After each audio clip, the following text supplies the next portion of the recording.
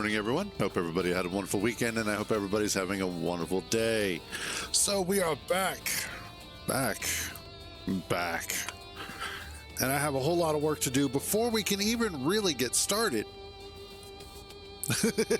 Yeah, no worries, Matt. That just means you have been around long enough to have been infected by the cruise plague. My apologies.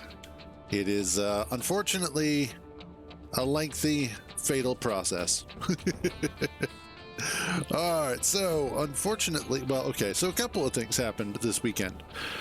First of all, God, this poor base. So essentially, what was it? Friday night, I believe.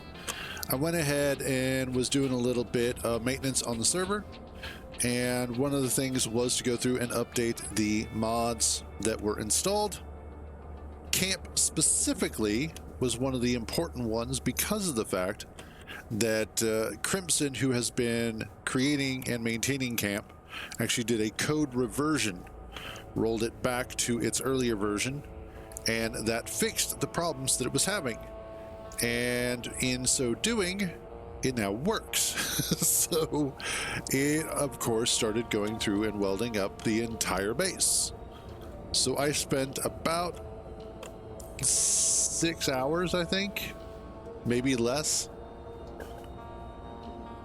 going back and forth between the base to our iron hole, just hand mining iron, bringing it back in the rover, dropping it off, going back out there, just back and forth until it finally finished the entire base. So that was a yay. And then poor Tommy, he was working on something and accidentally, I'm guessing, went to paint something the grind down colors and hit the base instead. So of course the entire base goes bright red, and then he immediately fixes it. So kudos to him.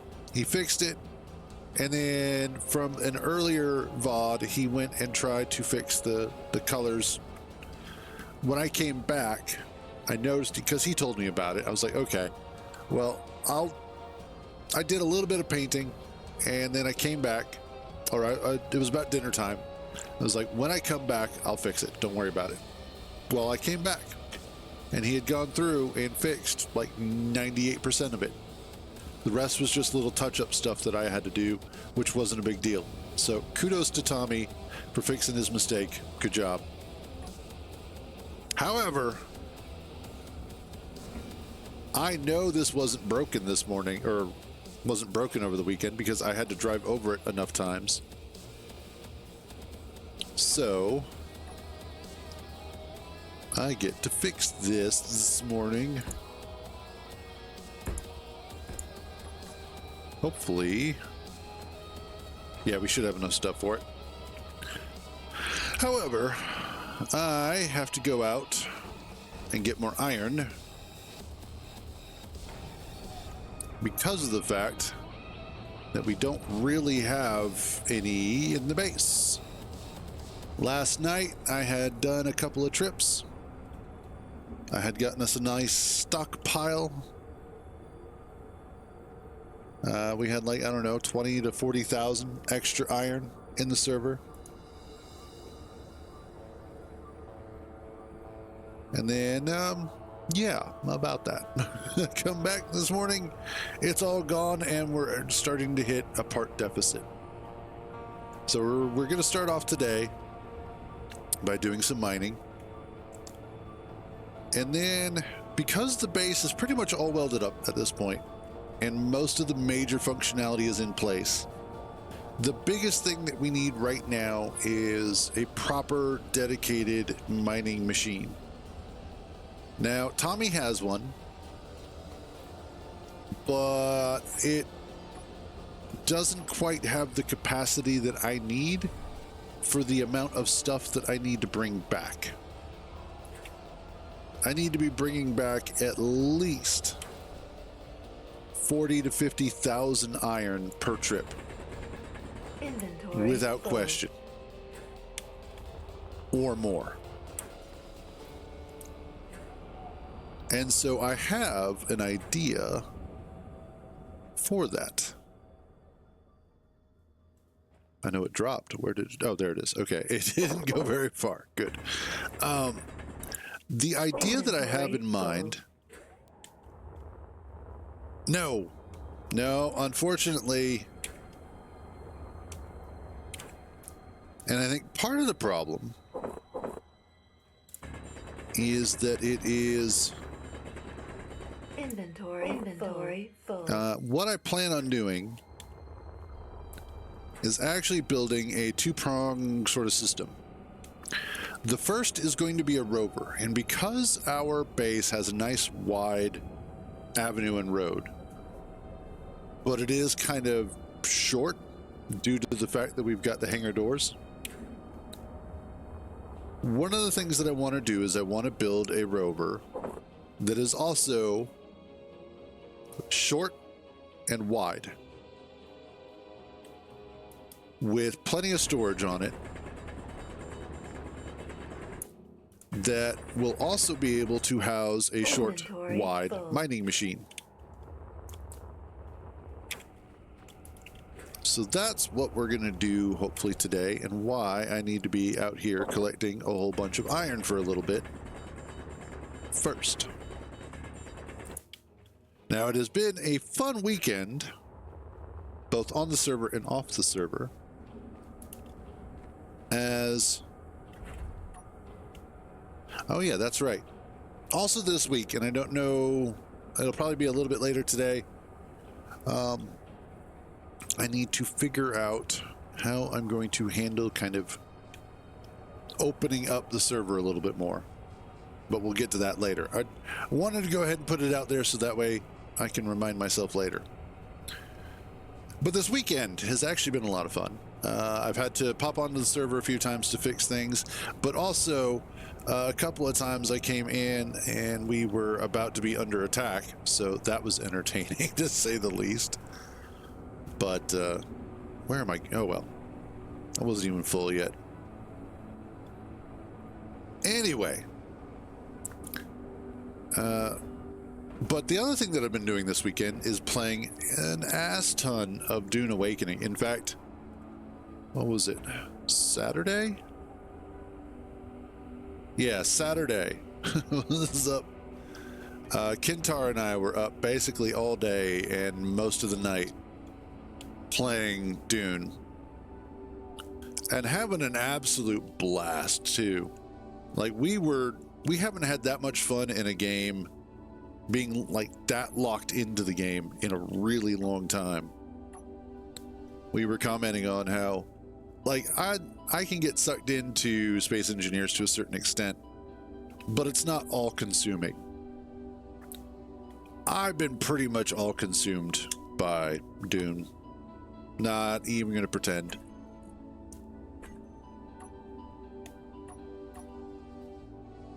But it is a lot of fun. Now, they are having an odd problem in so much as that they are suffering under their own success.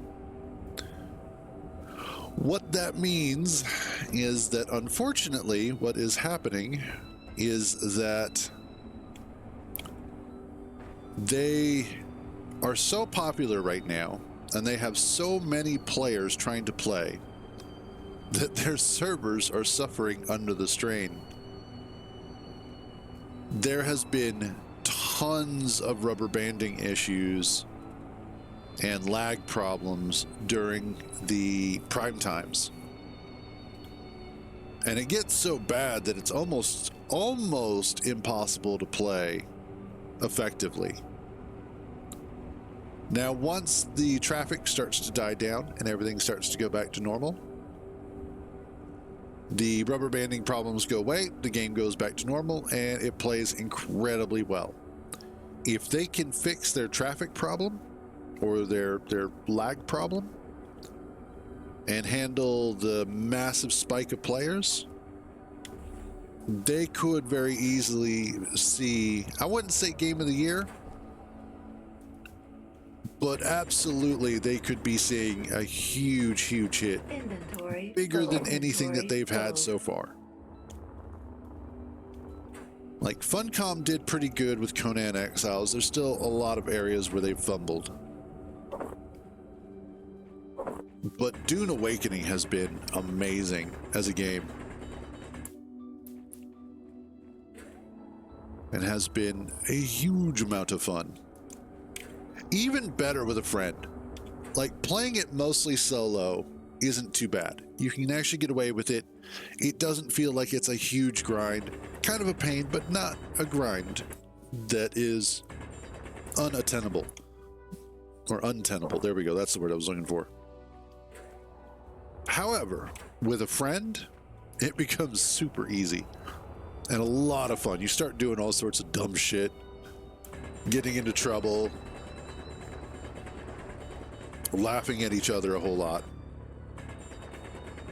Inventory. It's also really funny watching, like, I'll be catching clips from YouTube and Twitch and whatnot. And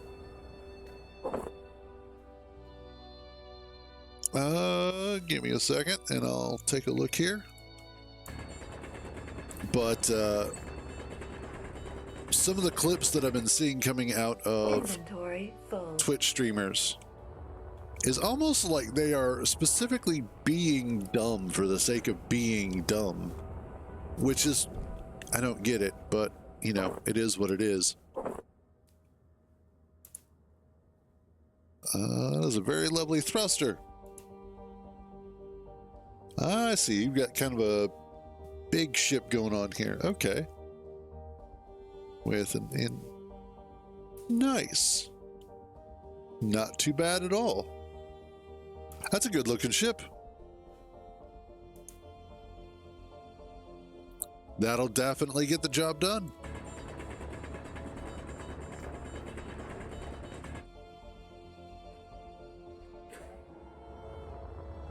Let's see here.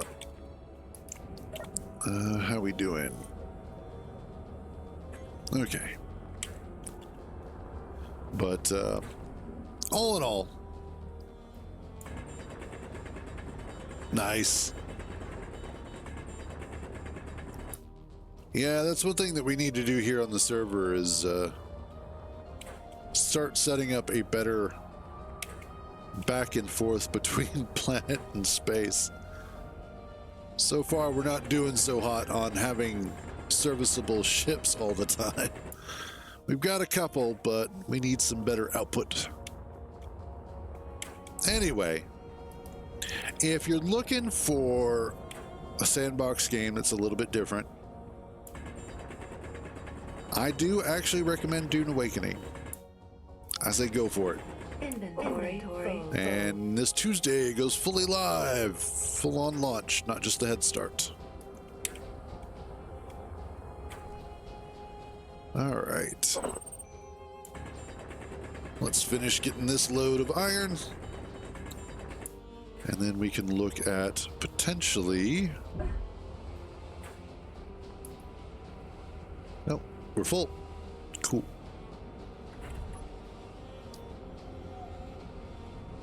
Let's head back. One of the other fun things that we found out is, so if you're not familiar with Dune, there are these vehicles called ornithopters. And if you've seen the movies, that's basically the way that they look in the game, is they look like a dragonfly. And they fly like a dragonfly. Really cool. The only problem is that the first ornithopter that you are capable of making is a scout ornithopter, and it only has one seat. Well, it's great if you're going at it solo, not so great if you have somebody that you're flying with you. But that doesn't seem to matter to Kintar and I. We were messing around, and of course, as typical gamers, we were like, I wonder what would happen if. And so he gets in the thopter, and I get on top of it. He starts flying, and lo and behold, you can ride on top of it like that.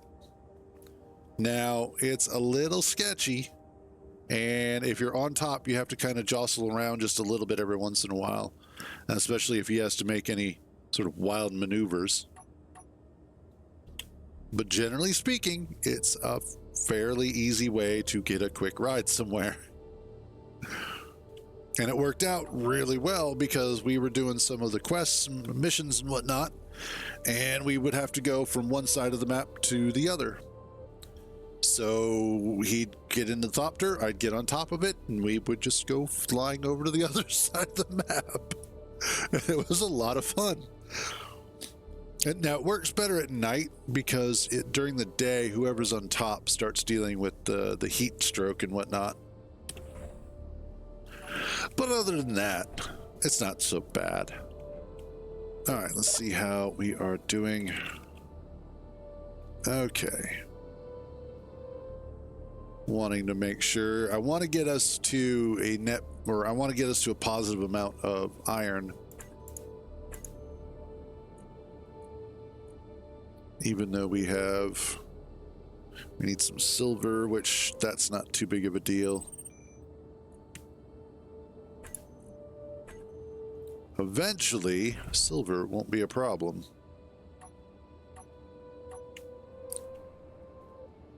That is what will be next. So once I get us a bunch of iron with the mining setup that I want to do, the next stage will be able to take the ship out and collect silver.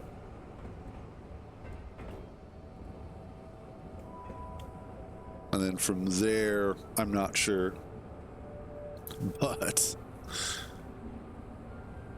oh, so many plans, so little time. Wait a minute. Actually, no.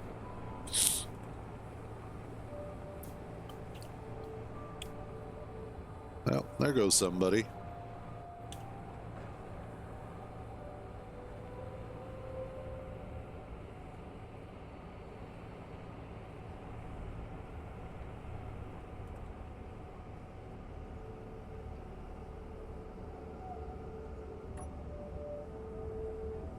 Well, that's adorable.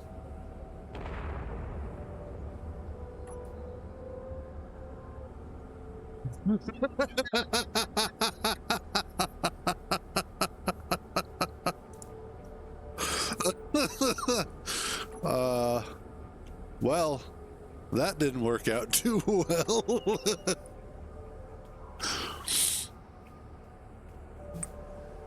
Oh, wow.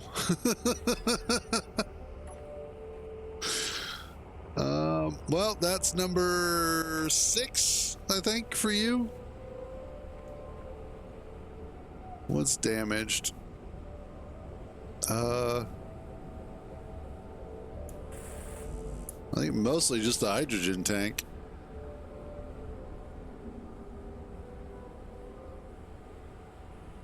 Yeah, it looks like it's the hydrogen tank and something on the bottom. Oh, and one of your thrusters.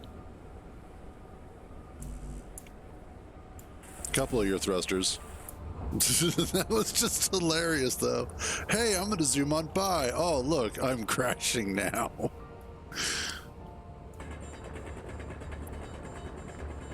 Inventory full. All right.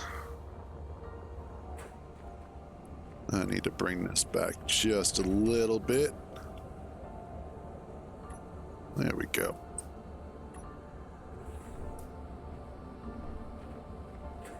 Just something about this area that causes things to wind up on fire and smoking. I shouldn't say that too loud. I got the rover over here. That's one of the few things that's actually still operational.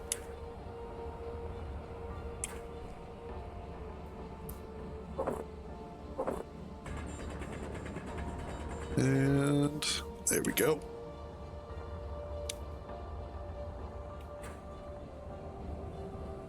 Yeah, apparently you're just not meant to be flying on planets. I'm sorry, bro. But see, in your defense, you're an airplane pilot, not a helicopter pilot. And these things tend to fly like helicopters, not like airplanes. So I can see why there would be that difficulty in translating skills. Inventory full. All right. And the other thing that we're going to do, need to do. So help me God, if you're running along and just trip and fall and kill yourself, I'm going to laugh so hard as I'm banning you from the server. Because apparently you have just completed the impossible and I don't want you anywhere around us.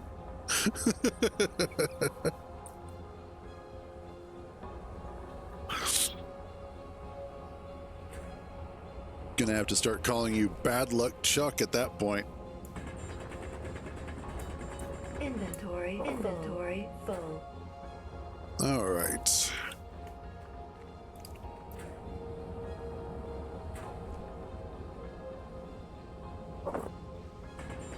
And probably got like what, Full. 2 more loads to go.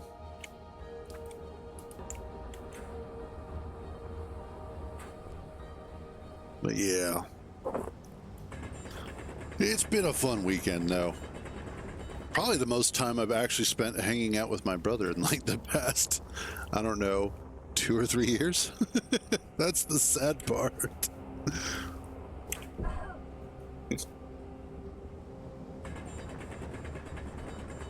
And Inventory full. oh, goody. We're full.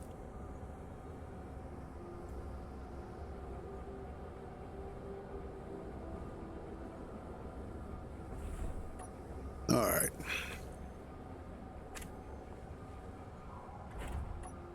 I hit the handbrake. Thank you. It really is. Okay, you're fine. You need parts. You need parts. You need parts.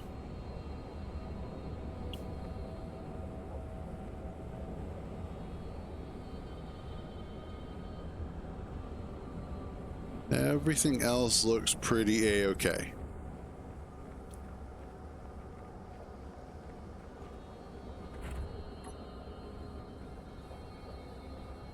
All right, let's head back and drop off this, grab the parts, repair poor old Matt there.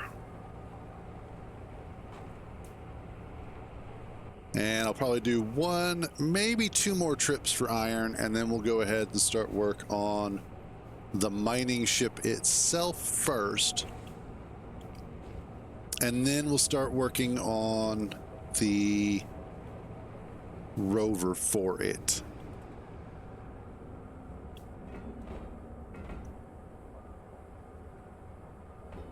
I think one of the beautiful things that I have been that is the story of my life. Although, in all fairness, and I was thinking about this, the way that I wind up playing in comparison to the way that others play is very different. I generally build stuff, and the experience that I have is very planet-centric and also role-specific. In that I do a lot, and I mean a lot, of survival scenarios. Get this stuff done, and then also make sure that we have all the parts necessary. God, I hope that isn't going to be a problem. No, it's not. Okay, good.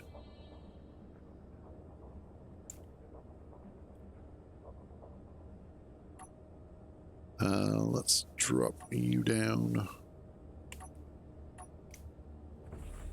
And so when it comes to building vehicles and all sorts of miscellaneous crap for this sort of gameplay, this is quite literally my wheelhouse. This is all I do.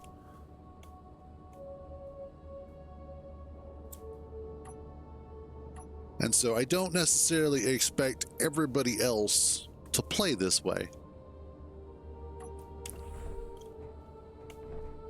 And one of the things that I have sort of discovered and learned over this time period is that generally people tend to over-engineer the solutions. Tommy, if you're watching, I love you. No offense in any of this. This is purely observational. But oftentimes, Tommy goes through great lengths to create... Of course. Dude, come over here. Don't land, just come over here.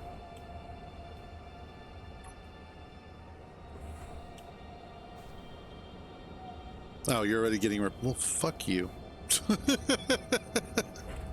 I go through the effort to get the parts to come over there and repair you, and you're like, I'll just fly back and get a Band-Aid. Son of a bitch. Anyway, but Tommy tends to create complicated mechanisms. That's not inherently bad. Trust me on this. Being able to create complicated mechanisms in space engineers is a little bit of an art form. And he does create some really cool looking stuff. His work with hinges and pistons and rotors is really, really good. And a lot of his contraptions are awesome to behold. However, one thing that I have noticed is that the actual functionality of them, not quite what is necessary for the totality of the job. I, on the other hand, can barely engineer my way out of a wet paper bag.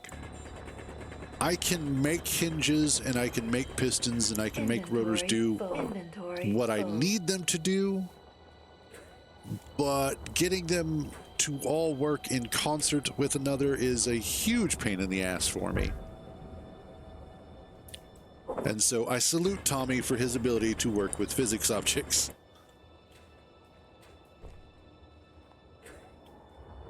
And that's just a beautiful thing about space engineers, is that there is a wide plethora of different play styles. I'm surprised it didn't fix that. Fortunately, I brought the pots for it. There, that's not on fire anymore.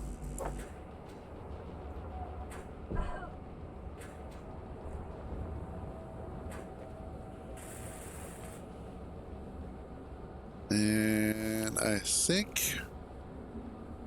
Yep, aside from needing some uranium, that's the only thing that you need left for your contraption there.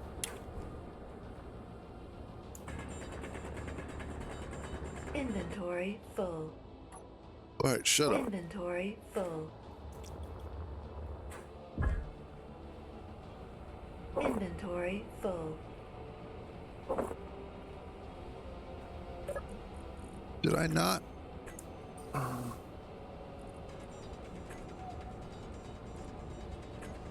Huh, I didn't. Yeah, okay.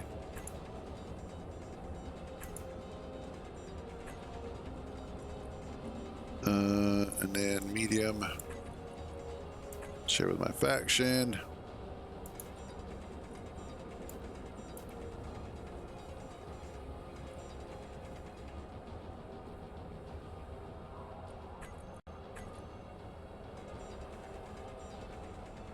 Weird.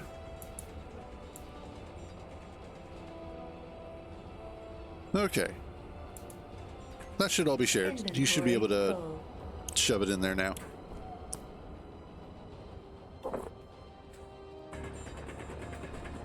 There we go. Give me that sweet, sweet iron.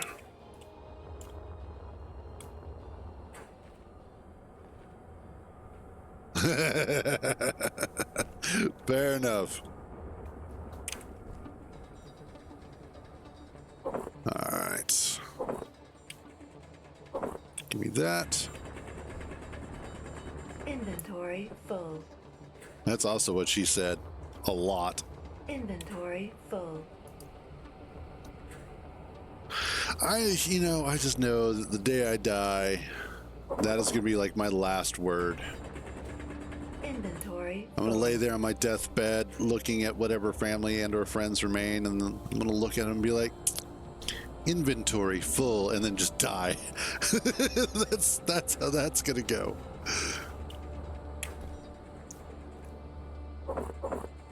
And maybe like one person is going to get it. Full. By the way, Rover is full, so whatever you're grabbing, hold into your inventory.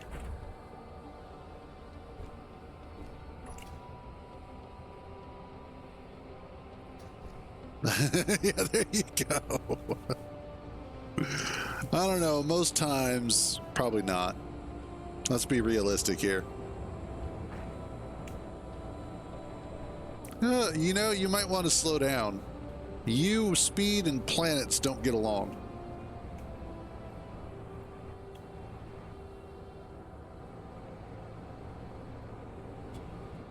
Just an observation. Also, hey, Eternip, how you doing, buddy?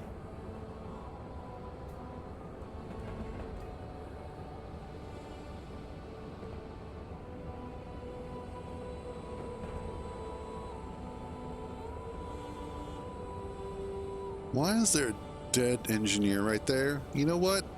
Not even going to question it. Just going to accept that there was a corpse I just ran over.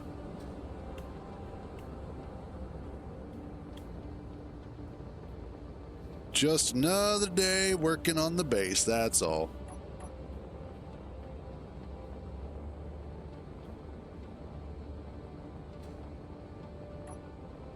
There we go.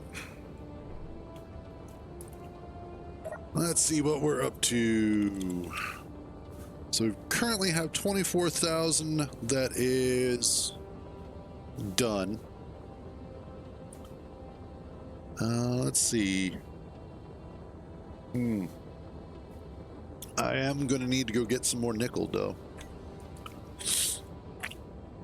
That's the next thing we're a little low on. Nickel deposit.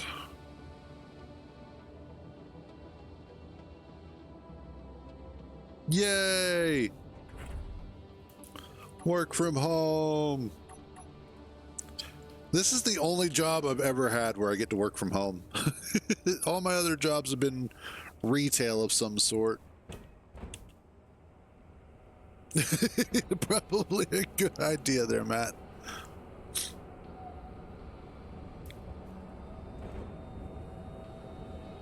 All right. Nickel deposit is out that way. Cool.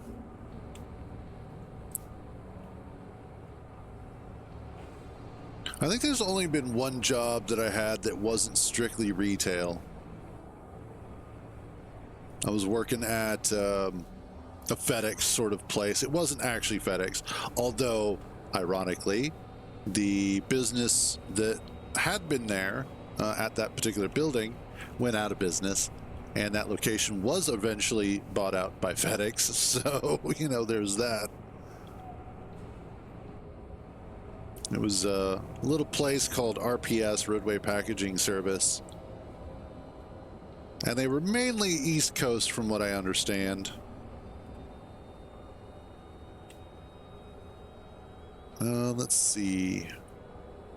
Did I have a hole out here already?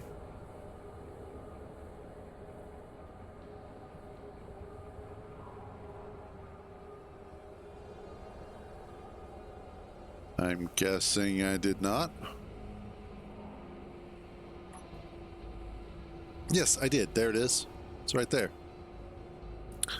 Look at that. Never mind. Okay. GPS. Nick hole. All right.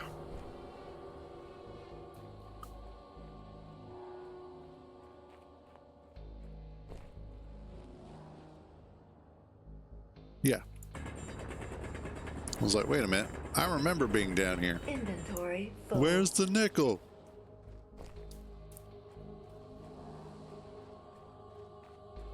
Now, as far as almost down that hole. As far as the actual mining ship, I don't know yet. Oh, just more nickel. Strange way to get down there, but okay.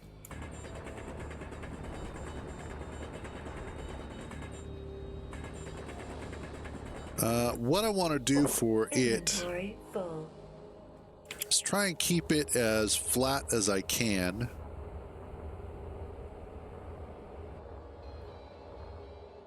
And get as many drills on it as I can.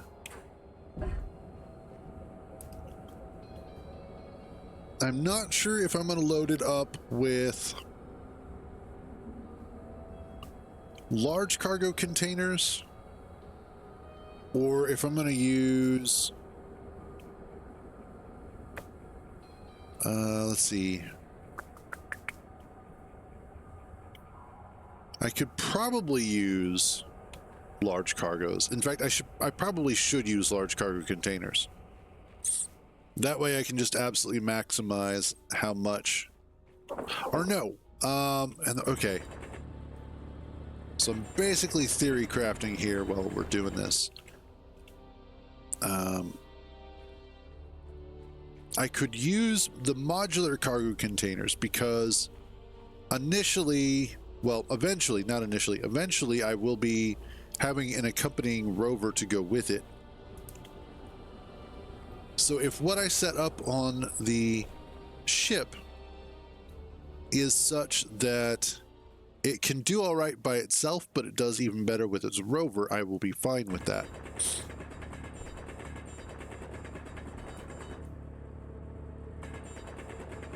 Inventory full. Inventory And then full. really the biggest thing that I just have to worry about is being able to filter out stone, which that's ridiculously easy.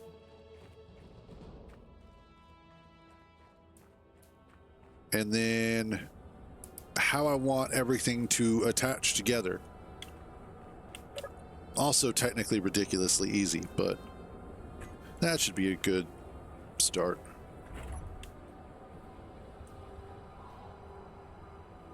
I don't generally burn through a whole lot of nickel, except when we start working on this and I start going through a bunch of motors, we might use a bit more. Other than that, though,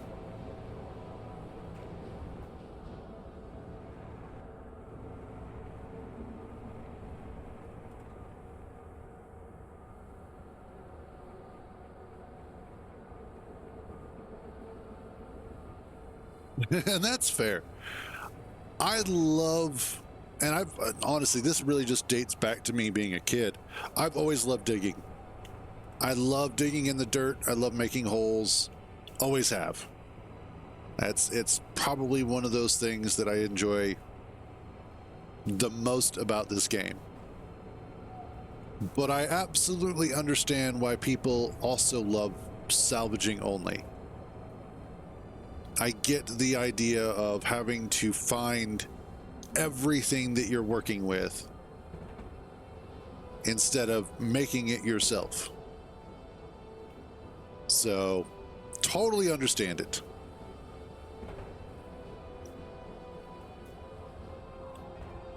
All right.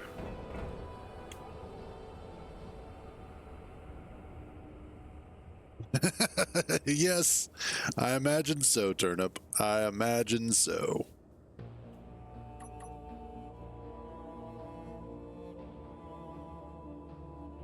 Boom, there we go. All right, that takes care of the nickel for a little bit. How is our... Okay, good. We're back up to where I was hoping to be.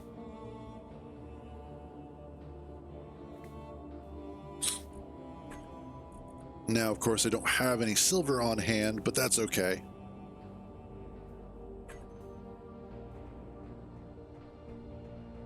Hey, what's up, Wrath? How you doing today, buddy? Let's see. I may go ahead Yep. Fair enough. Yeah, let's do this.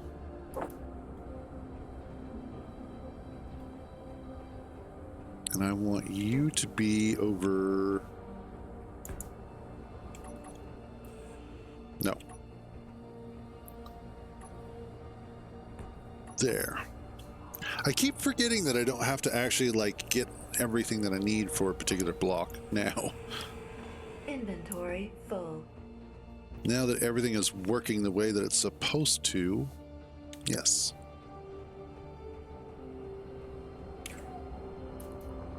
All right, let's do... That's 1, 2, 3, 4, 5, and then that. Okay. So I need 4. Nope, 3. Then 4. 3.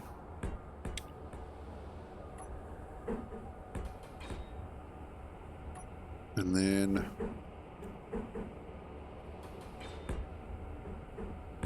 that.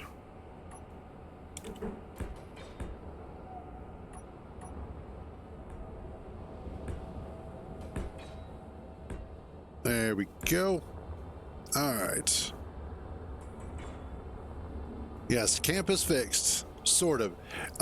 What Crimson wound up having to do, Crimson, the guy who works on it, is he actually had to go and do a reversion on it. So he basically rolled back the code to the version that had been working. And he is now working on a new updated version that not only fixes the problems, but decreases the amount of CPU usage in the game. So he's hoping to make it even more efficient. But that was the last that I had seen on the Steam Workshop page.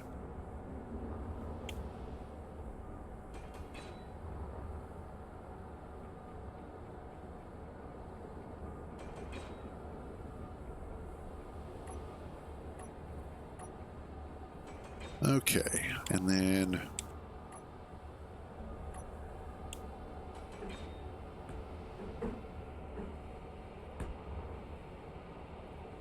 we will put you there and there.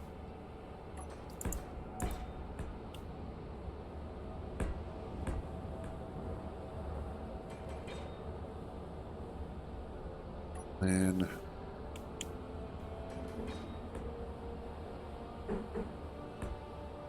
that goes there. This.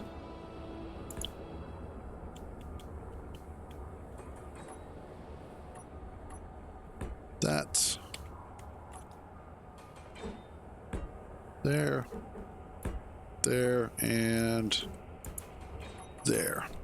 And once that gets all welded up, we should be good to go.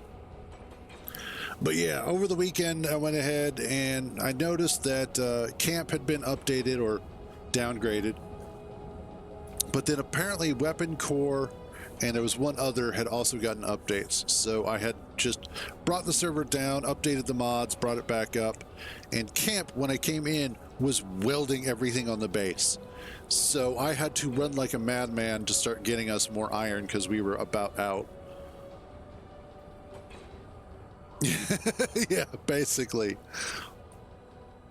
And so wound up having to go get a whole bunch of iron in a rover by hand. Eventually got it. Base got all welded up. Yeah.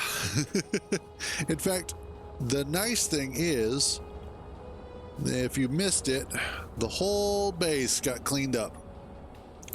Everything is cleaned up. Everything is welded up. We also finished down here. I just need to go and actually finish the blocks and whatnot. I just haven't gotten down this far yet. As far as I understand, yes. Apparently, because when I got on this morning, these 3 panels were missing, so I had to put those back. I'm guessing it's your vehicle's fault. Nobody left me any messages about that. I don't know. So, from what I'm understanding, I guess. But,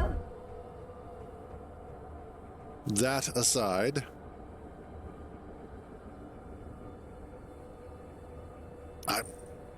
you guys do your own thing. I'm not going to sit here and be like, you're not allowed to do that. I don't care. I really, you guys get to do what you want on the server. I am here primarily to support your ability to create stuff or destroy stuff that isn't the base.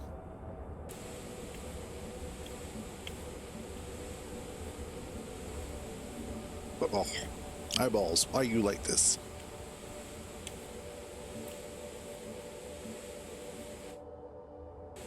Let's finish getting this done up.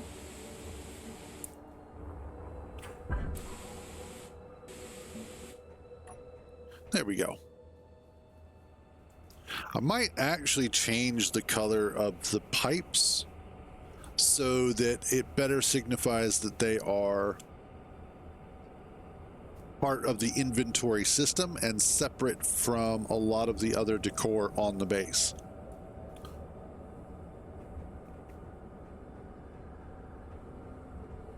However, over on this side of things, we need to go ahead and get started on the ship.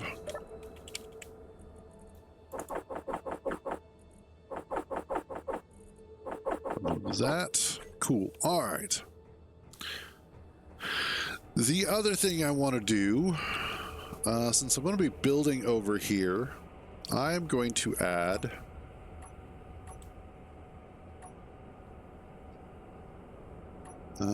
let's add a proper button panel. Control panel.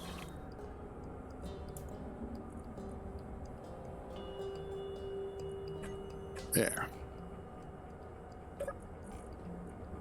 And I want to be able to turn these on and off so that as I am building, they don't start welding everything up all at once. I may not be ready for them to, and I don't want to have to be combating against them. But should we start getting attacked, I want to make sure that I can turn them back on so that way they can protect the base. All right, let us look at clearing some of these hot bars. I have been working on this stuff.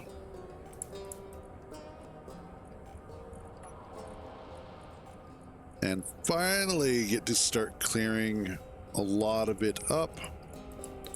And of course I can always just re-add it again. Get rid of these, don't need them. Okay, there we go.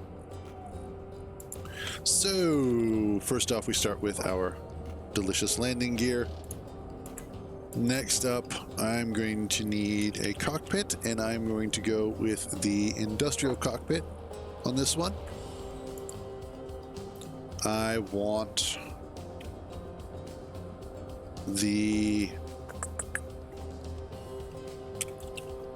drills. What else? Hydrazine thrusters. Hydrogen tank.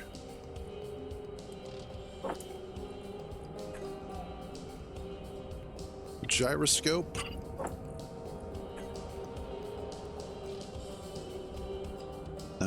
Ore detector. O2H2 generator. And an antenna to start off with.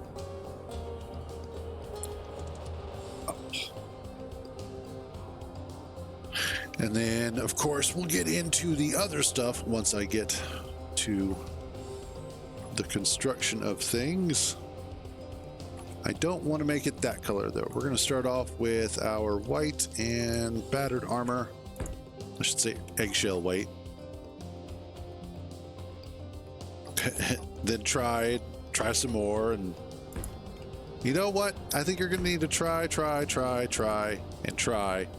try. Eventually, you might get somewhere. Someday. What I need to do is just make you a big, bulky suit of heavy armor with like a couple of thrusters on it and be like, okay, good luck.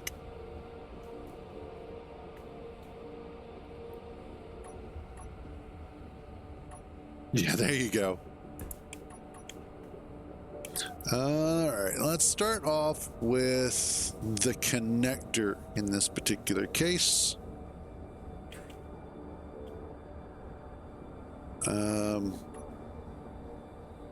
And then I want to do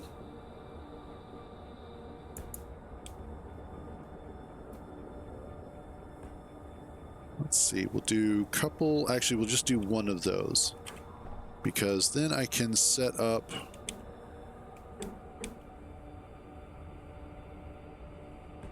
that. Actually, no, I was going to use the mediums on here, or the modular ones.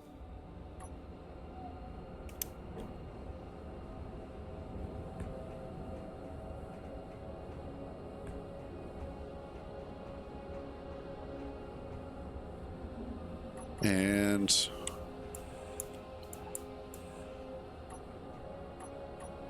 let's actually rotate you like this, because the other thing I want to do is keep this as flat as I can.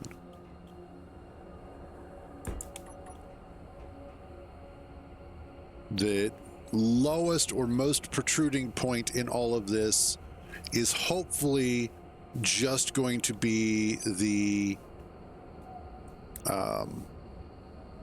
connector. We have tons of anti-air. I don't, like, I sat here and I watched this the other night when we were getting attacked. Between the 5 turrets we have there and the 5 turrets we have there, we actually have a tremendous amount of outbound firepower. The things that we're getting hit by are all small grid. Before they could really get into effective range, their weapons were destroyed. Lots of their thrusters had been damaged. Most of the time, if anything got damaged on the base, it was because we shot it ourselves. And then at that point, I was watching as the drifting pursuits would come flying overhead on fire, go zooming past, come around, and then go flying past again. And then fuck off. And it was great. That's what was happening each and every time, and it was beautiful. And I wanted more of it. All right, let us look at, I want that there. I need to get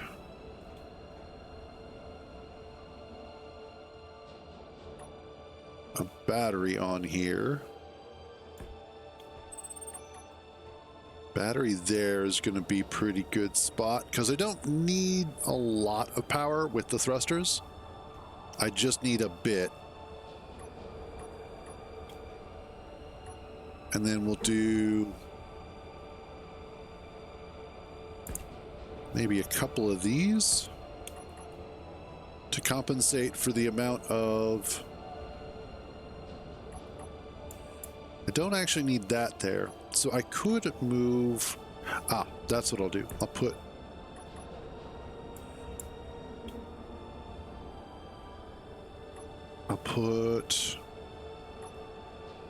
Actually, we'll put one big battery,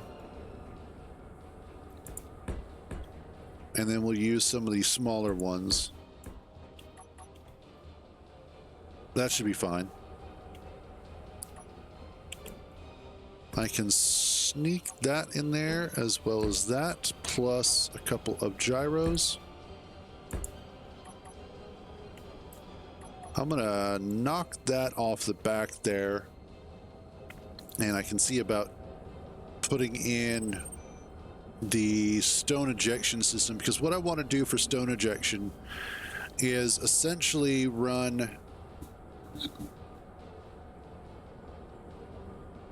I want to go ahead and instead of using a whole bunch of small connectors to do the ejection system, I want to use one, possibly two of the large connectors with a whole bunch of sorters going into them so that I can eject a huge amount right away. That's what I would like to do.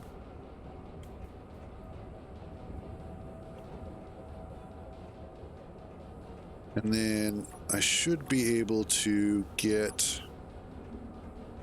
Oh, and I still have to do the hydrogen tank.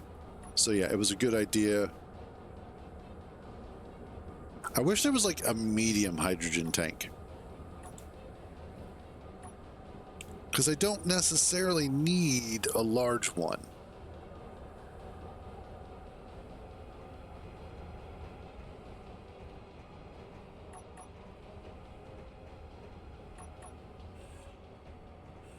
Let's get rid of those.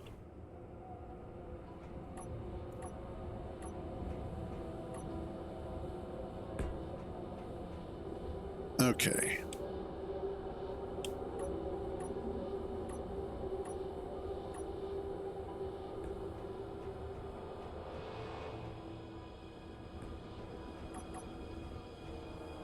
Yeah, I'm gonna have to change that up a little bit. That does alter things ever so slightly.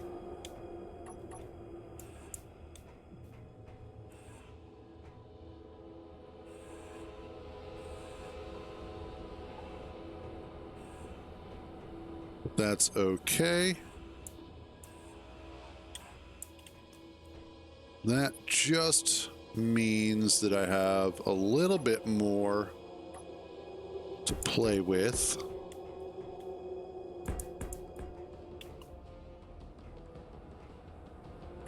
I can, oh no, instead of that, I thought I'd gotten rid of that. What I do is we put that there, and that there. We get two of our gyroscopes here. And then I can do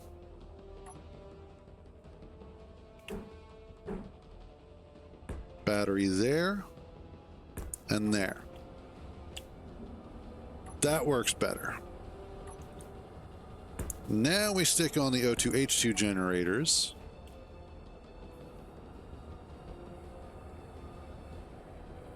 And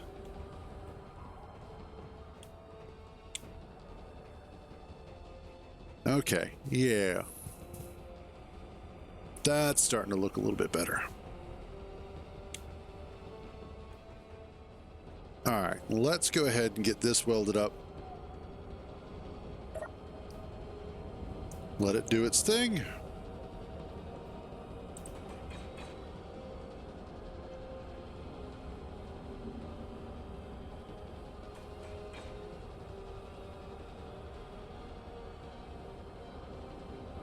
Yeah, there we go. That was good. Oh. When the coffee hits that nice room temperature, and that way you can just chug the rest of it, good stuff. And actually, while we're doing that, I will be right back. I'm going to go get some water.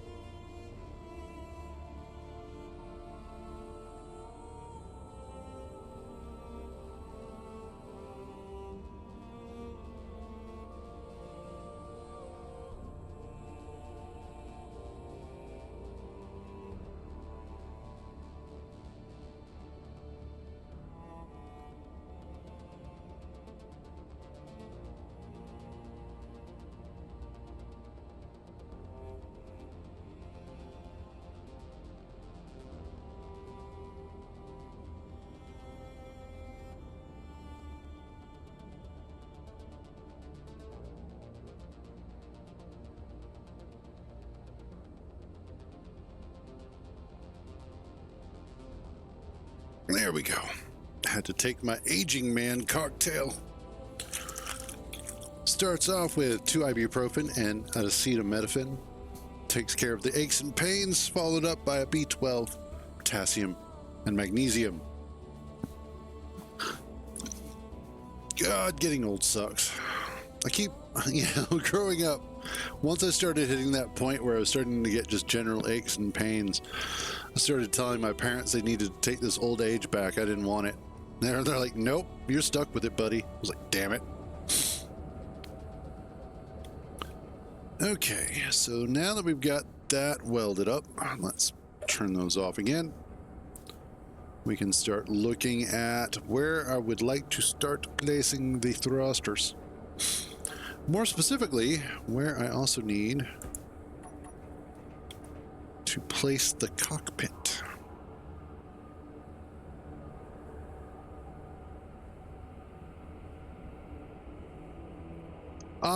I saw something come up, but I haven't actually taken a look at it yet.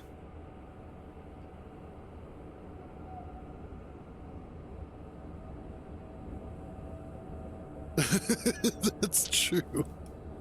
Looking back as kids, at ourselves as kids, we're like, how did we even do it? It's funny. I have barely played Mass Effect. I have Mass Effect 2. Barely played it. Didn't get that far into it. Loved Knights of the Old Republic. Wait. I have Mass Effect 2, and I have Mass Effect 2 2010 edition. What? All right. But I do love The Expanse, at least the show. I've not read the books, but I have watched the show all the way through. Absolutely loved the show. The show was amazing, and especially once they got away from sci-fi, it just tended to get better. Let's put a couple of these in here. In fact, I think ultimately, and probably quite a few others might agree, my favorite character was Amos. Wes Chatham did such an amazing job with that character. It is ridiculous how good the character of Amos actually is.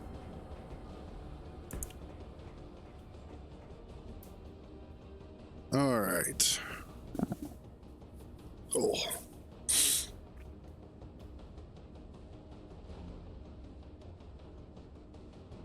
I wonder. I'll have to look into that.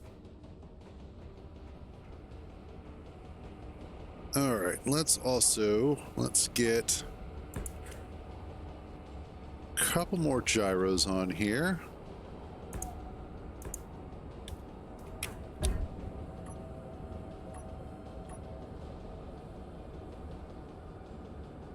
Those are up top. So let's do like that. And like this.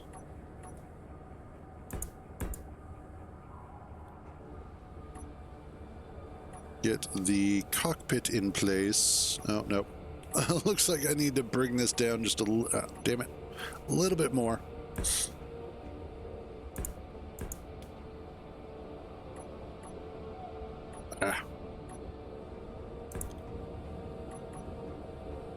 There we go.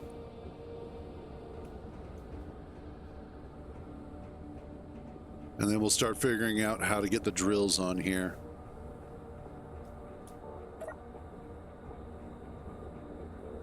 Get this welded up.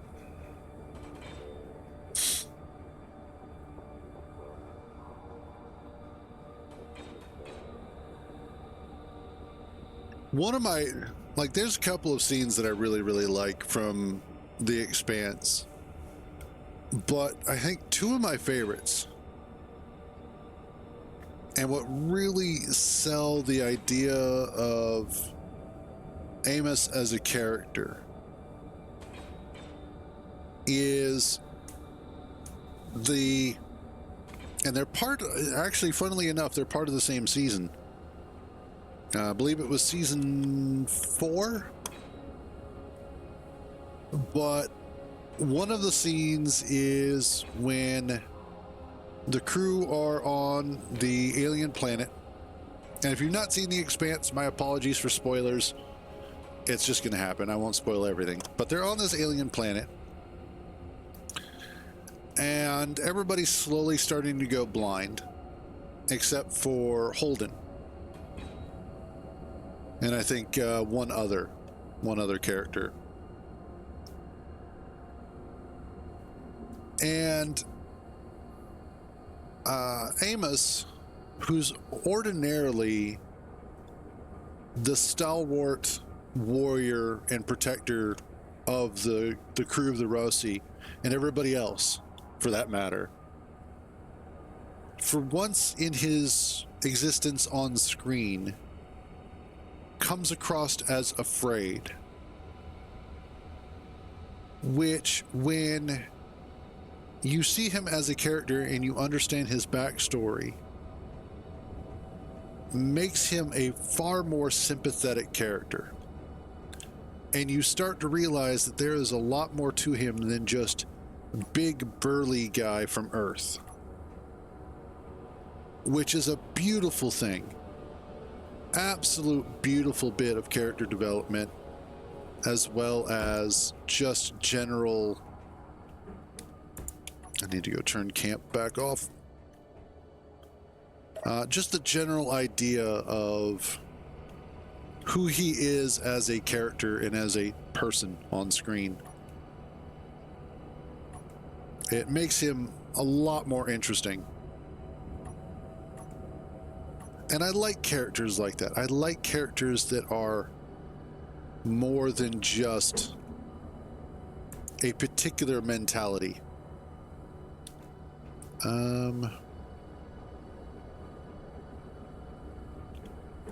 Yes. I think Arthur Morgan from Red Dead Redemption 2 is another great example of this, in that he's not just the one-note character that you are used to seeing. He's not just the... I can actually get those closer. He's not just the outlaw. There is a lot more to him as a character, and because of that, it makes him a far more interesting character.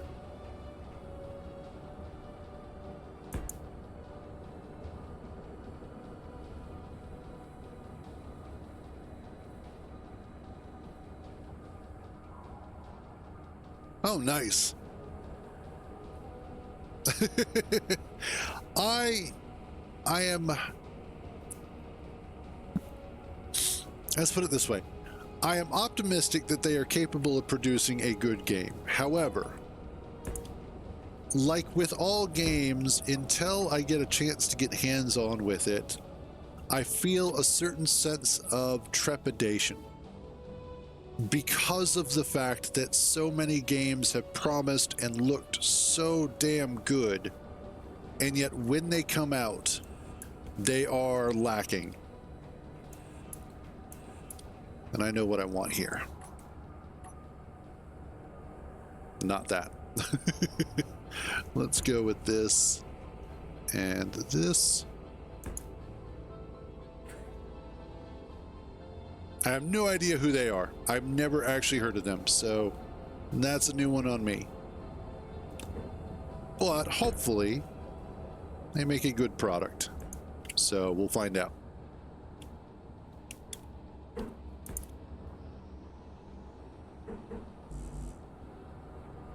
Let's put these two here.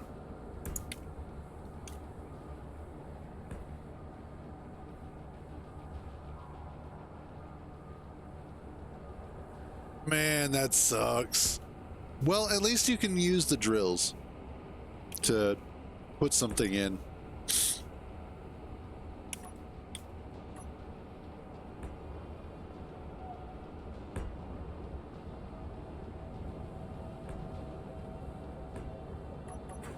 Okay.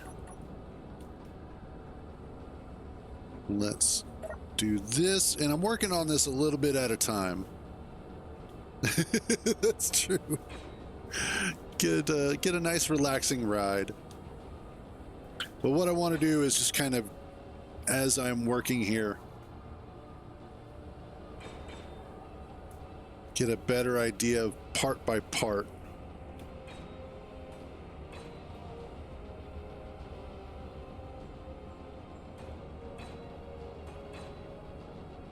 And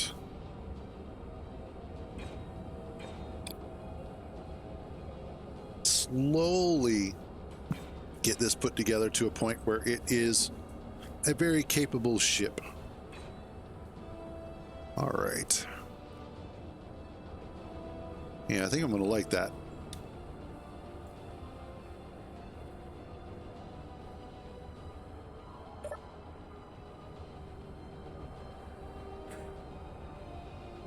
Now, it's interesting, and I don't know how true this is, but I saw a video recently talking about how Tencent had purchased 15% of the available shares of Arrowhead Studios, who do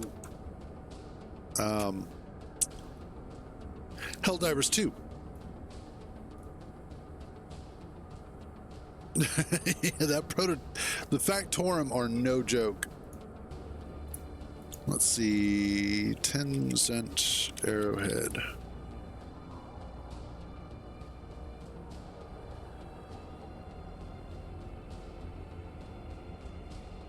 Okay.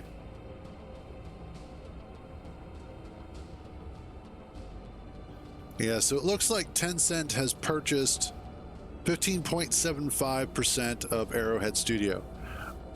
What that actually means, it's unclear.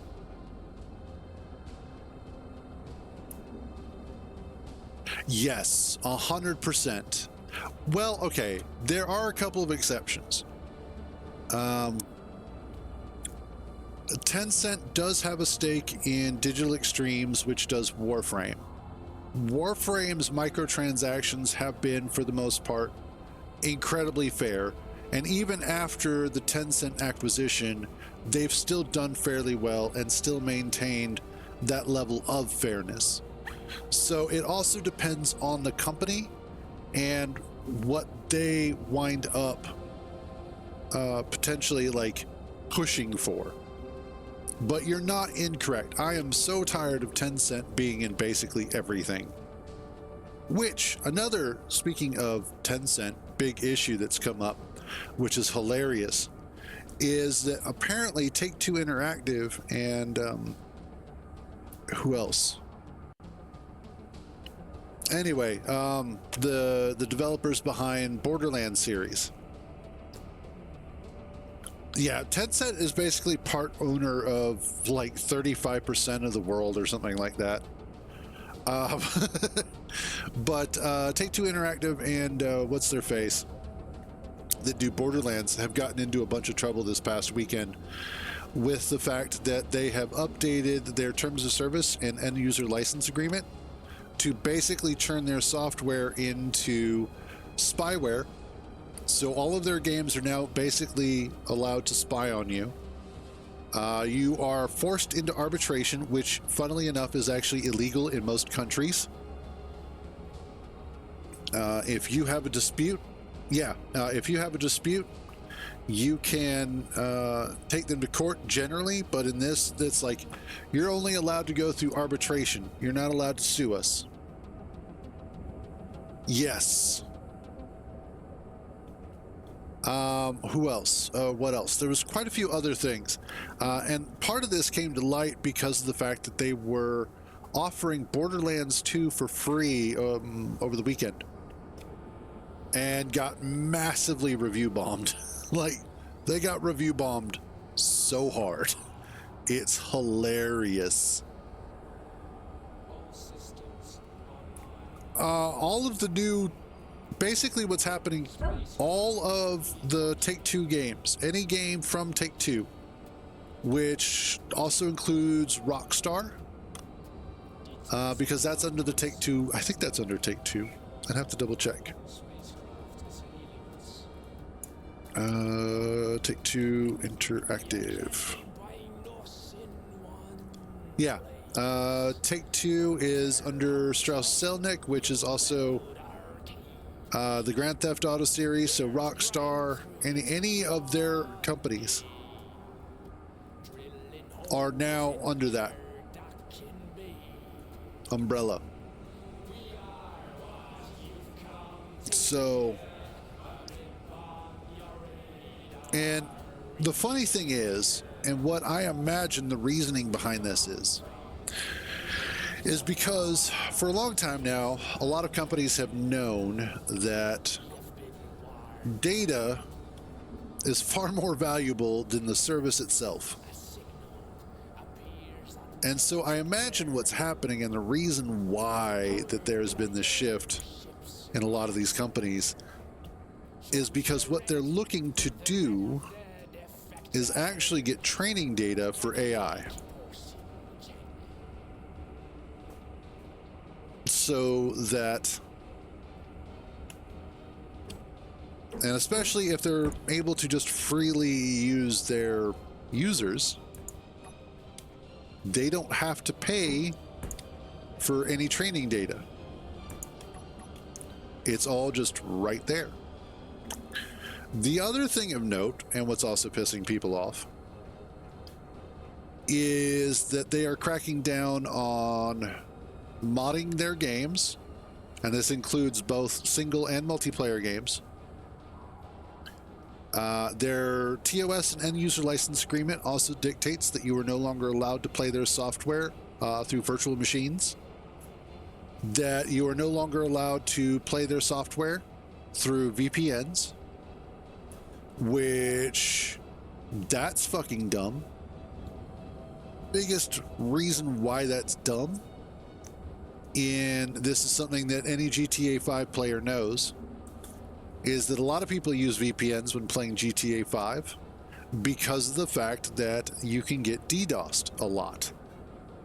Because they don't hide your IP address, they basically keep it out there for anybody to be able to look at. It's very easy for somebody who's unhappy with you to just grab your IP address and go, well, you're now getting DDoSed, and kick you off the game, or just kick you offline altogether.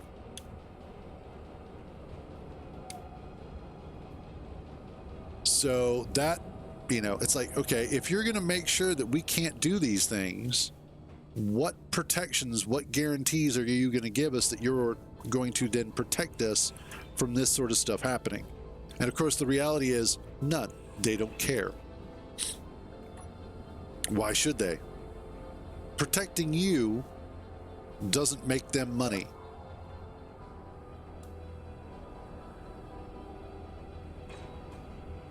And so, unfortunately, though, the common person doesn't care. The common person isn't going to sit there and pay attention to the fact that all of this information is available and they're not doing anything with it. Exactly. Look how long it took for Rockstar to add any sort of anti-cheat to their game at all.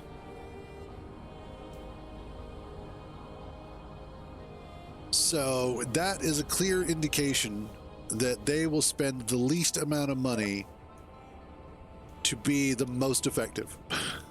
And it's sad. And what's really sad is, of course, with GTA 6 around the corner, it's not going to get any better.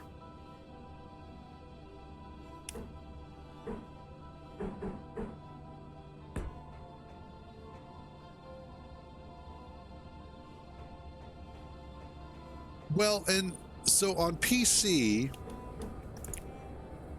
was never their biggest market in terms of shark card sales. It has always been consoles. Console players are way more willing to shell out that sort of money compared to PC players. And I know what I'm doing wrong. I just realized this.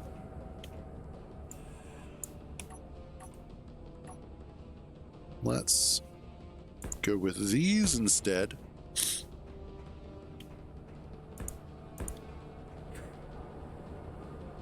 Alrighty, and then I can do the C junctions here.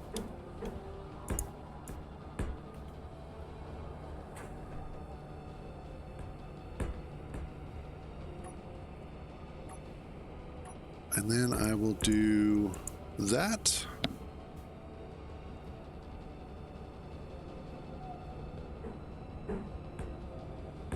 And then these.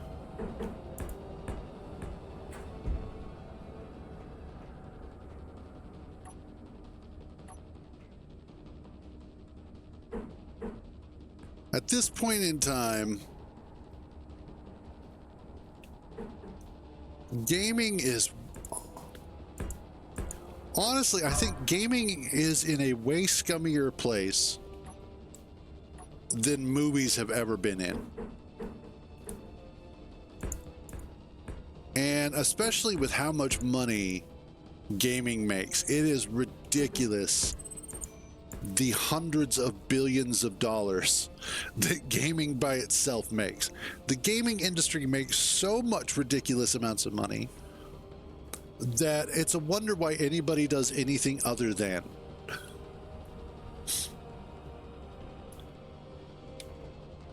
It absolutely is astonishing the sheer volume of lucrative contracts and deals that are out there from just making video games. Yes, absolutely 100%. Oh, damn. I gotta fix that.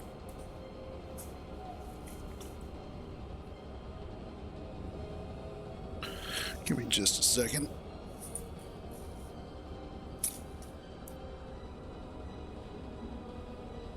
Ugh. I gotta fix something up real quick.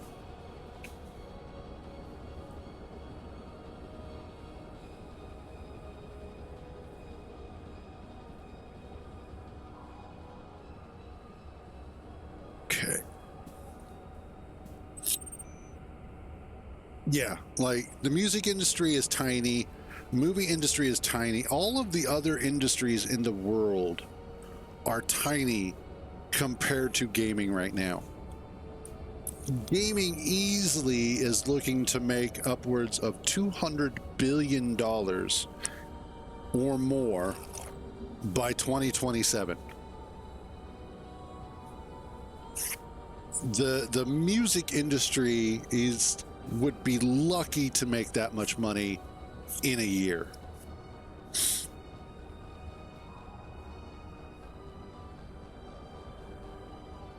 It is absolutely ridiculous how much money gaming makes. And at the same time, it's not. Because when you look at gaming, it is poised to be quite literally the most manipulative version of media that exists. There is nothing out there that can manipulate you as effectively, psychologically, as gaming. Because you spend hours a day with games in some way, shape, or form.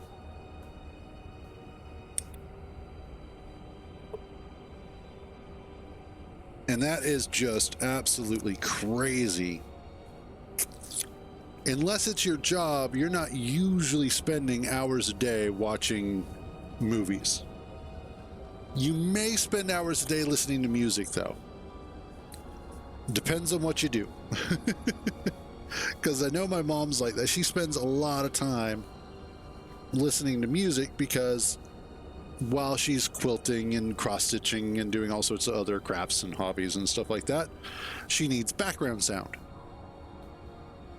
And so she generally tends to listen to a lot of different music, primarily like 80s pop and stuff, because that's when music was really good. All right. There we go. But beyond that, yeah, exactly. And you know, it's funny because we were doing the dishes last night, and my mom had her iPad out listening to music, but she was listening to 90s trance and techno hits.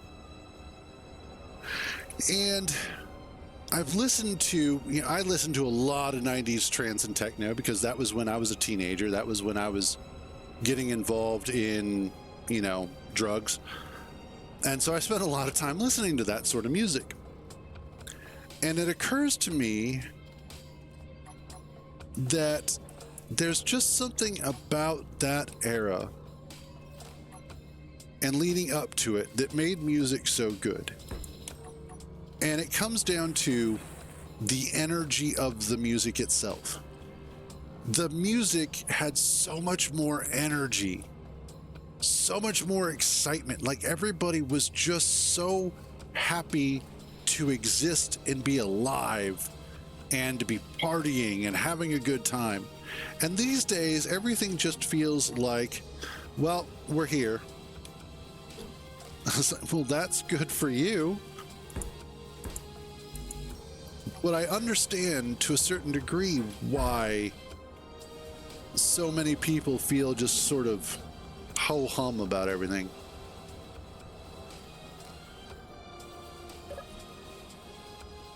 Yeah, and I think that is also a really good point, is that a lot of what we do today is not because we have a love for it, but because we have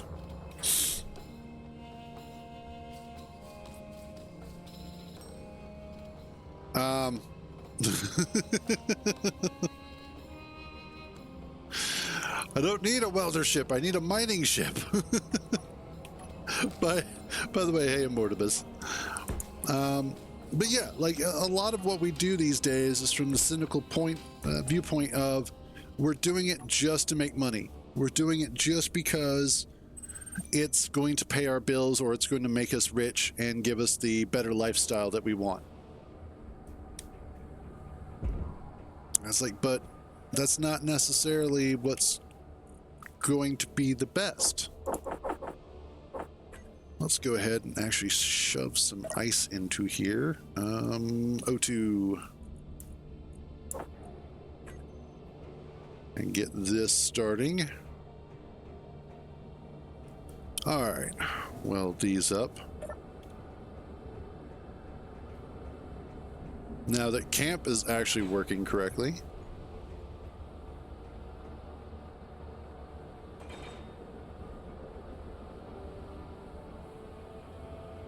Yay.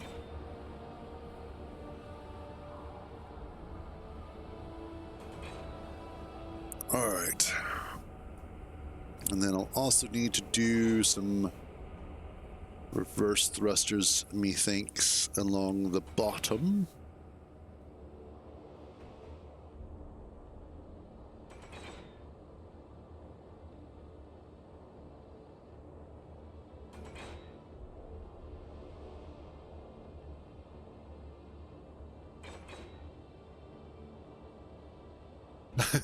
I can understand that.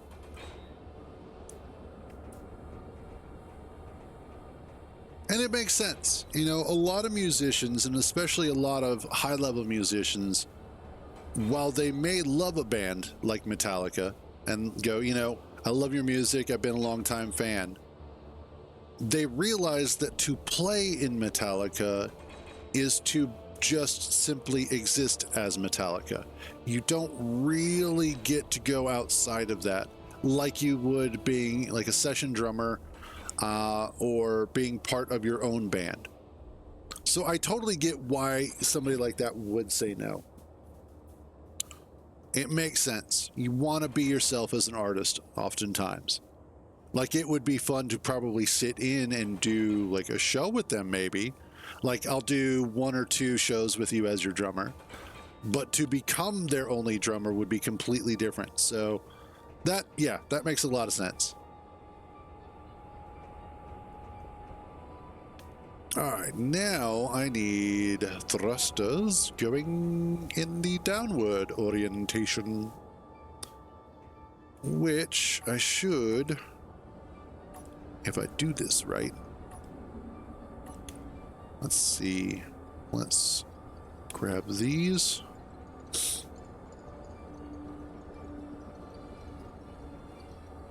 Oh, nice. Actually, funnily enough, where I used to work, one day I happened to look up and Co-Carnage had walked into my store. I was like, holy shit, I actually know that one. I've seen him before on the streams.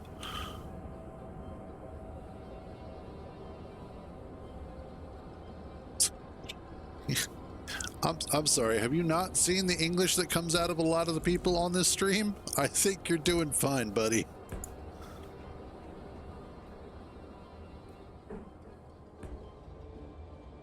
I need to go with this. Hell, have you not heard my English? And it's the only language I know.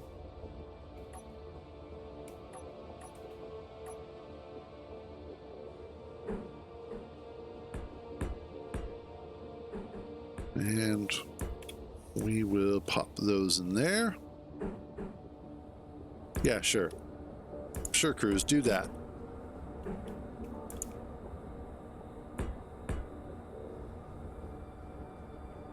Which is funny, because as an English speaker, we never think about it. It's the language that we know, so we just automatically speak it. Don't even consider the fact that it might actually be a complicated language. Yet we listen to something like Chinese and immediately go, that is a really stupidly hard language. Sure.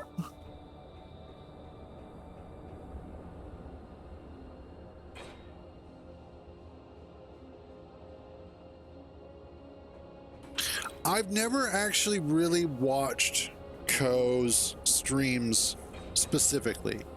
I have seen him stream only in passing, like when I was working at the time, because we had one of our computers up, and at the time we would sometimes watch his streams or just have him up on the computer. I have a slight confession to make. I don't generally watch streamers. I am terrible about that.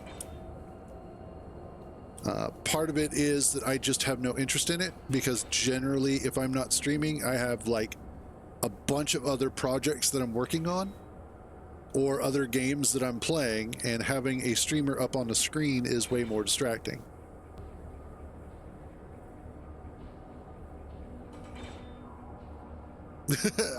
I've popped into one of your streams. Actually, I've popped into your streams a couple of times, Turnip. And you know I have, because you've seen me chat to you. So don't even. But no, I don't watch you. I'm like, screw that guy. He's weird.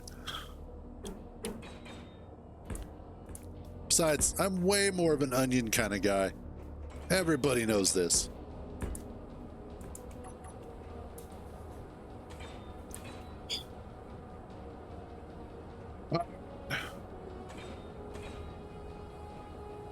I could maybe get away with a few more thrusters somewhere. I'm not sure yet.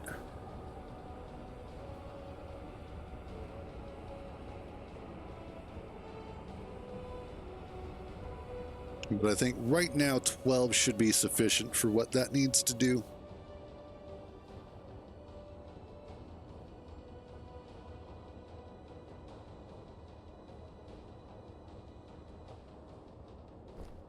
Okay. There was that. By the way, that's a wall.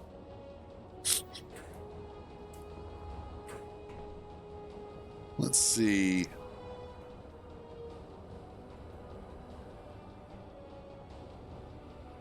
You know, I'm looking at this. I could probably sneak in a reactor or two.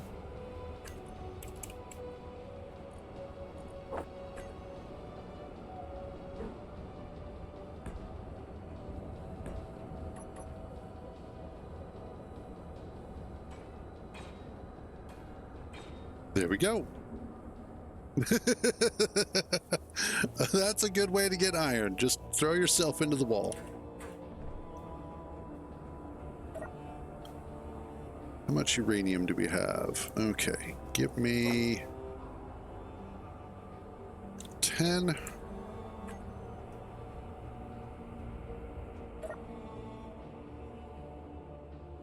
You get... I'm sorry, what? Oh, I know why. I know why.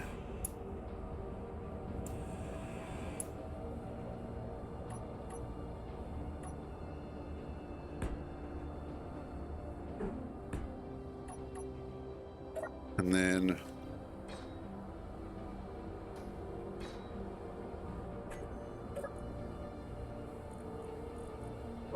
there we go. Okay.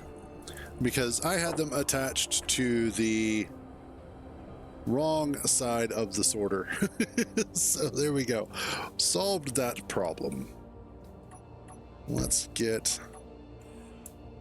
Now, I will say, when it comes to interacting with chat, it is a delicate balance between paying attention to your chat and trying to create the content. And it also depends on the people that are in your chat. I think that's another thing that some people tend to ignore, is that sometimes you have a chat made up of nothing but assholes. So you've got to deal with that. And then other times you have a pretty chill chat who are made up of some really awesome people. I am one of those fortunate people that I have a really cool chat. You guys are generally pretty awesome. So it's one of those that that the makeup of your chat does also contribute as to whether or not you interact with them more. That being said, sometimes you get that unruly chat and you're like, I don't know if I really want to talk to you guys. You guys are weird. Drop off all of this. Don't need you. All right, let's get... I want to get some more reverse thrusters on here because I don't feel that I have enough.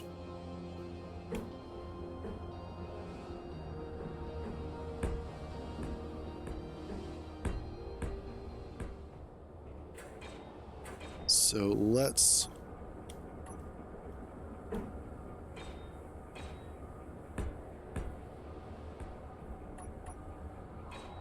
do that.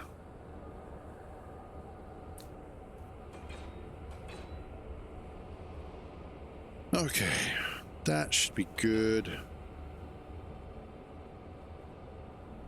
So that's reverse side to side. Probably still need some more reverse thrusters, but I'll work on that in a little bit. And then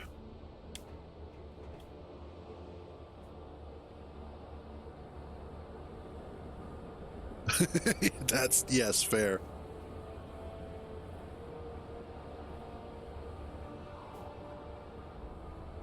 And you're not wrong.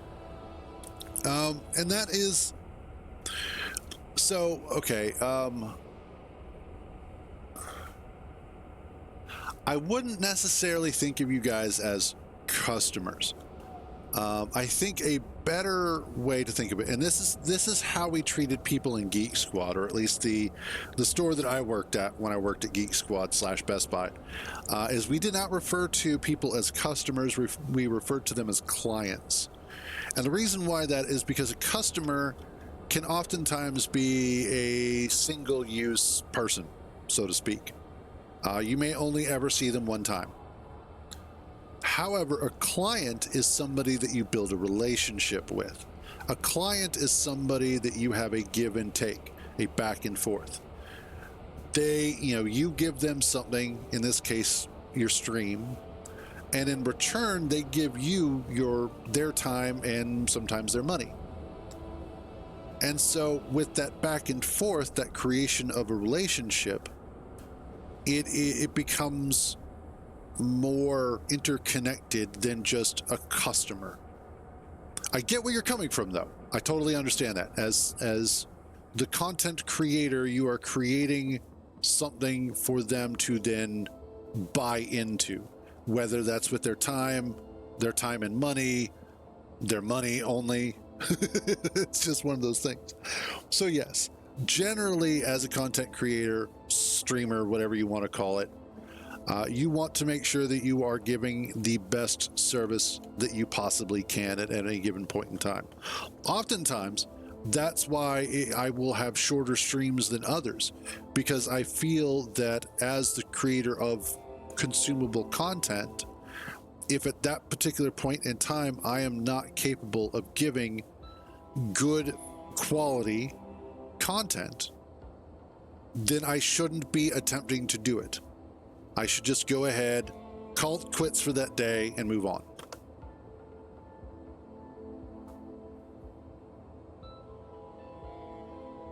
Well, and that's so the reason why Geek Squad is different is because it wasn't about selling them products, it was about selling them services for their products, and then also maintaining said products. Geek Squad, if you're unfamiliar with it, is or was, I'm not sure if it still is, a service provided by Best Buy for doing computer or electronic repairs to a certain extent. We weren't full service, but we could do a lot. And a lot of our guys at the time were incredibly knowledgeable, very well trained, and capable of performing some absolute amazing miracles on computers. Yeah, let's go ahead and just tidy this up since we're under here. And so that's why, in that case, we did build a relationship. And also, Best Buy really tried to pride itself on a different type of retail experience. We had a lot of people that would just come back to Best Buy and hang out for a while. They'd buy stuff, but they'd still just come out and hang out, got to know us by name, and had a good experience. And a lot of that has been lost over the years because of like Amazon and shit like that. How do I want to do this? Let's see. I probably want to set you up like that.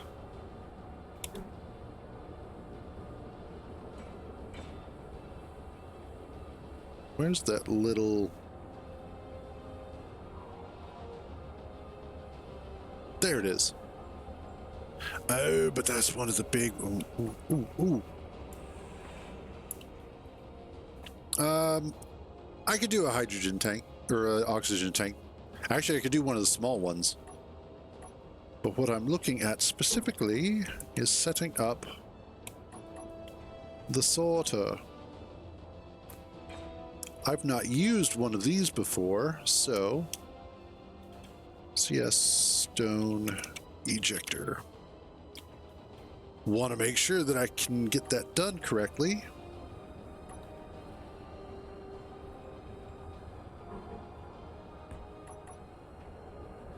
And then Incon stone ejector. So essentially what I'm going to do here is I'm going to use this sorter and this connector to eject as much stone as I possibly can. We're going to see how that winds up working out, if it winds up working out. And hopefully that will suffice as our stone ejection system. And then I can go ahead and use this guy underneath for the proper connector. I'm trying to keep this as compact as possible, with as little negative space as I can get away with. And then I should be able to do... Let's see, I could probably do that there.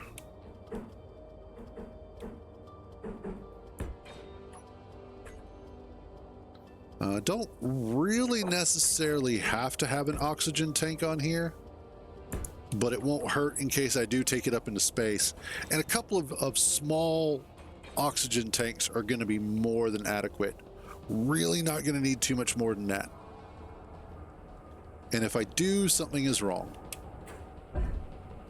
Okay, and give me just a second. I will be right back.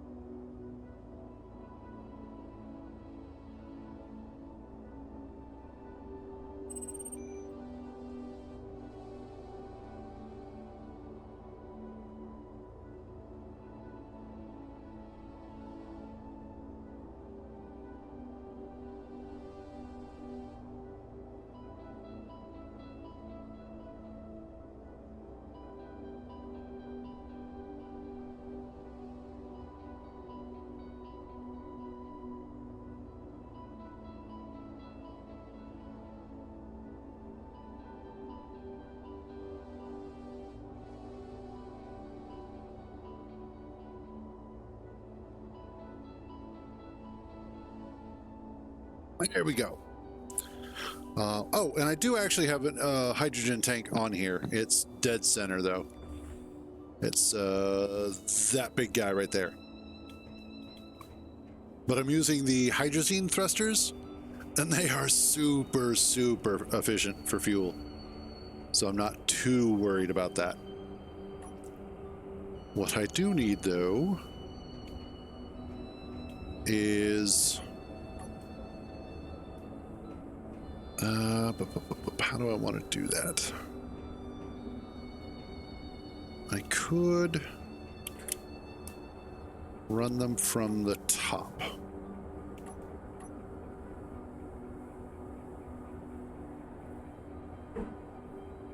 Let's run these like so.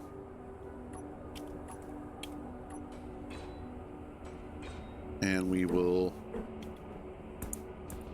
run this across like that.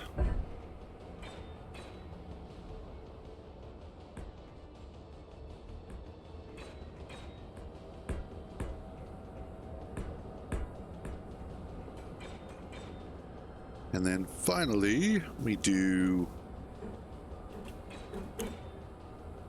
some C junctions here. Whoops, not like that.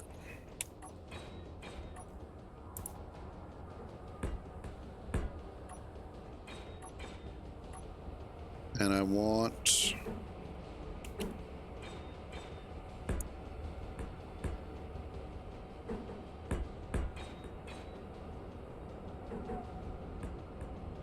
okay.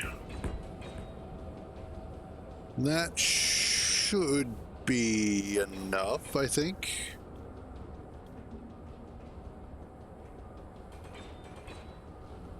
Yeah, that should be good.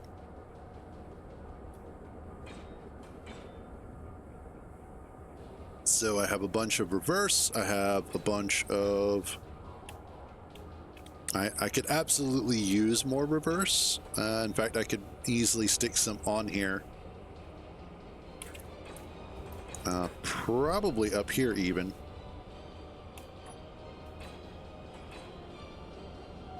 Let's do that.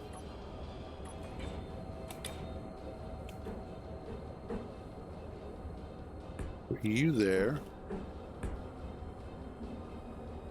And then we do... Nope.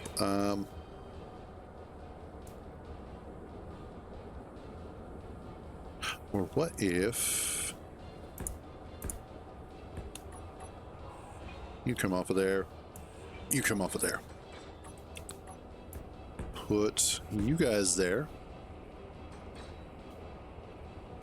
Then I do the C's up here, like so.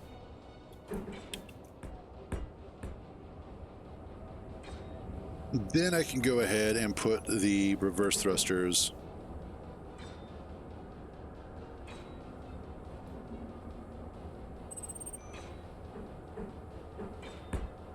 like that. Uh-oh. I'm out of steel plates. This is a horrible day. There. No, it's not so horrible. I got the steel plates again. All is right with the world.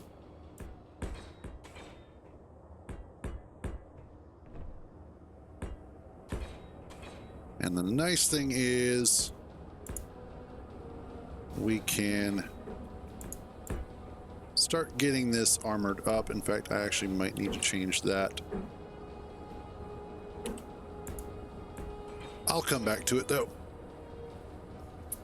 For the most part, I just want to make sure that this is going to work. So what I'll probably do first is make sure I leave it on its little kickstand there, because never hurts to have like a safety net when you're getting ready to test something. I probably could also use a couple more gyros here.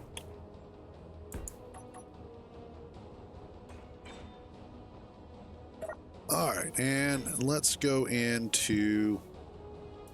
God damn, that is a lot of thrusters. Well, before I start grouping everything, we'll probably need a name, but I'll worry about that here in just a little bit. First, CS Stone Ejector. You are whitelist. And stone add. Awesome. And then you get to be throw out, collect all. Yes, and not used for parking. No strength whatsoever. Cool.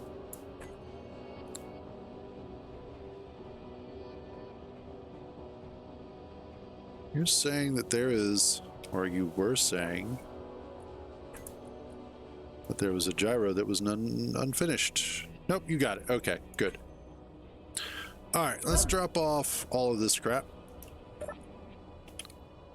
Grab some ice. We have 272,000 of it, so we're good.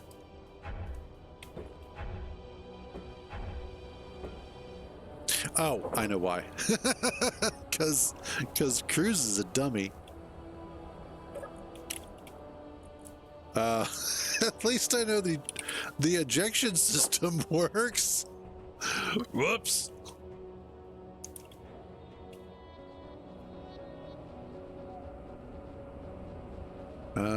And why did the ice wind up in the weld? Okay, it came back. I was like, wait a minute. Okay, O2, H2 generators are good. Ice, we have plenty.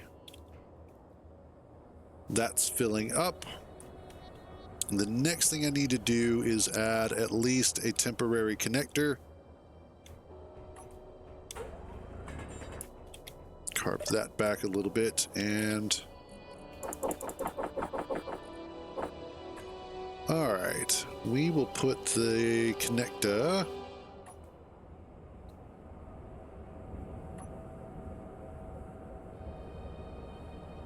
yeah.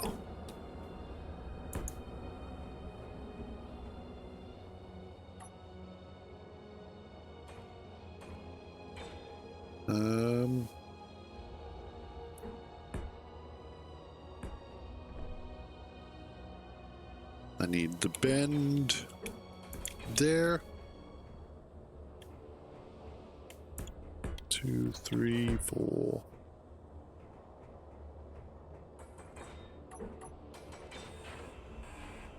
Okay, there we go.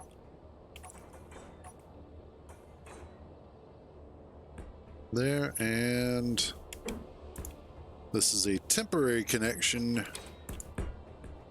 just for the purposes of being able to connect it.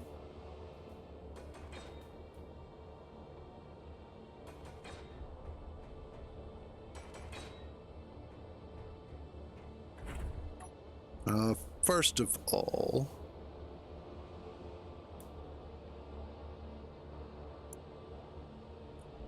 name my connector. Tool blocks, drills, home, my connector, switch lock. Those are good.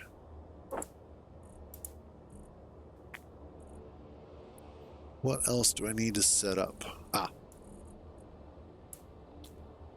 Toggle block on, off. Everything else should be set. Oh, and I need that stupid landing gear for right now.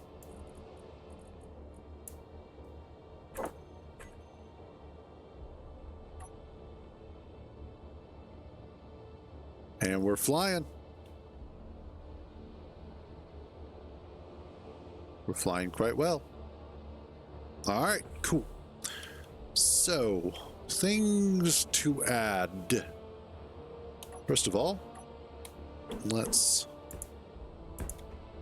clean this up here.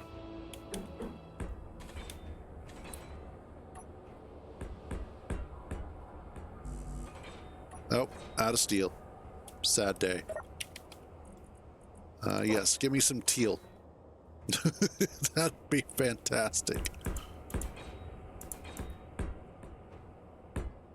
Nope, I don't want that one. I want to at least cover the bottom-ish of the cargo containers. And then for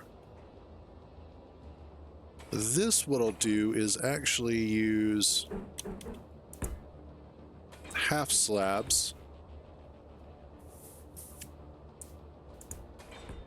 Oh, the hydrazine. Oh, the different types. No, it's just cosmetic. That's just the different armor variants. That's all.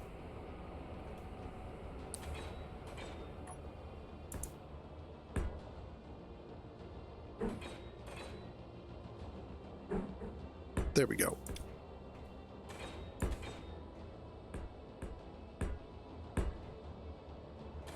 I might wind up cleaning that up and making it look a little nicer, but for now, I just want to get something on the books.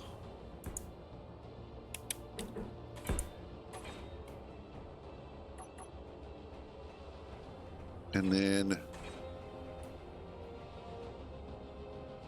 I don't know yet if I want to add another set of thrusters here on the back. We'll wait and see.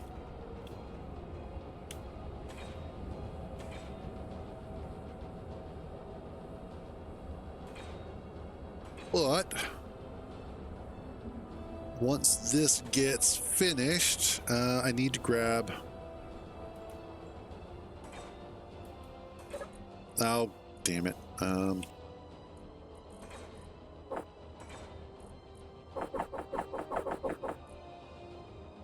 And yeah, that should be good.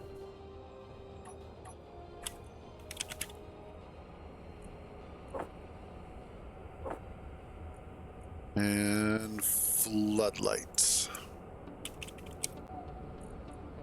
Let's do those and those.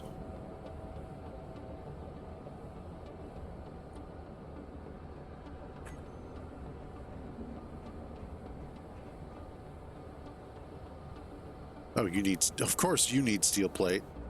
Of course.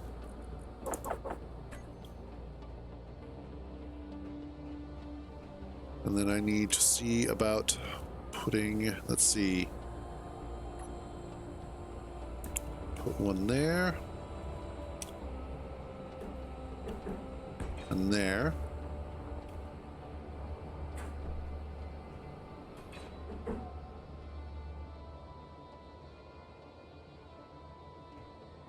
That is eventually going to get removed. Although I could put one there, and hopefully that'll give us some spots to look at.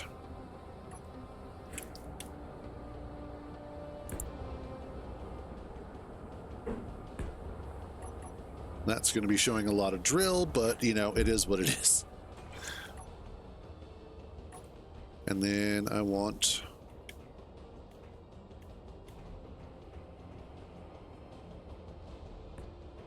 put you there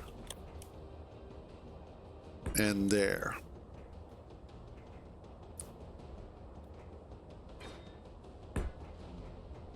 And it will also get underneath.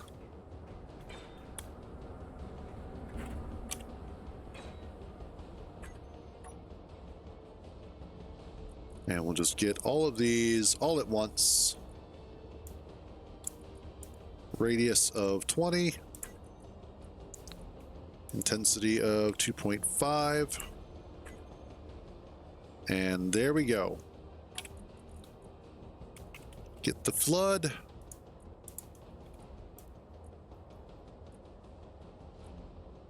All of you are set to 120. All right. What do you say we go for a trip? That was not what I was wanting to hear as soon as I hit that. Hey, you're grinding down some blocks? Here goes dubstep. Shit!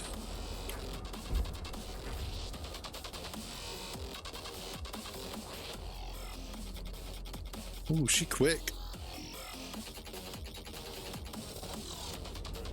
Very, very quick.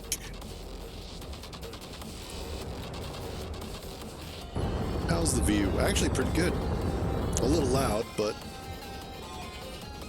too far. Alrighty.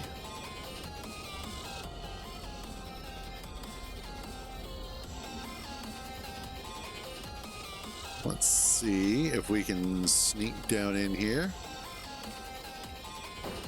Ow.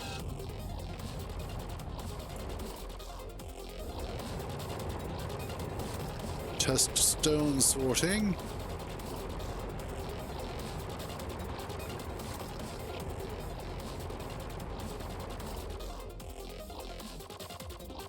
Are we... Oh, I better know why. CS... Drainal. Maybe?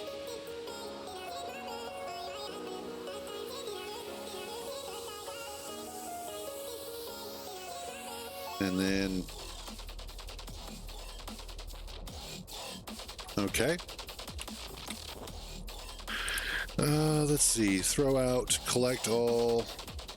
Alright, stone ejector. You are set to drain all. Whitelist. Stone.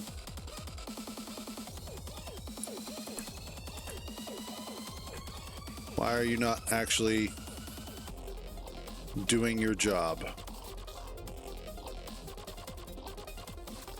Alright, so what I'll probably wind up having to do... How much stone do I have? A fair bit. Got a little bit of stone. Wait a minute.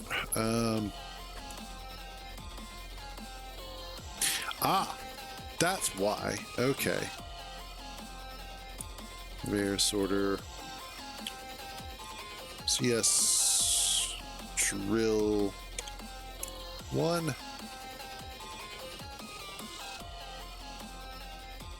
CS drill 2. That's wise because nothing is getting drained out.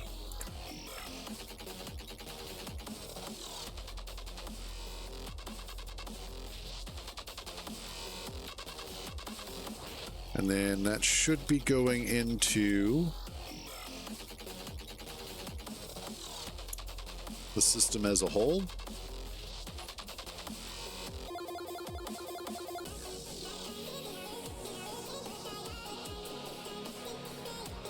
No, it's just sitting there. Weird. Just sitting there in the drills. It's not making it to the cockpit. Or it's not making it to the cargo containers. Which it should be. Unless I screwed up somewhere. No?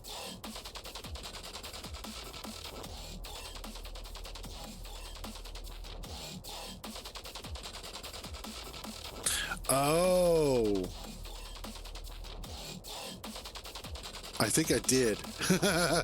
Okay. Yeah, I think I did. I got to go back and fix that. No, but that works just fine. That's good. Okay, so unfortunately it looks like from the drills to the rest of the ship, I don't actually have any connections. So that's going to be a problem. So I'm going to have to fix that.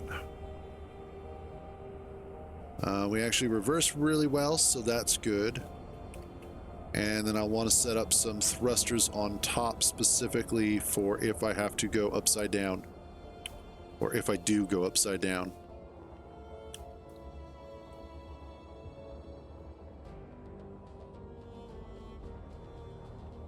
Oops. Getting connected works though, so there's that. Alright, so what I'm seeing is from... We go in here, and then we come into this, and then this goes into here and connects to a battery. Kinda, yeah.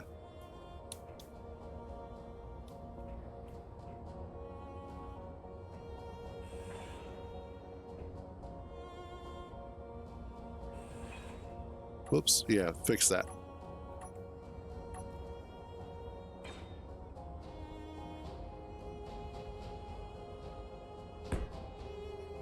And then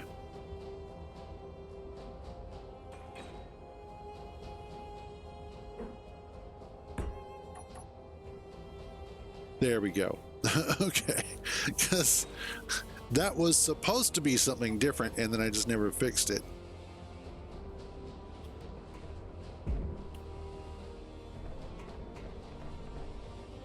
All right, we will hop up and down. And then I need to do the same on this side.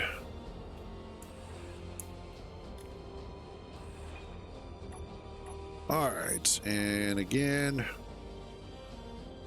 conveyor junction and straight junction, or conveyor, I should say. All right, now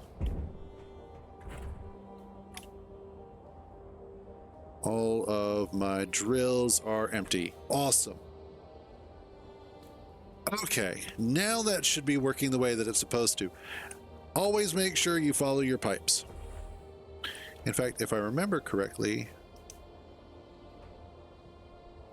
that's air tightness, mount points, ports, overlays off.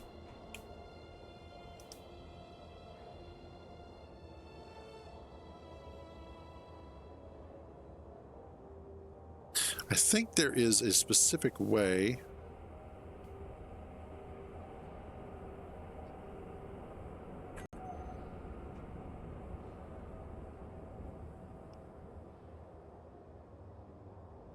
I thought there was an overlay for being able to check what the...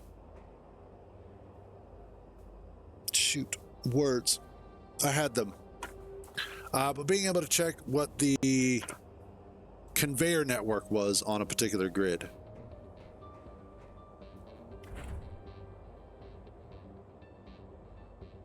Oh well. All right, let's go try this again, but hopefully with less failing.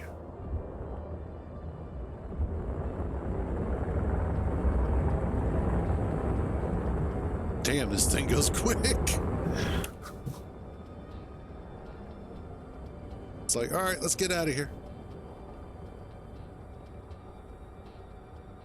And we have plenty of area light, which is also good. All right, let's turn our stone sorter on. Let's try stone sorting again. There we go.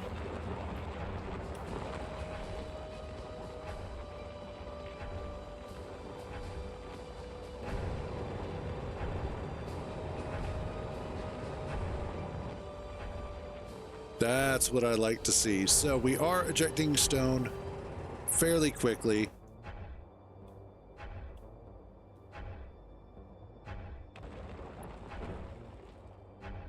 Clean out some of this area here.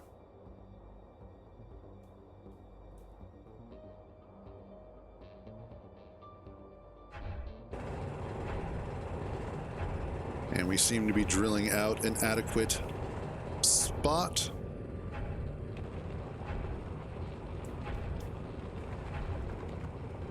It's the weird sort of bouncy though. I wonder if that's just normal server lag.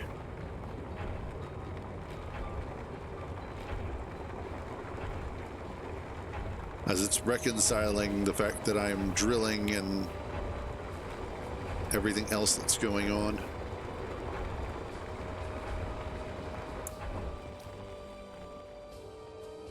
All right, let us see how much iron we came away with. 27, 30. So that's what, 32, 33,000? No, wait. 40,000.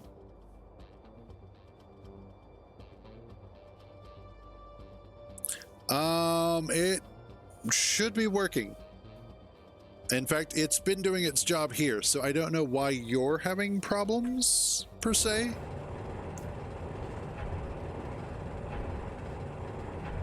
Make sure you double check your conveyor ports. Because it could be an issue with conveyoring.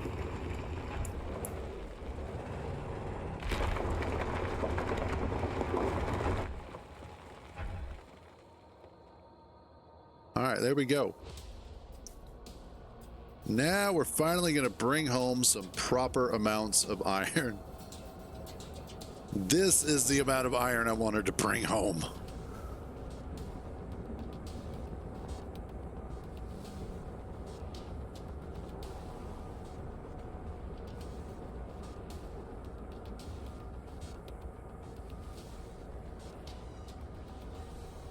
And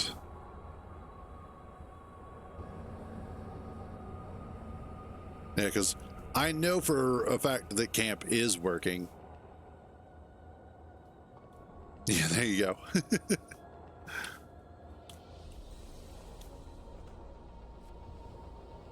There we go.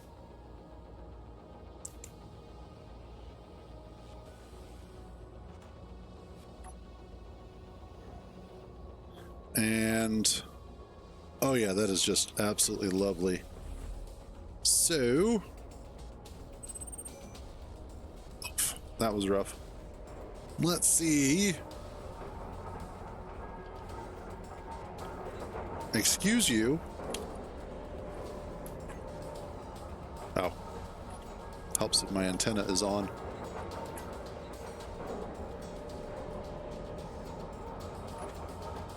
Oh, thank God.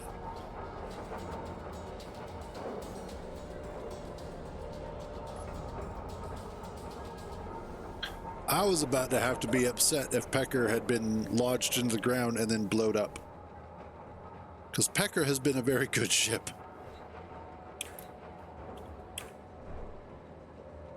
Oh, also I cannot get to Pecker's reactor.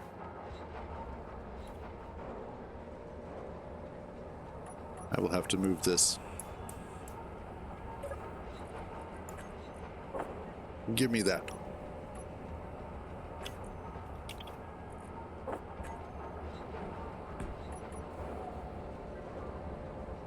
I'm trying not to break my Pecker, but my Pecker keeps falling into the floor.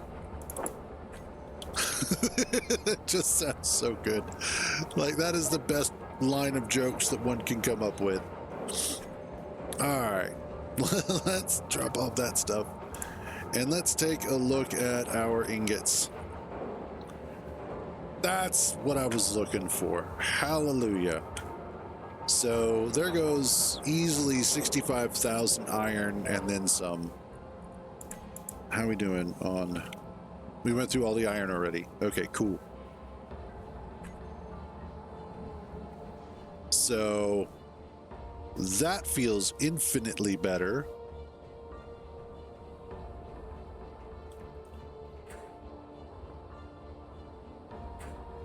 That absolutely will go a long way towards just helping to dominate the amount of resources we have and or need.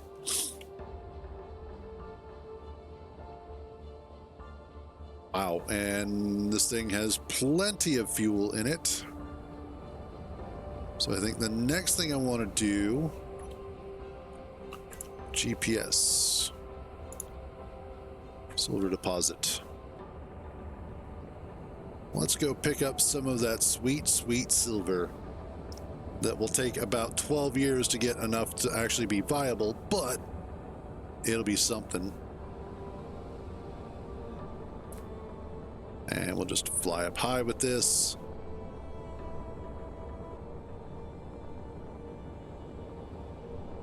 And we are using like no fuel whatsoever. It's beautiful.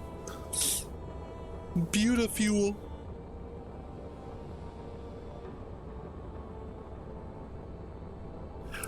This is Komarebi. It's a modded planet. It has a combination of these sort of strange forests as well as deserts. It has an ocean of cobalt, which is useless. It is both simultaneously one of the most interesting planets and one of the most useless planets that I have ever played on. Yeah, hold on a second.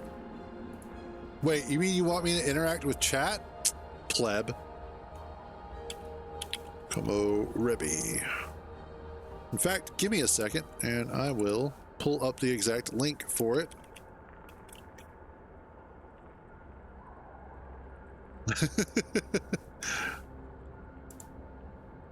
And that is the link for it on the workshop.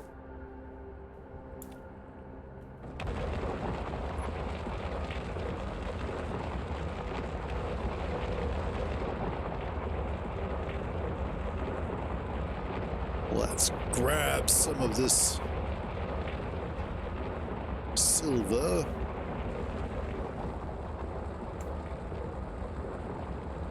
All 14 grams of it. Yes, I am also using the not so smooth voxels. Give me a second. Not so smooth voxel, not voxels, voxels.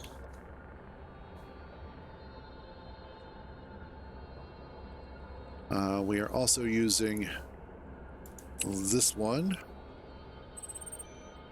And in fact, if you are looking to see what collection we are using, or what the total collection of mods that we're using on the server, I do actually have a collection for that. And I've been making sure to keep it as up to date as possible. This is the full collection of the mods that are currently in use on the server. So there is that.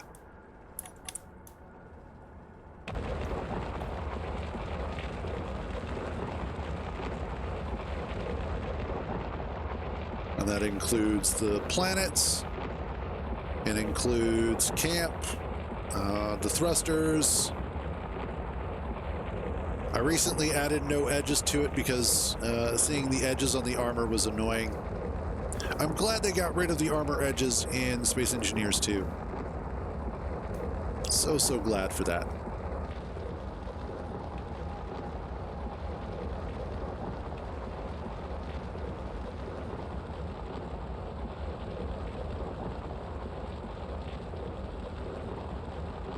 Let's see.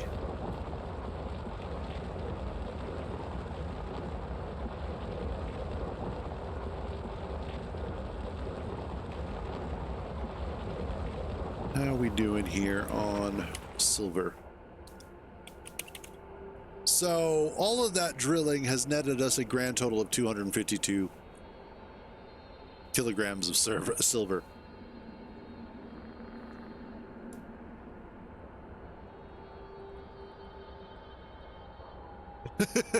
That's true. But then again, in your case, Matt, heavy armor is paper thin, so if you're anywhere near a planet, you are screwed.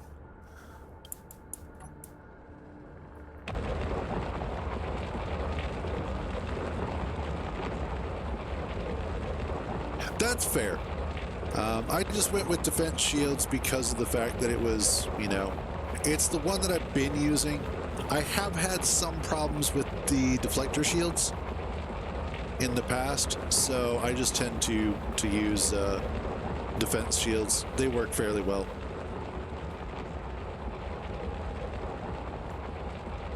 But I wanted enough mods that it wasn't going to be vanilla, but I didn't want so many mods that it was going to kill the server. So that was pretty much the reasoning behind the collection. And that also I wanted to make sure that we got rid of all the vanilla planets, which we have succeeded in. Exactly. I mean, every other way that you guys play is wrong compared to mine. But generally, you can play in any wrong way that you want.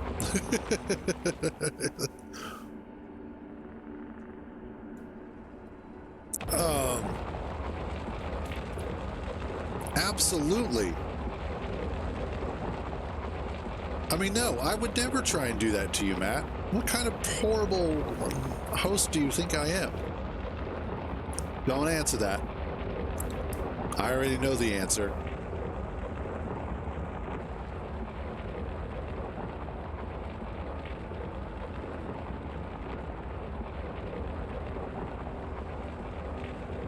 And okay, we're now up to 416 silver.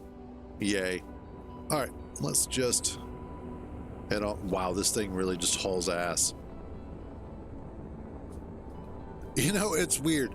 The gravity on this planet is 1.14 G.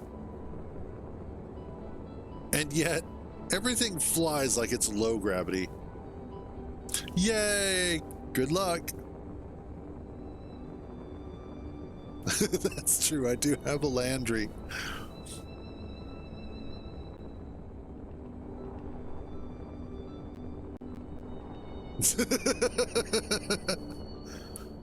Okay, what's going on here?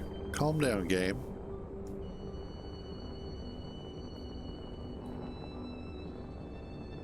Wow.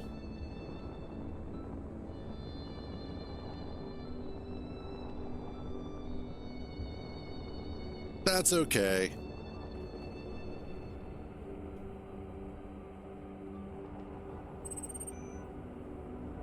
You guys are always welcome back here.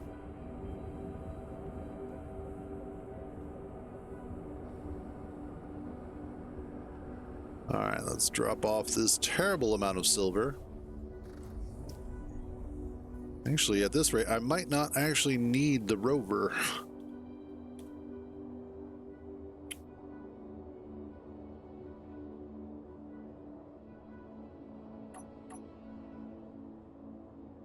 And there we go.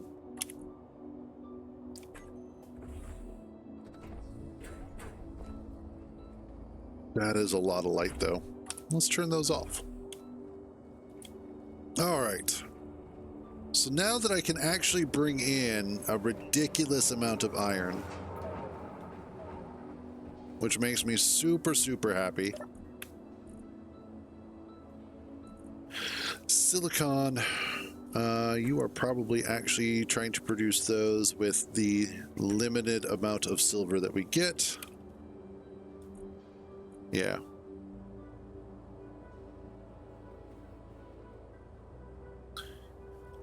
Silver is used in medical components. It's also used in thruster component. No, not thruster components. Wow. Oh, it is used in reactor components. And gravity components.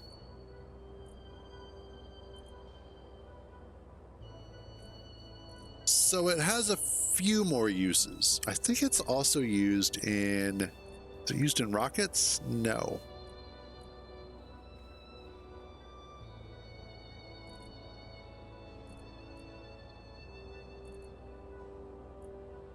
Yeah, wow.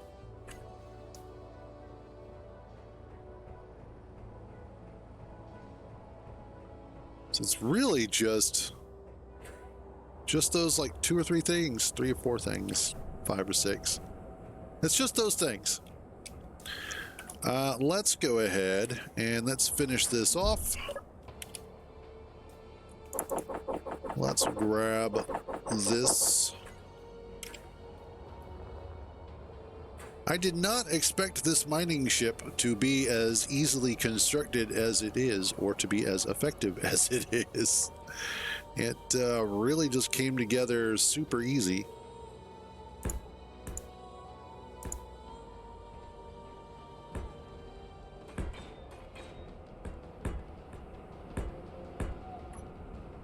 Let's get...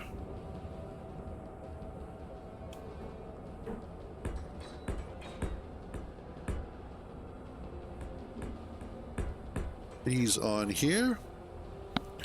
So honestly, with the way that this ship flies, I could get this into space.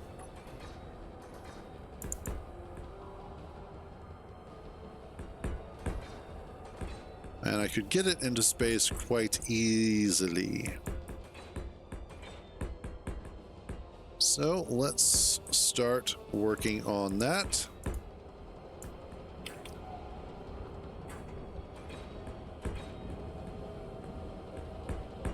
I'm gonna get this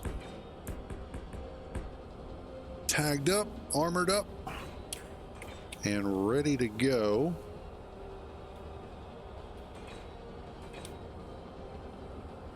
And then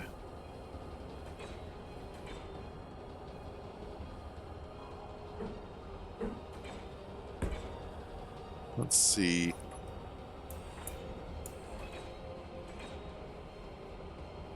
Probably have to do something like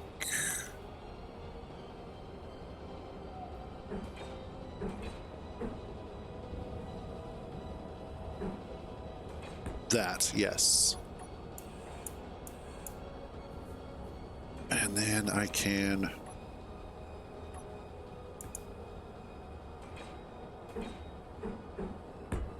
there.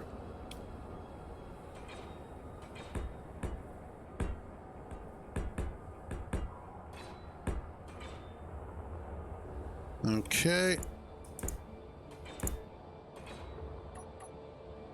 You go away. You go away.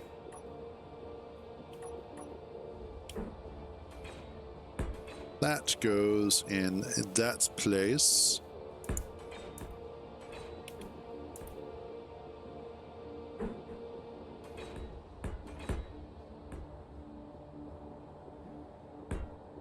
And that'll work.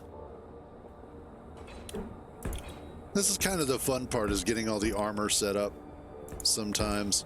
Sometimes it's the annoying part. Sometimes it's fun. It depends on your ship design. But it can be an enjoyable experience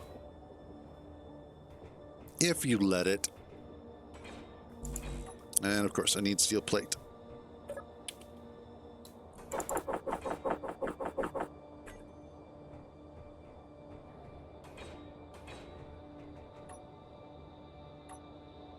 And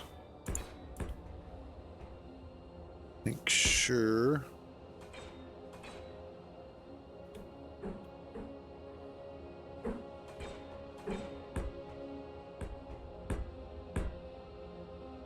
that I cover this up like that.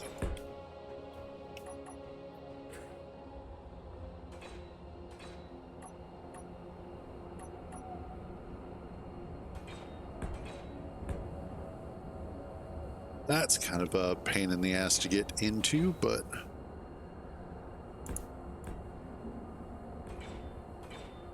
that'll just help kind of protect things a little bit while we are out and about.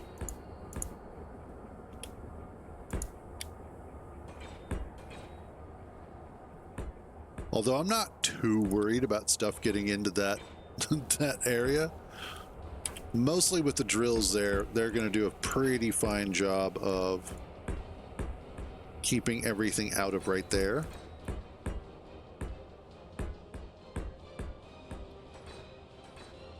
And we'll do this line. Oh, yeah, because there's something there.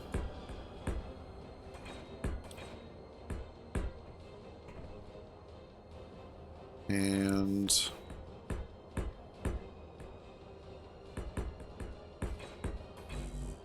okay. Now what we do is one of you. Come here. I can bring you power cells, but I don't have much in the way of uranium down here. I'm getting ready to head back. Or I'm getting ready to head up there, so I will see if I can bring some with. But I can definitely bring some power cells.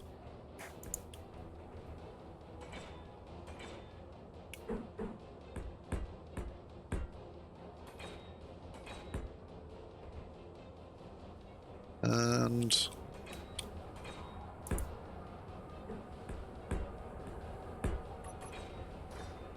okay. Wait for it to get that armor done, and then we will do some more, or we will do the rest, I should say.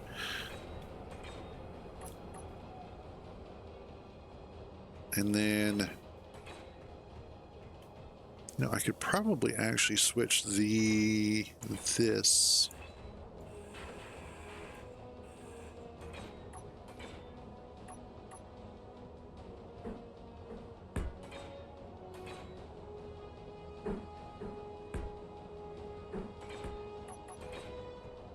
And then that. There. Yeah, that'll work. Awesome.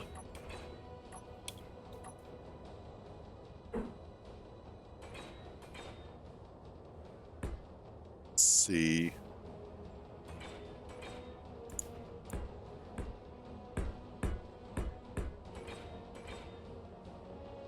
And there.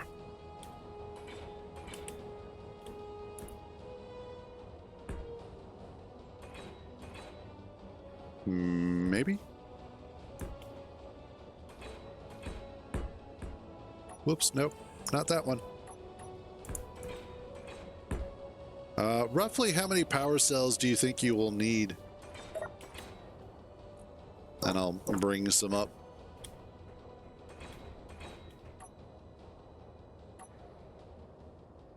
Yes, okay. I'll see how many I can bring up.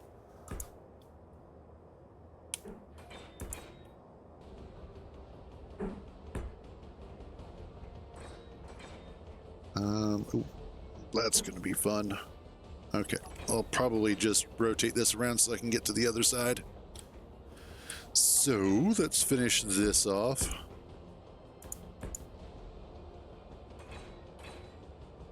Okay, gotcha. Yep, I can definitely do that.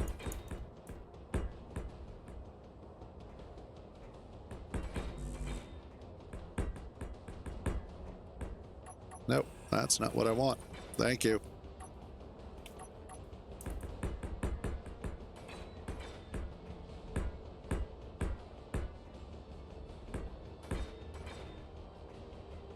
And then fill that in. Fill my Kraken.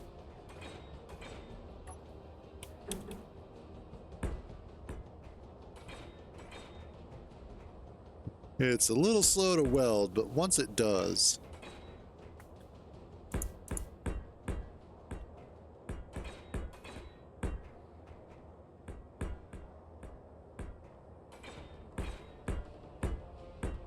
This is a little bit faster than doing it myself. Just a tiny wee bit. And it's getting everything I wouldn't normally be able to reach. Actually, no, not those. Let's do this instead. And this will make sense in a few.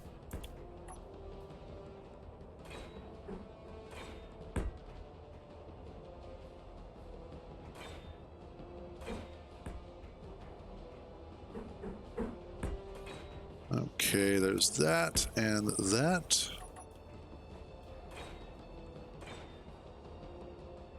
I could also bring up, I guess technically I could. Okay, no. I was going to say, I'll bring you up some nickel if you want, but since your refinery is down.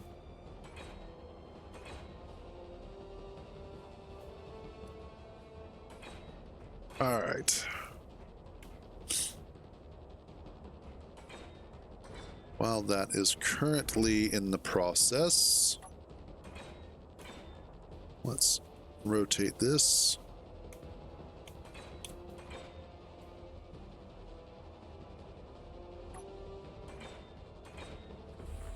All right. Now I put... Okay, that's how I did that. Got it.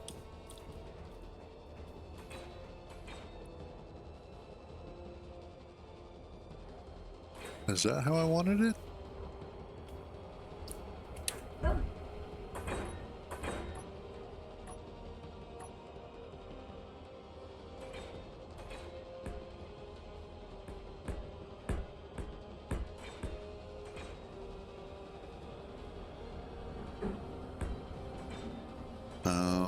Yes, that is indeed how I wanted it.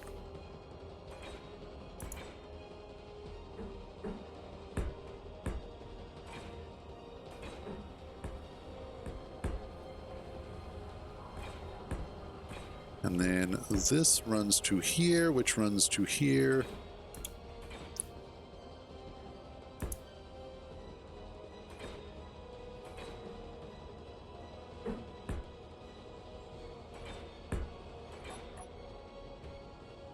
Then I can pop that.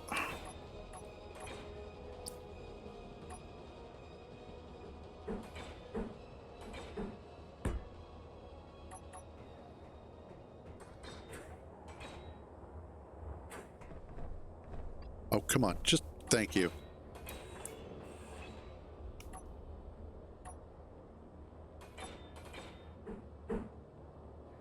No, that's the wrong one. That's the correct one. There we go.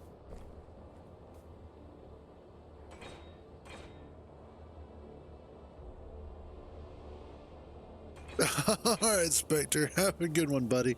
As always, thanks for stopping by. Do try and stay out of trouble.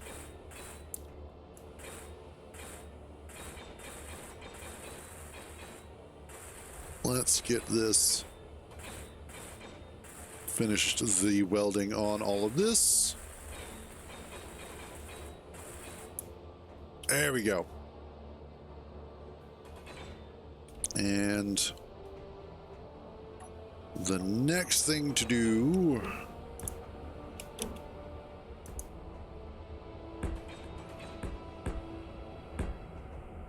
is we'll just get this finished. We are just about done here.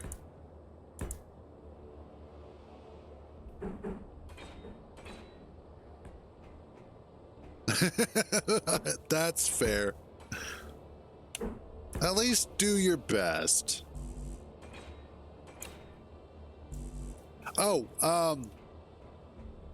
the reason why is because there's a setting in camp that you have to set.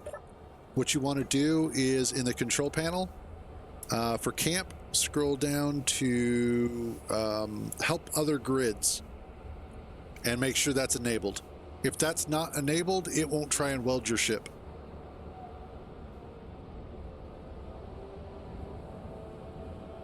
Usually that's off by default. It's on. The other one should be... Huh.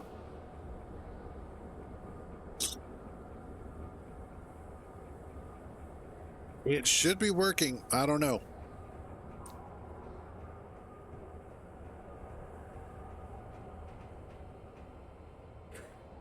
I got no answers for you.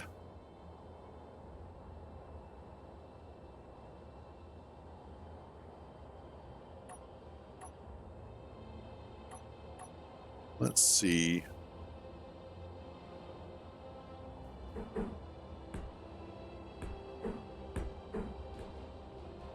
Let's do... Maybe camp is just, you know, racist. It's all like, screw this particular ship. All the other ships are fine, but this one sucks. Oops.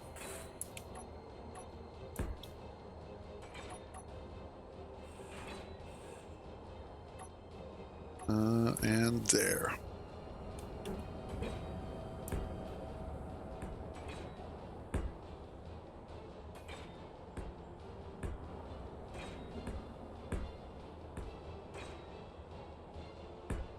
That's possible too.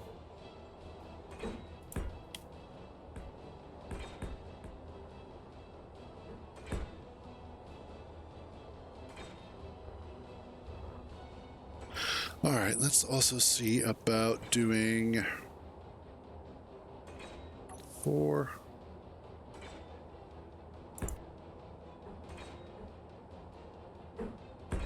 That. And that.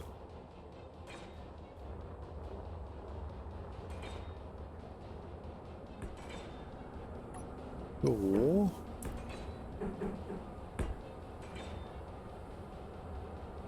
Okay. You get...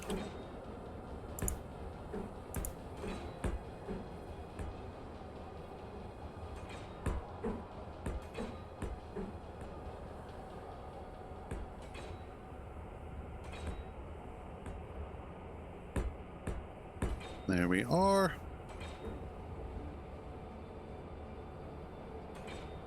How did I do that side? Okay, I see. I see how it did it.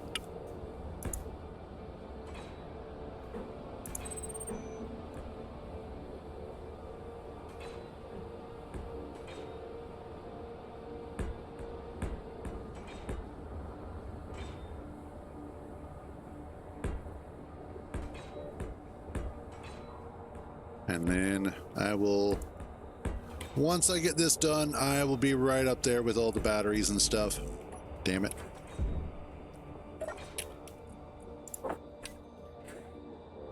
And we will be golden.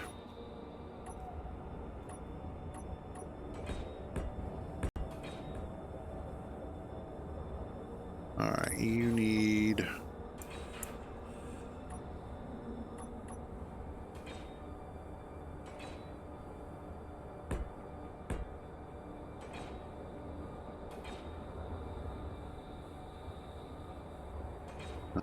I need to change.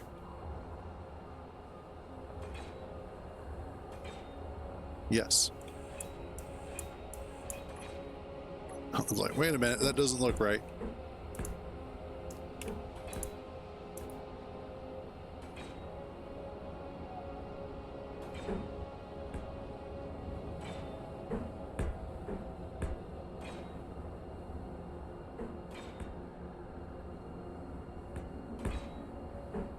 There we go.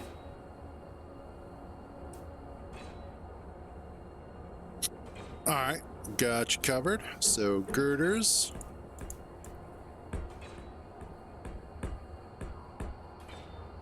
You guys are probably just going through a lot of them. It happens. Because girders are one of those components that you don't generally wind up using a whole lot of, oddly enough, until you're using all of them. And then you never have enough of them.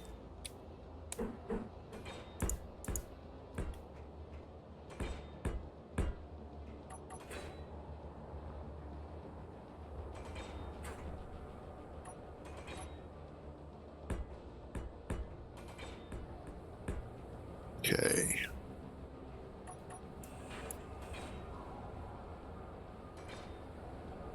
And you...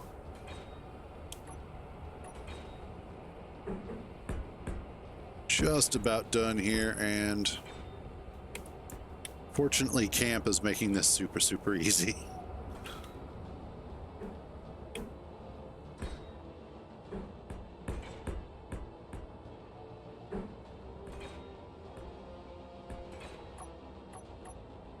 Nope. There we go.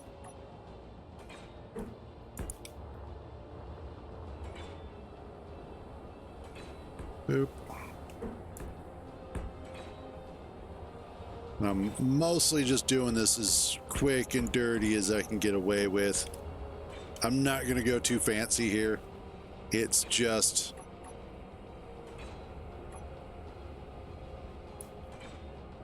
make sure it's bolted on and functions.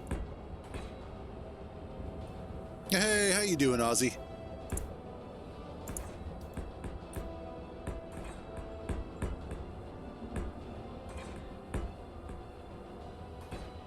And oh, I could.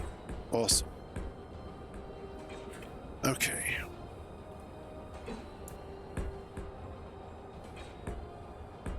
Three. And that'll work. All right, I just got to wait for that to finish up.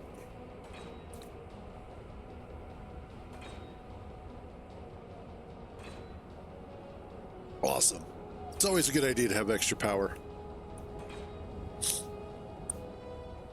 Okay. just take one last look to make sure we're all pretty much covered up. Looks like it.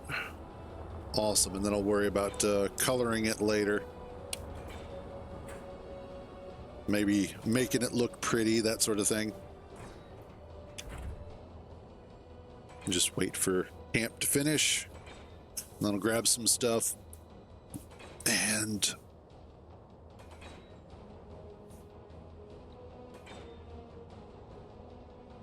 honestly, I think this might just be a record for having a mining ship built and ready to go.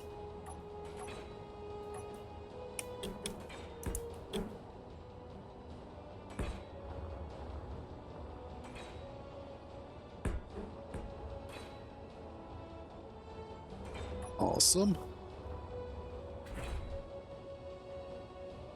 Yeah, this is definitely the fastest I've gotten one of these ships put together.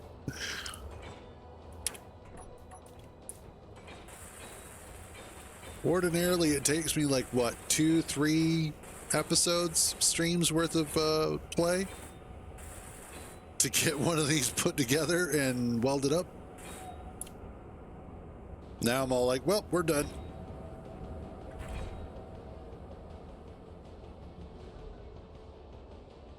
Awesome. Okay.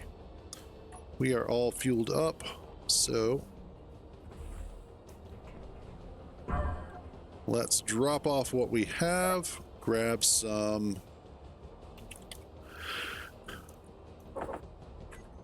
oh wow, this is okay.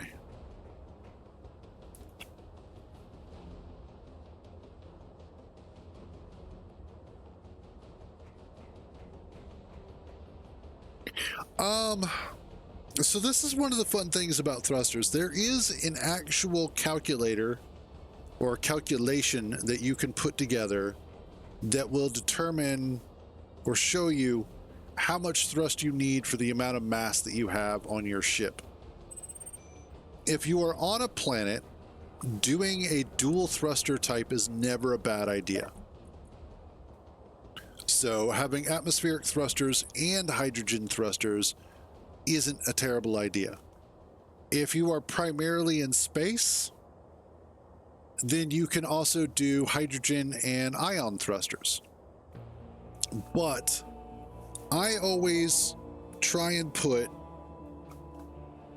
let's see, for a small grid ship, usually a good idea is to have 2 to 4 large hydrogen thrusters facing down if it's a fairly large ship. So big in size or heavy in mass. Because of the fact that that will help compensate for the amount of mass that you do actually have on your ship.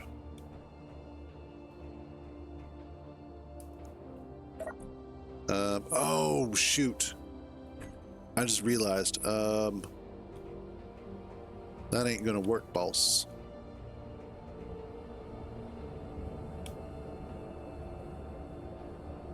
Throw out off. I can hide some in there. Power cells are apparently large conveyor only, so I might not be able to bring the full amount.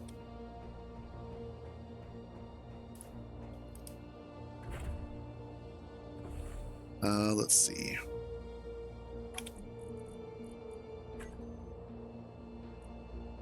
Whoops. That's what I wanted.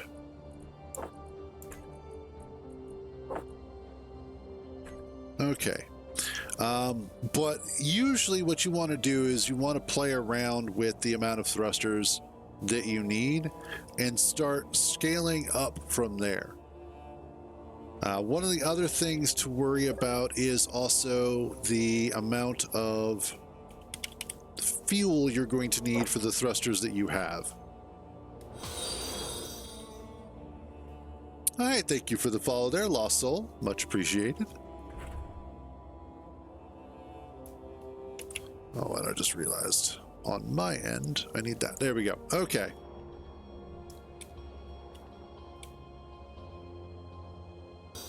And thank you for the follow, Aussie Paramedic. All right. On my way. I will be there momentarily.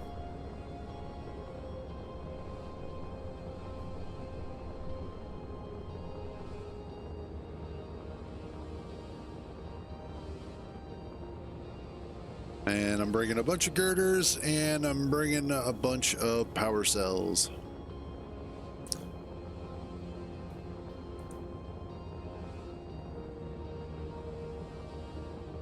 These are modded thrusters.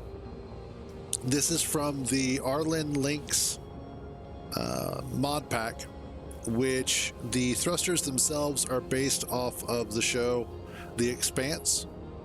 It is a set of large thrusters and then these smaller RCS or reaction control thrusters that are designed to...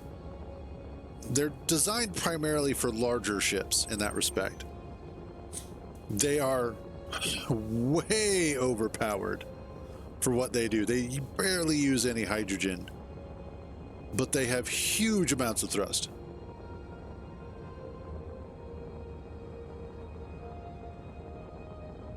But give me a second, and there's actually a collection of mods that I have for the server, so that if you wanted to look through them. And almost there.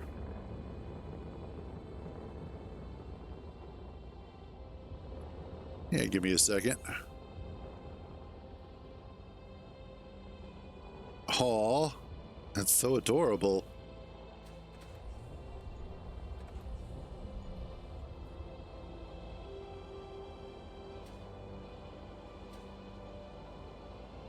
All right. Give me a second here. Actually, no, I need you. Yes, they run on hydrogen. They're called hydrazine, but they do run on hydrogen.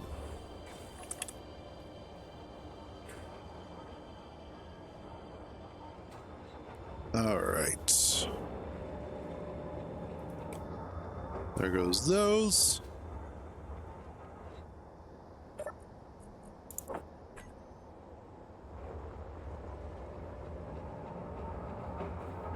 Oh, no, I'm good.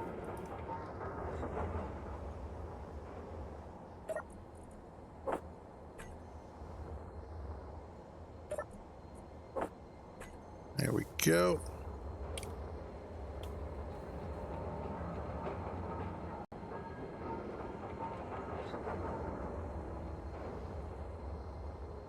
And nope. Okay.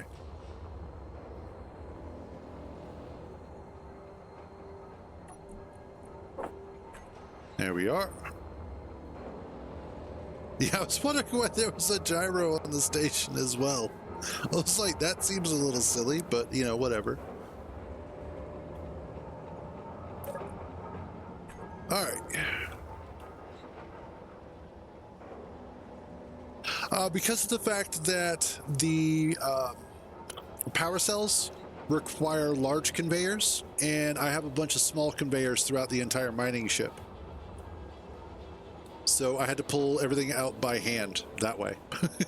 So the unfortunate realities of large conveyor versus small conveyor. If you're on a large grid ship, it's fine because of the fact that you can use large grid for everything. But when you're on a small grid ship like this mining ship, it gets a little bit different. Also, I'm really happy with the shape of this. That came together way better than I thought. Anyway, while I'm up here, there's a couple of things that I need, which, let's see, control panel, ore detector. I do have one. Cool. All right. Oh, I also need, nope, to grab my reverse thrusters. Reverse thrusters. And then grab all of them.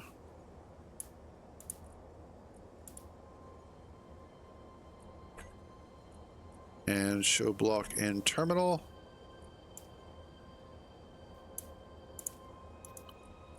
Show block and terminal. Everything else is fine. Cool. Let's add our reverse thrusters. Toggle block on off, and then all of our thrusters toggle block on off. There we go. Let's go hit these. And the reason why I do that is because, and this is something that I learned from Splitsy watching his videos, is that having a group for your reverse thrusters means that you can have all of your other thrusters available for maneuvering, but it won't slow you down if you're just coasting. So that's one of those things that I just now do out of habit. It's been years that I've been doing it now, and it always works. I never have a problem with it. Yeah, see, Turnip does it as well. It's a good thing to do.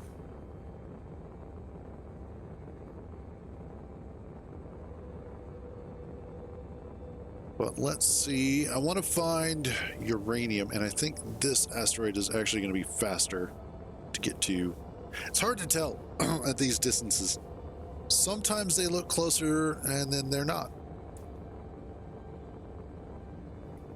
Oh, and the other thing I need to do is color this thing.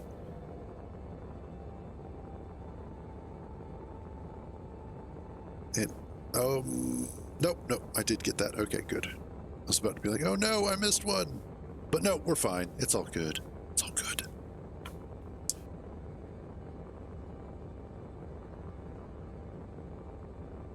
Okay.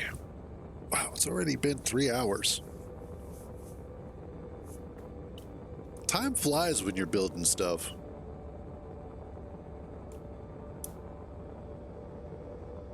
Yeah. Like, if I know I'm specifically going to be heading straight for a while, yeah, turning off all the thrusters is fine.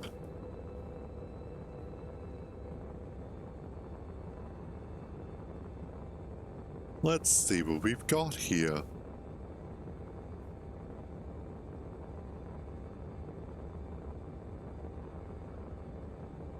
And then I do know that I should be able to descend back to the planet very easily with all the extra reverse thrust and also bottom slung thrusters. I should be good. Even when this thing gets full.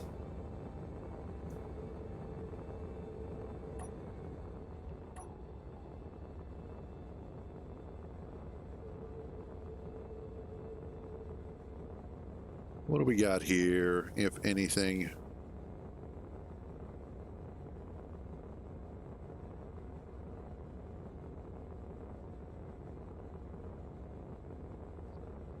I think this is one of those asteroids where it's hiding its stuff. Possibly.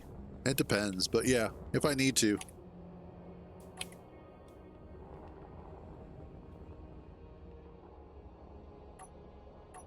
Okay, yeah, I do have them all on.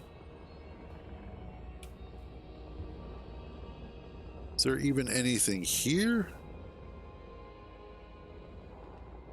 Oh, it's probably just hiding.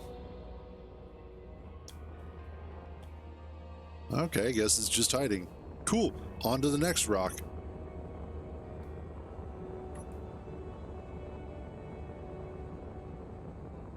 And this is one of the reasons why I like the hydrazine RCS thrusters, because of the fact that not only are they incredibly powerful, they are also incredibly fuel efficient, and they blend really well into the design of the ship. That's one of those things that I really hope Keen does for Space Engineers 2, is have inline variants of thrusters. Yeah, well, because the problem with ore is it's impure. You haven't refined away all of the impurities compared to actual ingots. So that's typically why ore by itself is going to be more dense, if you will.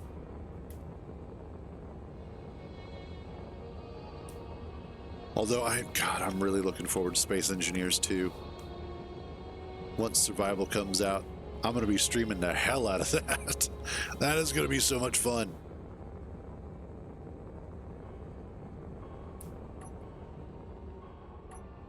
Actually, I need to replace the groups. Groups. Remove. I need all thrusters here. Okay, there we go. That feels better.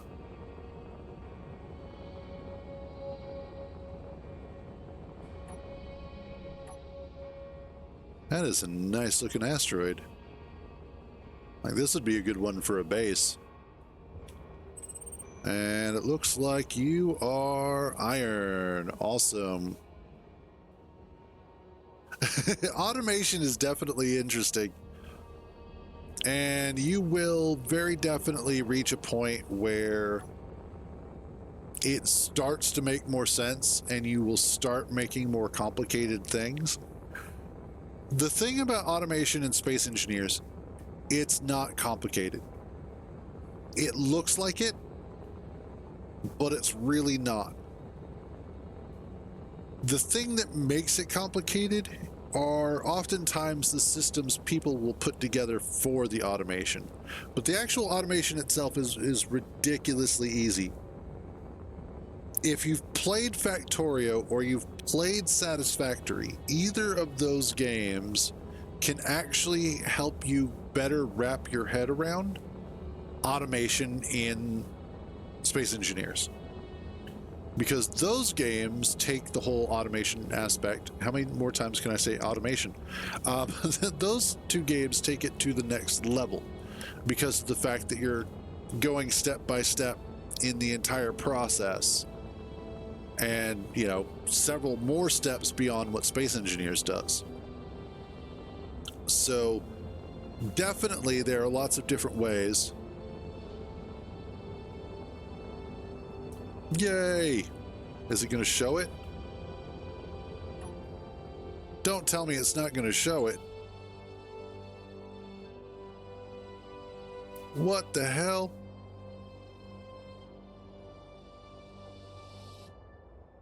Okay, I got to fix that. That will not do. I thought I was doing my alerts. Give me a second here. That makes me unhappy.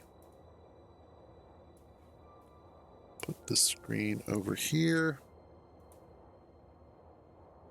That should have shown up.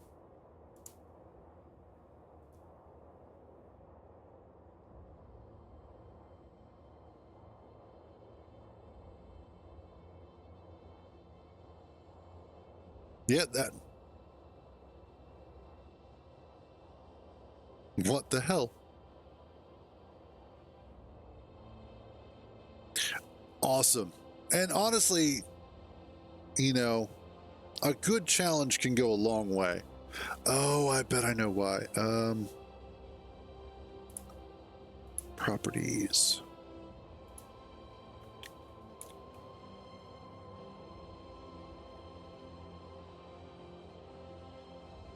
No, that... What the hell, Twitch?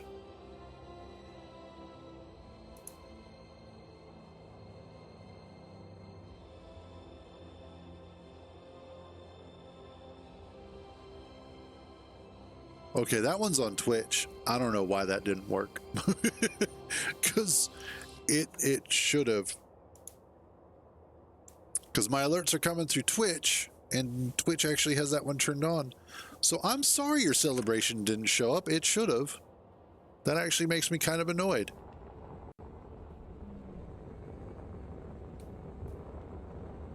But thank you for the bits.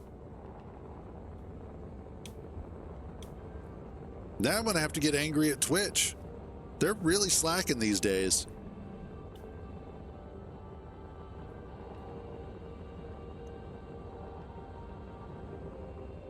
But absolutely, like games like Space Engineers, Factorio, and the like, one of the things that I love about them generally is the emphasis more on the creation of things than on the destruction of things.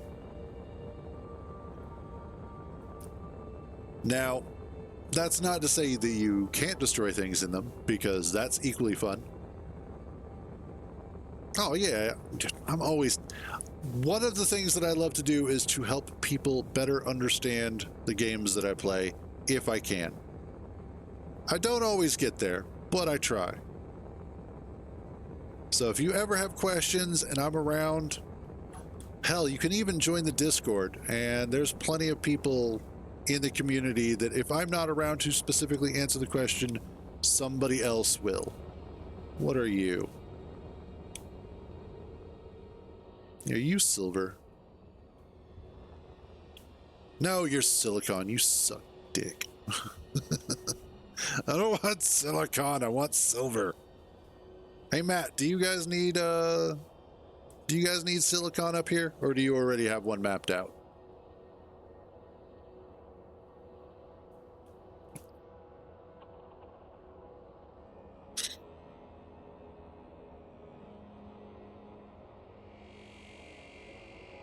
How did you get atomized? Oh, okay. You got a silicon rock. Good. Let's go out to this one.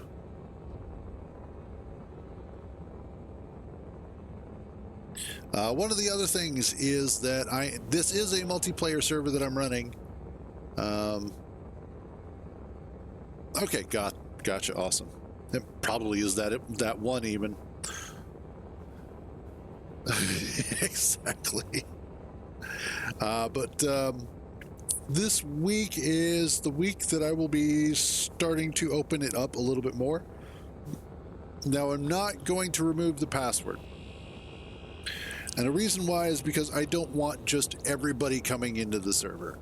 One of the lessons that I have learned over time is that anytime that you allow everyone to come in, oftentimes the people that come in the most are the ones who are going to cause the most trouble. And to think that Space Engineers doesn't have troublemakers amongst the community would be horribly naive. That being said, I also think that Space Engineers also has a larger fraction of individuals who are less likely to be griefers, because they all enjoy the same sorts of things. They all enjoy getting to build stuff, and some enjoy blowing it up.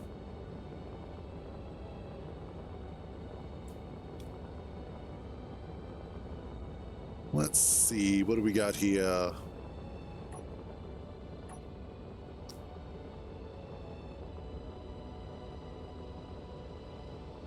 Anything of value?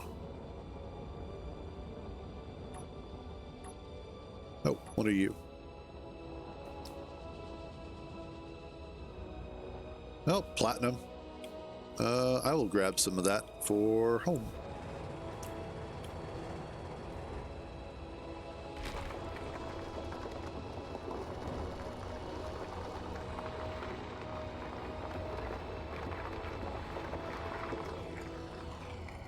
Lord knows we need some of that back at the base.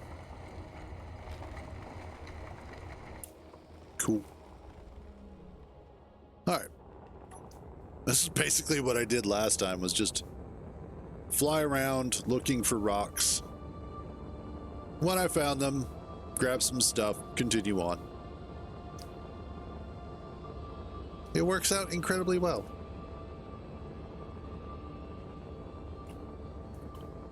And then possibly a little bit later here, I may take a short break coming up for some food, because I am getting a little hungry. And then after the food, I may hop over to some Dune Awakening for a little bit. My brother and I have been playing the hell of that, playing the hell out of that. English, motherfucker, do I speak it? We've been playing the hell out of that all weekend. And it has been a good amount of fun. We have really enjoyed it. And it is a surprisingly good game. Both Kintar and I, Kintar being my brother, and I have past history with Funcom, both professionally, and, well, semi-professionally, and non-professionally. And we have mixed results with them as a company. So to see how well that Funcom is doing with the release of Dune Awakening, we're actually kind of happy to see it. It's not that we wish ill on them as a company, it's just some of their people kind of, well, their company has for a long time had some issues. So it's good to see that they're doing a good job. That and the Dune property itself deserves a really good game. Now, that being said, the Dune nerd in me does take umbrage with a few of the things that they have done for story reasons and for gameplay reasons. And oftentimes I will find myself going, that is terrible still suit discipline. The hell is wrong with you?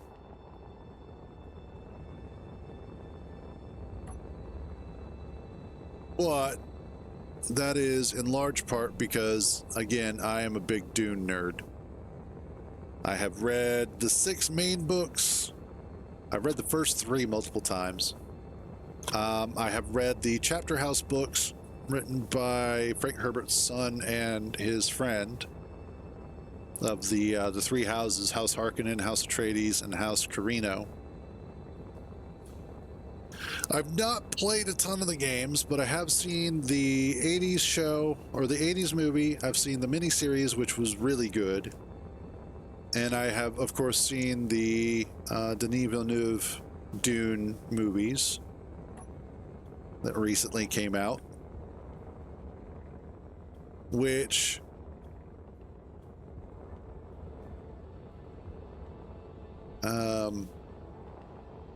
I think the Dune movies, the most recent Dune movies, aesthetically, were the closest to the idea of Dune as one can get. However, story-wise, I think the miniseries was actually better because it captured a little bit more of the political nuance and intrigue of the books comparatively. That was one thing that I think the newest movies didn't quite touch on as well, was the political back and forth that was actually happening. They missed out a little bit on that. But considering the movies themselves, that's kind of to be expected. There's always going to be story elements that have to be sacrificed for the greater narrative. I also feel that they did Jessica dirty. And this is a problem that I have with the way that modern storytelling attacks old stories. Rebecca Ferguson, who plays Jessica Atreides, actually it would just be the Lady Jessica since they never married. But she plays Lady Jessica. And one of the things that she said in an interview, which kind of annoyed me, was she mentioned the misogyny of the Dune franchise. And from a certain perspective, I can almost understand where she's attempting to come from, aside from the fact that Bene Gesserit exist. The Bene Gesserit are, if you know anything about the series, the ones who are the political motivators. They are the whisperers in the walls. They are the ones that are moving secrets from one house to another, working behind the scenes for their own motives because they're attempting to achieve this higher goal. And it's only when they reach that higher goal ahead of schedule that they realize that suddenly there's a problem. And one of the things that Frank Herbert does incredibly well is separating male and female energies without diminishing the capabilities of either one. Never once does he say that women are inferior to men or men are inferior to women, just that each have specific roles within that specific society, which is a beautiful bit of storytelling. When you can make both sides of an equation have power of their own, comparable to the opposite, you have done a great job in creating your world building, or at least in creating a power dynamic. And then on top of that, to draw attention to it within the story makes it even better. And I think that's one of the things that Dune excels at. But also the story that's being told is incredibly compelling for a number of other reasons. Because of the fact that it is simultaneously the hero's journey while also being a tale of caution about those who are to be deemed as a messiah by a society. And then to also throw in there cultural and climatological awareness. Like, there's so much happening within Dune. It's truly an amazing book and an amazing series. And one of the ones that I probably love the most. Okay, I am not seeing anything on this rock. Why are you hiding all of your goodies? It's probably underneath the surface too. Beyond the scope of my ore detector. Which I kind of wish that they made ore detectors a little bit more powerful. Because part of the problem with vanilla ore detectors, even large grid ones, awesome. Welcome to the Discord. We have a long range ore detector. Oh, what are you? Ice? Probably.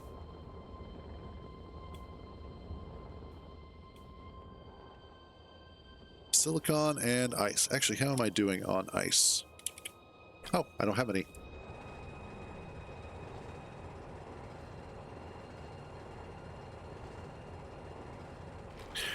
You want to look for the deposit scanner. Now, the deposit scanner requires that you have a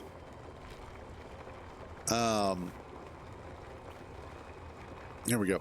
That you have it on a static grid, but it is long range. I'll see about finding another ore detector that is longer range without being obscenely long range. Because part of the problem is that some of the ore detectors do cause problems with servers. That's true. Does not help.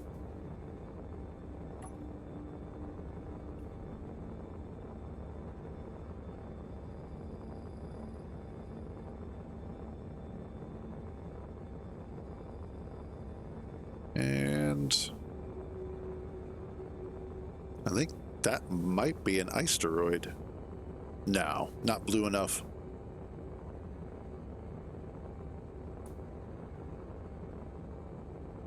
Oh, what are you? Man, you guys are just constantly getting into all sorts of trouble. I think that's nickel. Yep. I do not need the nickel. I already have the nickel. I do not need a dime either.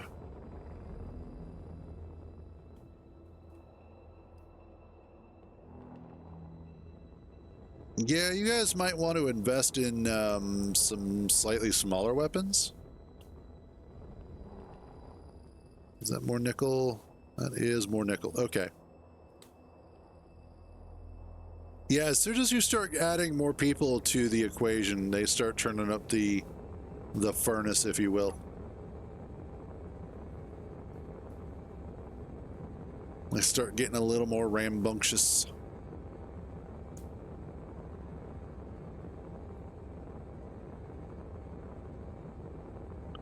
Oh, Rebby actually looks really nice. Turn to be powered. There you go. Oh, I just got one nearby as well. So we will not go near it. We will turn away from it and bypass it altogether. Because I am amazing like that. Of course, these are probably the actual asteroids that I'm looking for, because that would be my luck.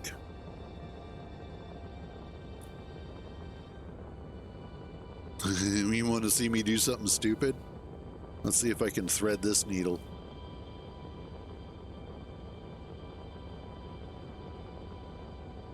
Nope, nope, never mind, I can. Not as stupid as I thought.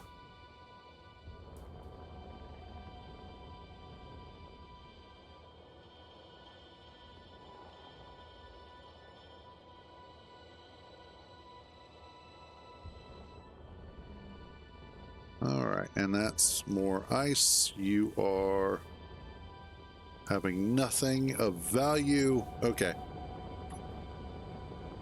Kinda does. Although it's a little small for one. Now, let's not go towards them.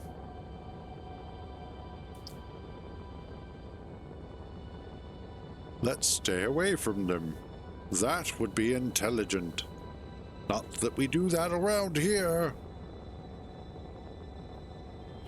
What about you? What are you? You are hopefully what I'm looking for. I really should have marked the uranium asteroids like the dumbass that I try not to be.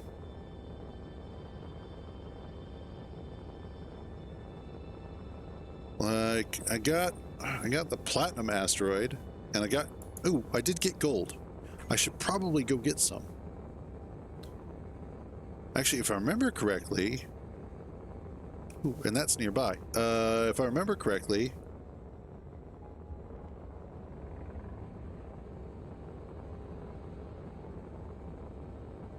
are you guys chasing me?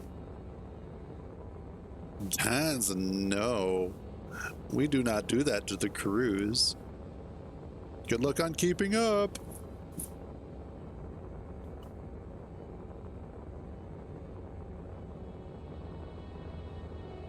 Let's go. Honestly, if I don't bring back any uranium, I'm not too worried about it.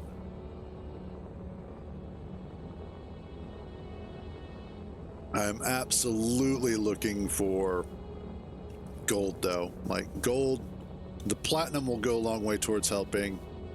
Uranium would be awesome, but not necessary. And if I can find a silver asteroid, that will absolutely alter the trajectory of history forever and ever and ever. Because we need a huge supply of silver. Absolutely gigantic.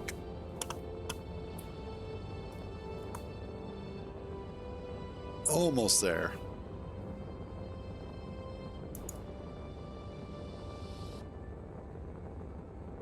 But yeah, this little ship, I'm actually happy with how it turned out. It came together pretty quickly. It's a fairly robust little ship.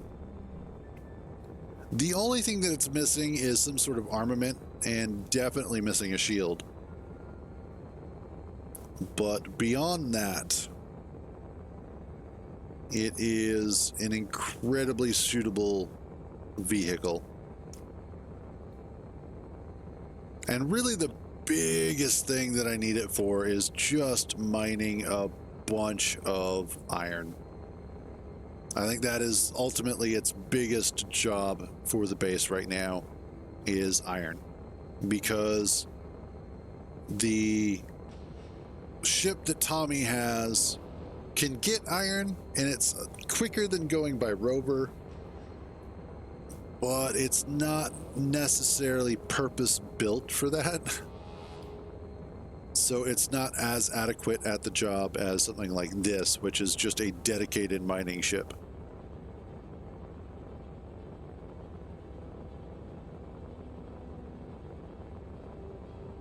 And then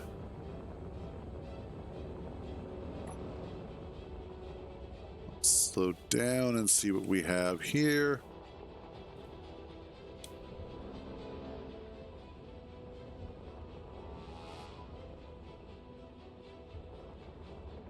And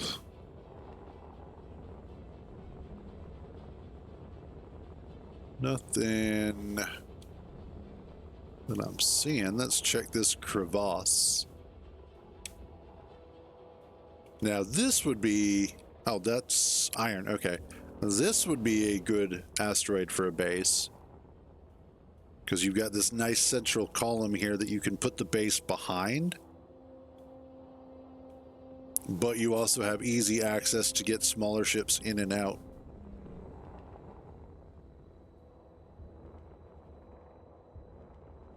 So that one wouldn't be too bad. And it's got iron, which is always good for a base. So I will GPS base asteroid.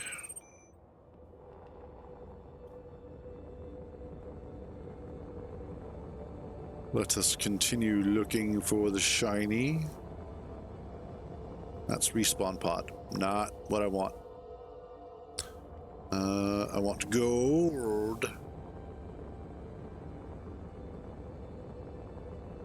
Let's see, let's go check this one out. Once I get to gold, we'll then go ahead and just head back home.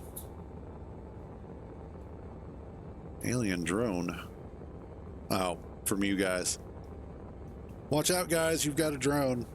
Good luck. Hats off to you. I think that rock is going to be a little bit closer.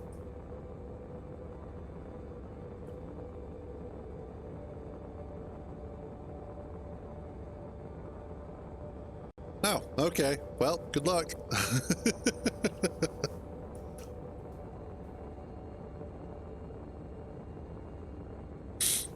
Let's see.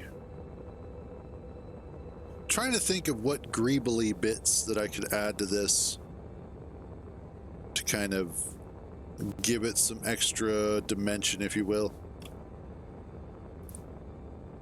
Kind of give it something a little bit more. I could probably do like some beams, run that along certain areas, and then definitely, of course, coloring it is going to go a long way towards helping. Anytime that you are able to add color to a solid colored object to add some highlights or something, that makes it infinitely better. I'll probably even go with the same sort of off-white and deep yellow color scheme that I've been using. Oh, that's the gold over there. Well, then let's go over there. Let's get some of this.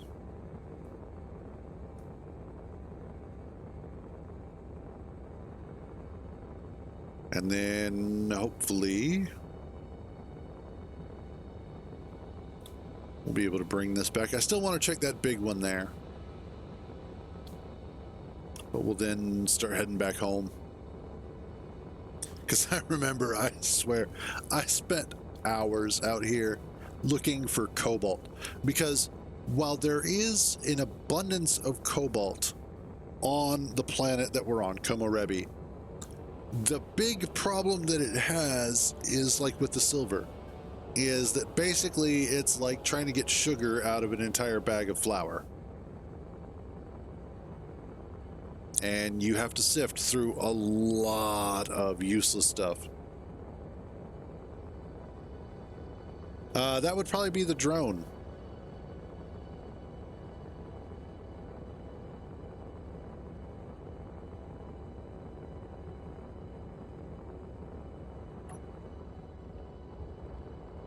Hey, there we are. What's that?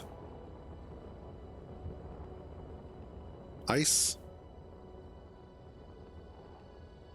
Ice, yes. Cool.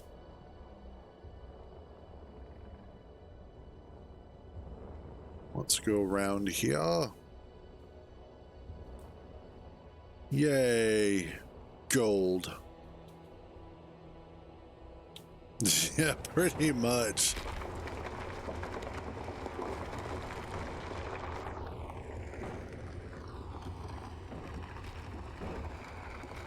Grab a whole bunch of this. All right.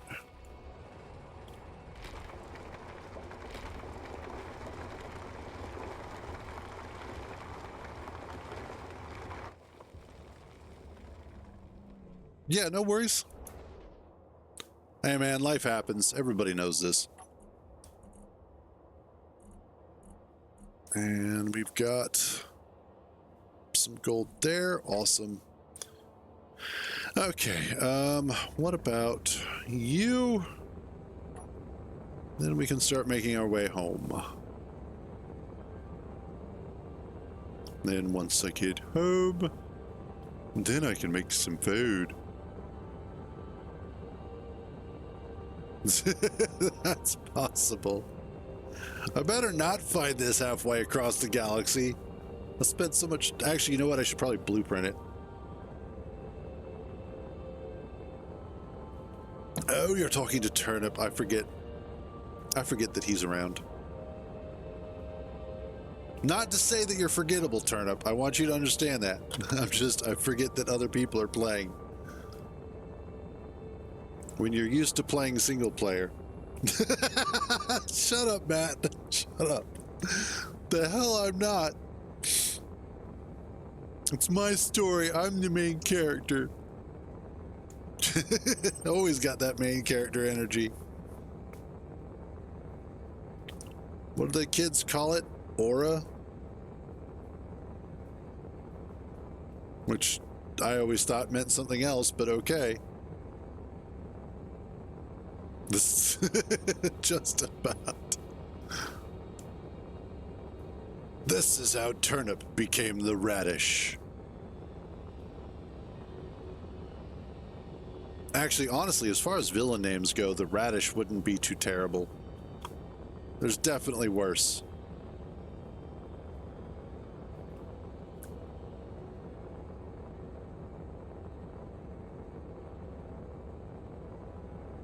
I bet there's something useful on there too.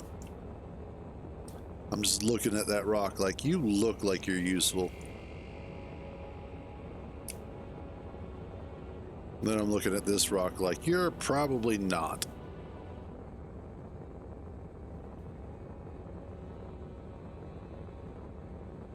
And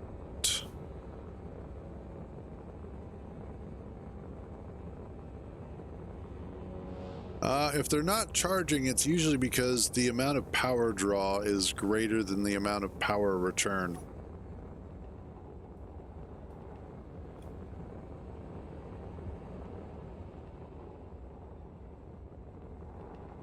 So there's still something on that grid that is pulling more power than your solar panels are putting out.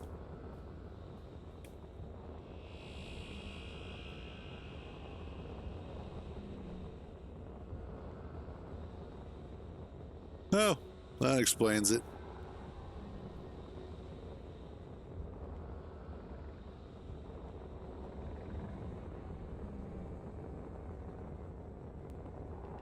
I'm just zooming past tiny little rocks like nothing. Yeah, I totally won't crash into one of those.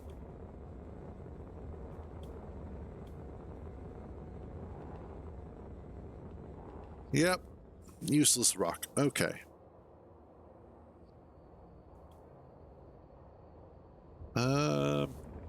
Let's go take a look at one of these. I mean, it's on the way, technically. We'll head this way and split the difference.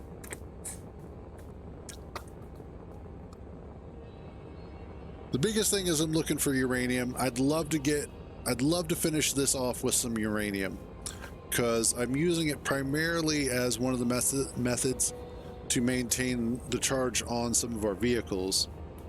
It's not an absolute must-have, and especially for the base, because we do still have a bunch of wind turbines for the base. And with everything welded up and all of the vehicles pretty much charged up now.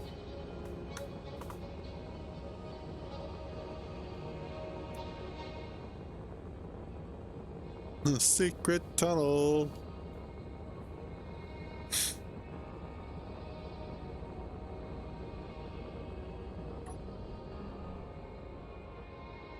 Okay, please, for the love of all that is holy, have some uranium on you.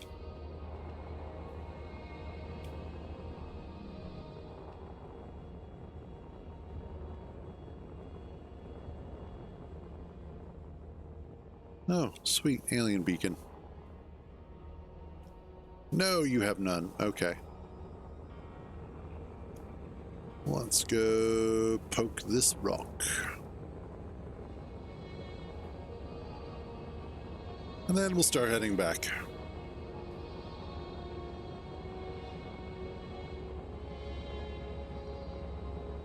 One of the problems that I had previously is that one of the ships that I was using, unfortunately, I did not account for the amount of mass that I had versus the speed I was going at the planet. And by the time that I was able to try and correct the mistake, it was too late. And I created a new crater. Fortunately, it was an itty-bitty crater, though. And the stuff that I had on board still managed to make it back intact. So there was that. But it was still annoying as shit. I was like, damn it.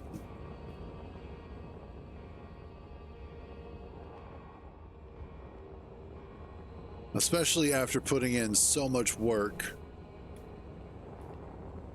to get a bunch of resources and bring them back. That's magnesium.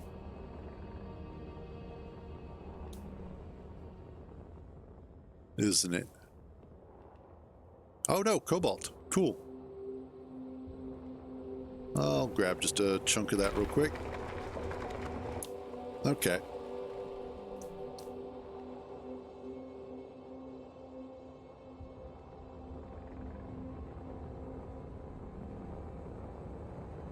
Let's see.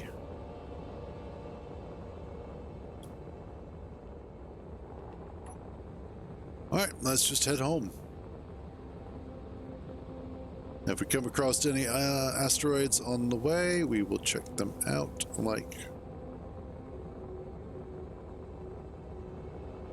Yeah, that's the base droid I was looking at. So let's just head back.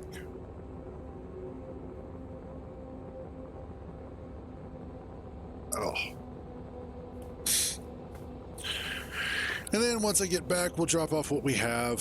And I might still work on the rover for this. I'm not sure if I'm going to, though, because this is efficient enough as is that I don't think I need the rover for it. Primarily what the rover was going to be for was a secondary, basically a land vehicle that it could attach to, that it would then deposit everything that it had collected, and I could just bring back a huge amount. But considering how much I was already bringing back as is,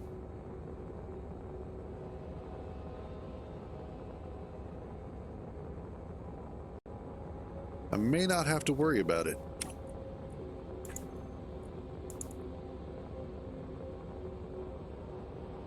Okay.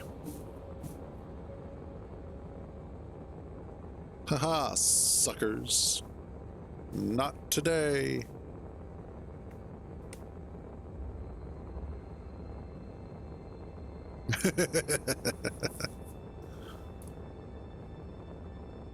So many projects.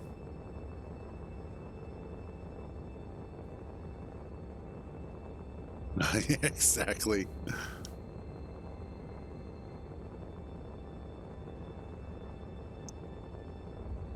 Well, that already looks like it's got iron on it.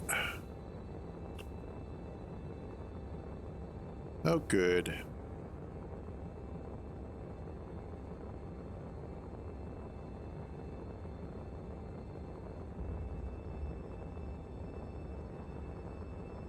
There goes some more. I mean, I think we'll be fine without it for right now. The biggest thing that we need is just... Well, for the base, we don't really need anything at the moment outside of what I already have. Uranium would be nice, but that's it. As for you guys, though... In fact, I'm not entirely certain why you didn't just build a base on an asteroid as opposed to in the middle of space. So I'm not too sure on that one. Usually when I go to make a foothold in space, I do it on an asteroid first, and then use the asteroid to try and make something free floating. At least then with the asteroid, you have a nice anchor point and lots of resources.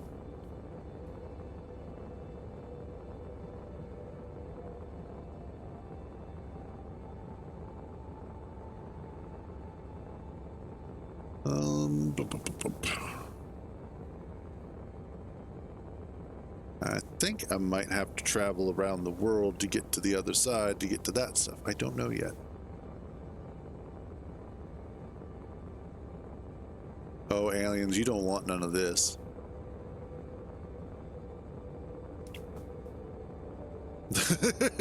Understandable. Understandable. Although at this point, I'm not entirely certain that's working out the way you think it works out. Nice, Brogstar. I remember the first time I saw that video on MTV, too. That was the other thing that was like one of those, oh my God. Fair. Although, you know what? I'll take my chances. I'll take my chances with the base. Iron Space Rock.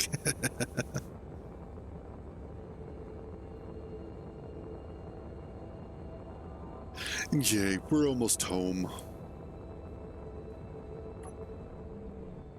Okay, good. I've got enough reverse thrust. I can slow down this time.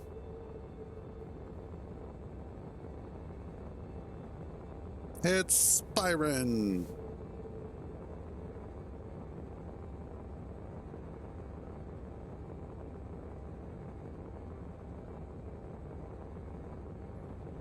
Yeah, this time. Well, the last time didn't work out so well.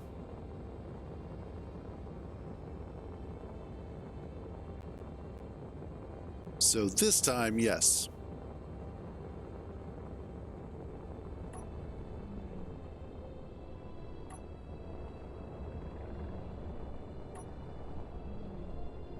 And we'll just keep pulsing our thrusters here.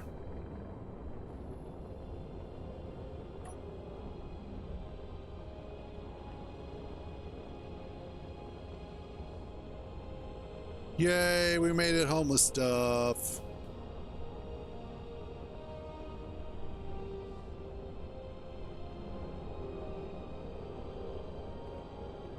Alrighty.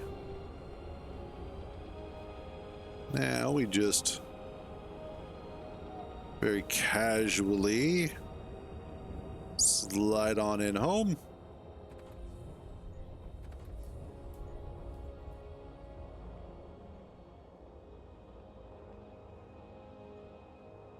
Even out.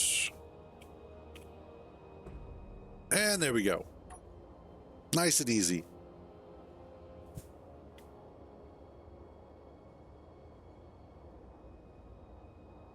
Yeah, that was one of those things. Kintar and I knew that was coming because of the beta. Holy shit. So yes, we knew about abandoning the base, and in fact, what wound up happening was he had started a base near Griffin's Point, Griffin's Trade Hub. And so when I joined in after him, that was our base for a little bit. And then I had stopped playing for a couple of hours, and he continued on and then made a new base up in West Vermilius. And so I wound up using our first base for a little while until I got caught up, and then I went out to West Vermilius. And then once I had done that, I just left all my stuff there because anything that I needed, I was going to be able to get out there. And then he went ahead and abandoned the base. And so now what we have is significantly larger and definitely a lot more interesting and fun. Also, I don't need all of my lights on. So let's check out what our haul is here, which has been pretty good. Lots of platinum, some cobalt, and some gold. Awesome. And I only have speed modules on there. I don't have yield. Don't really care. Yeah, that's true. The extra mats might have been useful. However, there will come a point where that doesn't even matter anymore. But having the little jump start going from your small base, in fact, they really should warn you about that before you start making your trip and they have you make that second base. But it also, I think, is a good teaching lesson as to making sure you keep your base up and running. Otherwise, you will lose all your stuff. So it is one of those, it could you could see it as a teaching lesson. You can also see it as you could have warned me moment.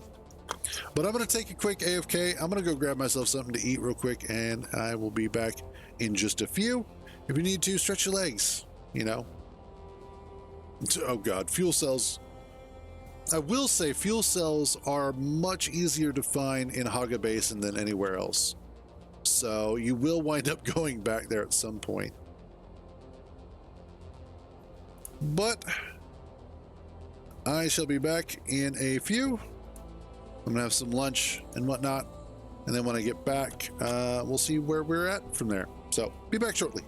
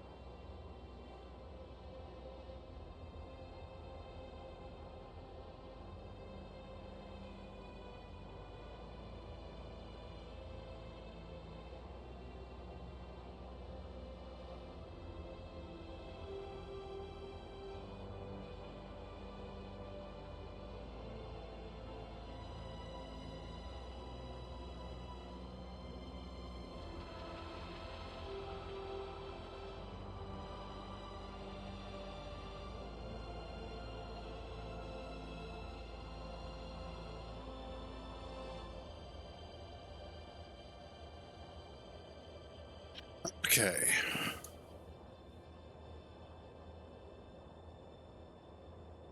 Let's see.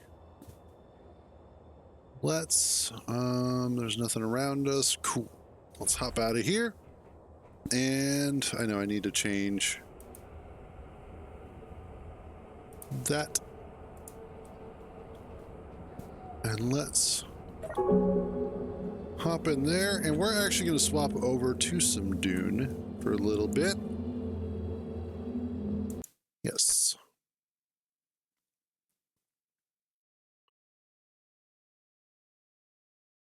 And wait for it to unload the world.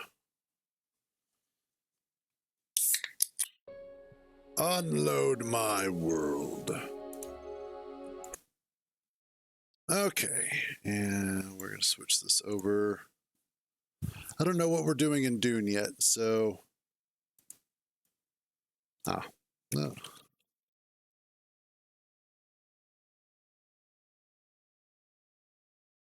Awakening, there we go. Dune. There are 46.7 thousand viewers for Dune Awakening right now. If that doesn't tell you just how popular it is, I don't know what does. Okay, let's get that started.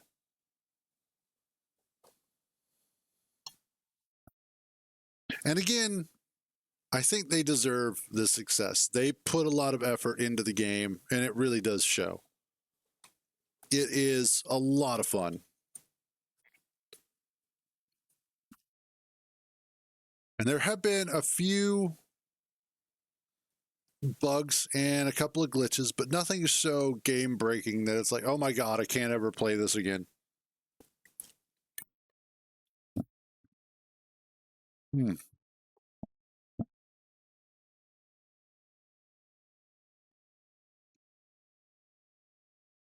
In fact, the current rating for the game is very positive, with 88% of the reviews being positive. I'd say that's pretty good. That is a rating that anybody would be happy with. Honestly, I would. I'd be like, okay, we did our jobs. Now, I wouldn't, of course, stop doing it, but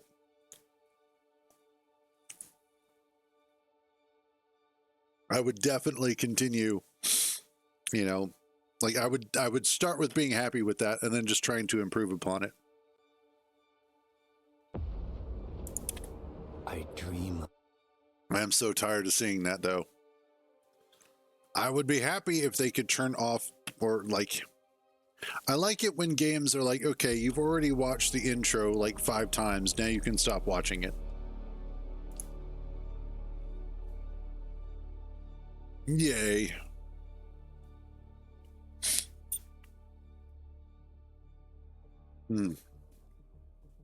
Uh-oh.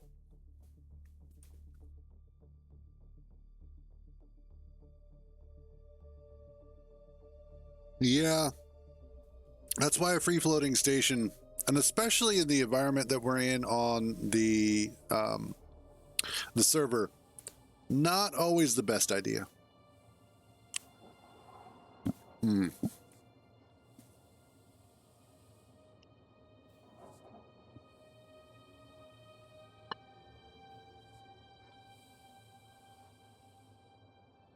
Okay.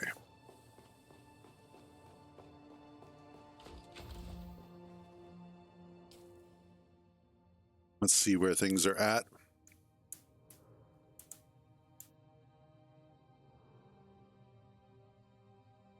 Now, this is the fully uncovered main map.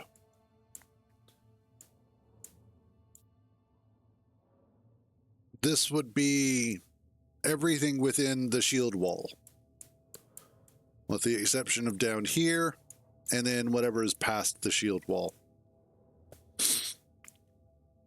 And this area is quite considerable. It doesn't take a huge amount of time to get from area to area, but it does take a considerable amount of time on foot. If you have a vehicle, it's pretty quick. If you have a thopter, it's much quicker. But overall, it is a large area. It is a fucking huge area. More than that, there is this huge chunk of it right here, a place called Sheol, that you need a radiation suit in order to get inside of. So this, don't go there. Not until you can really afford to.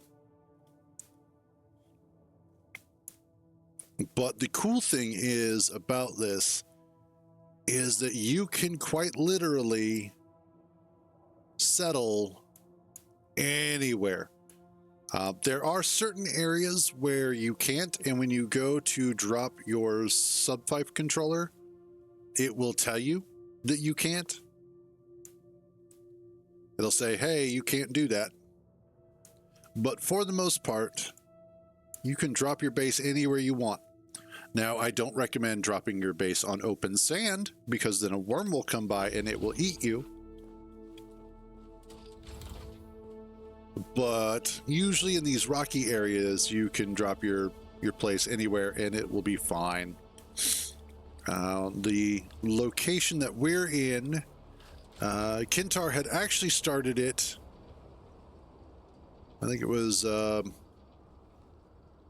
down over there, maybe? Or over there. But it was a tiny little base over here. And I have since grown it to be much larger. Let's do something cool. This is going to be fun. Wait for Sugar Wire to...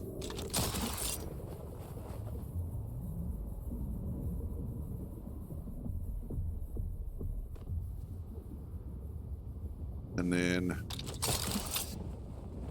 get up here. There we go. So that's the base over there. I have been working on it off and on for the past few days. That giant shield there is actually the hangar bay for our one and only thopter that we have. We've got a little neighbor over there. He popped up once and then he disappeared. I don't know what happened to him. But we've got some wind turbines on top for power. We've got a moisture collector up top for some extra water. We have a vehicle bay over there for our buggy.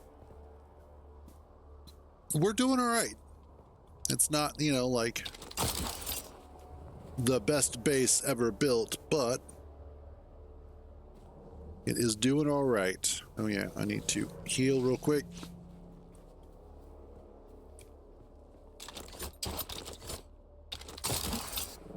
Up and away. There we go.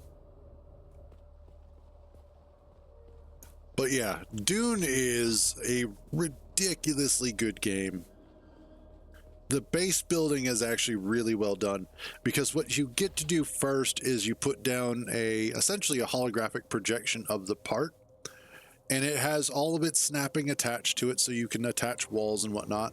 In fact, do I have my constructor on me? I do. Awesome. So what you would do is you would go into constructor mode. Make sure I have the right parts. And then choose whatever part you want. So let's say I wanted to add, let's do floors. In this case, it's all under roofs. But I could go ahead and I could add a roof here, and here, and here, and it all snaps together. And then all I have to do is click and hold, and it will go ahead and construct that if I have parts available anywhere in the base. I can have the parts in storage containers. I could have the parts on me. 99% of what you will build in terms of your base is going to require only stone. And it's beautiful, and I love it. But let's pop these away, and then you can just easily clean up. Lots of different shapes to work with. Lots of different building decorations. The other thing is that if you buy the ultimate edition, you also get an entirely different tile set to work with, which is cool. Oh, what was that?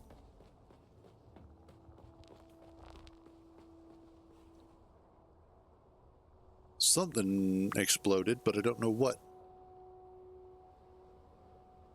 Oh, spice blow. It's kind of hard to make out over there.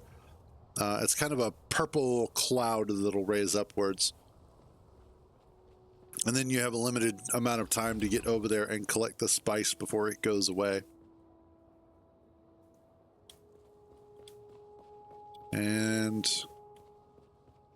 But let us see. What do I need? Everything, honestly. Our death still is empty. Grab some water.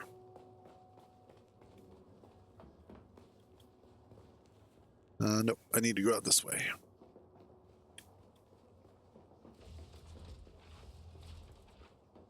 And the base has steadily been growing, and I change things and move things around periodically.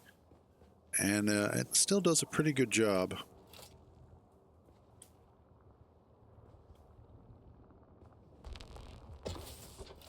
Yeah, we'll just take my bike.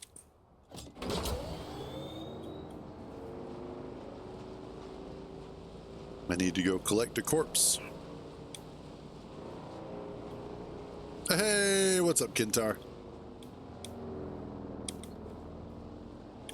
Oh, the flower sand is back.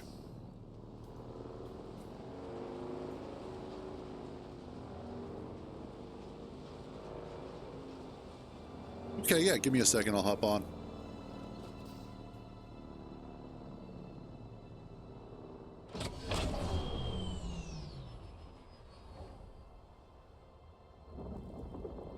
What's up? Hello. Okay. I won't be able to chit chat for a ton of time because I've got something going on at 2. But after that, I'm pretty much done for the day. But yeah, Okay. I had to go and collect. Some stuff. Oh, dude, I got a ton of that. Oh, you did? Yeah, I have like 2,000 plus Okay. flower sand. If you want to get more, obviously go for it. But Well, yeah, because we're definitely going to need more anyway for silicone. yeah. By the way, when you were being afflicted by the radiation, and you know how it like ticks up and then it's like a full status marker, were you starting to lose life at that point? It didn't show that I was losing life. It just straight up killed me. Oh, gotcha. I'm curious then, because I went down there with the buggy to try and just have storage. And managed to... I was wearing my suit. I had the iodine tablet, but it didn't kill me, but it was full, and I wasn't ticking down any life. Right. So that's why I was curious, is it something that, like, you'll notice that you're about to die? Or did it like hit radiation and then boom, you're dead? It hit max radiation, and then there was like, I don't know, 10, 20 seconds, and then boom, I was dead.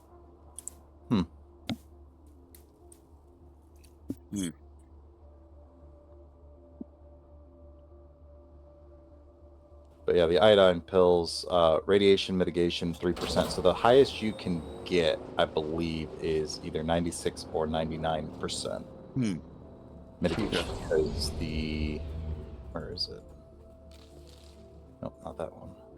Yeah, the highest mark, so the Mark 6 radiation suit has a mitigation of 93%. Okay.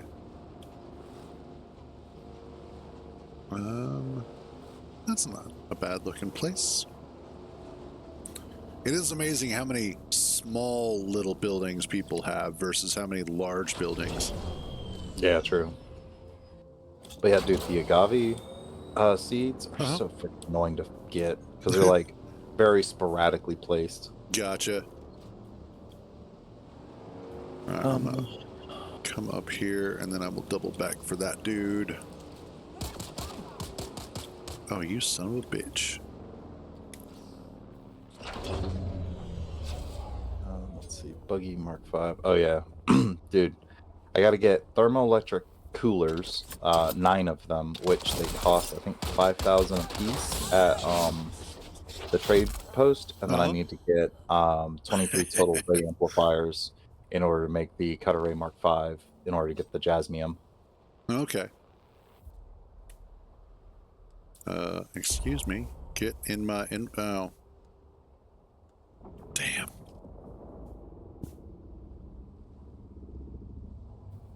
Oh, no doubt. I absolutely imagine that there are incredibly efficient base builds out there, Barockstar.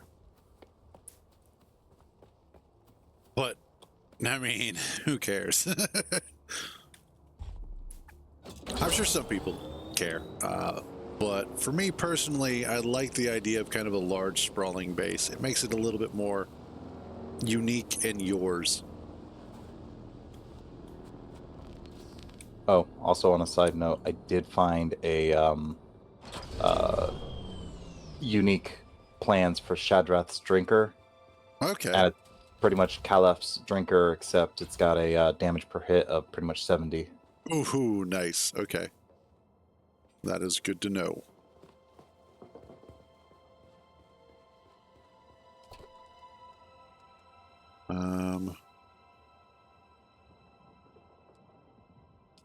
No, not that one. Yeah, I'll just dump it off there.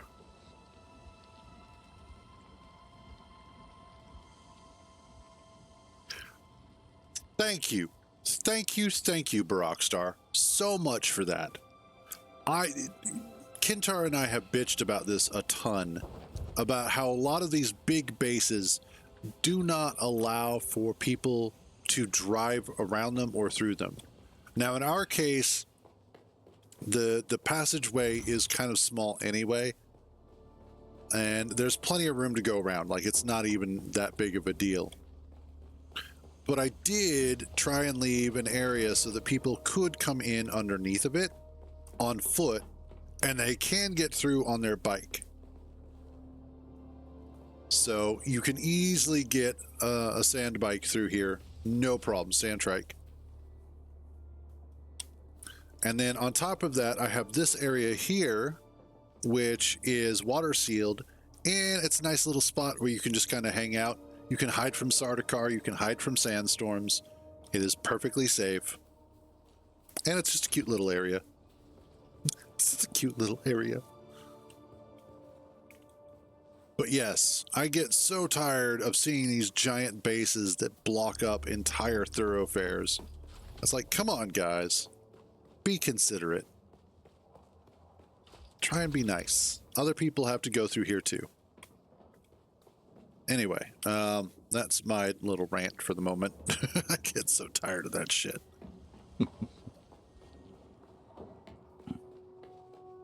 On a side note, I can almost get Ornithopter storage. Ooh, nice. It's only 500 volume, but hey, I'll take it. Yeah, every little bit counts.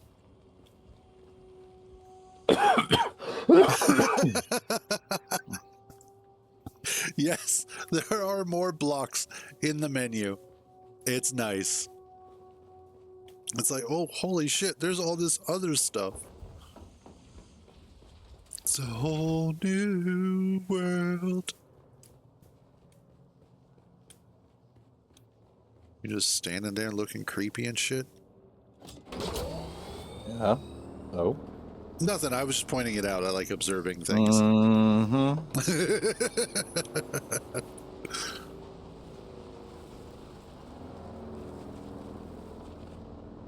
You know, while sand trikes do kind of become a little bit obsolete later on, they're still fun to ride. Fun. Hell yeah.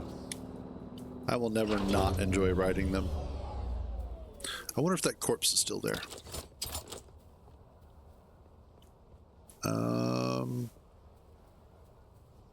Yes, it is. Awesome. Cool. Got us some more water. Nice. Righteous. Righteous. That's always kind of weird to think. You're not thinking about water as in, oh, look, it's a bottle of H2O. What you're thinking is, look, it's a person of H2O.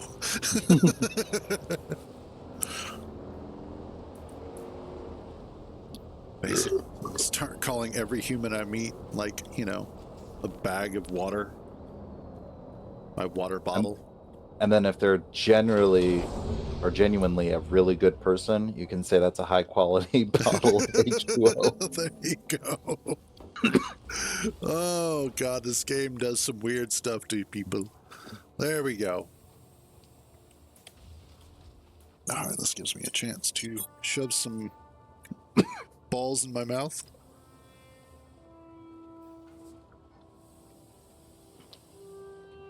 Mm-mm-mm.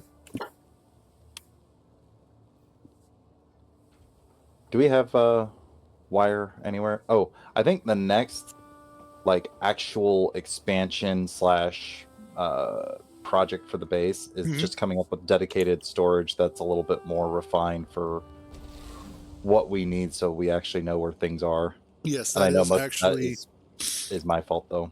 Yeah, we do. I do have that on my to-do list. But as far as actual wire goes, I have some on me, but we don't have any like a dedicated spot. Gotcha. Where is the damn? Do I have to use the regular fabricator? What are you looking for? Oh yeah. Yeah, there's a welding wire.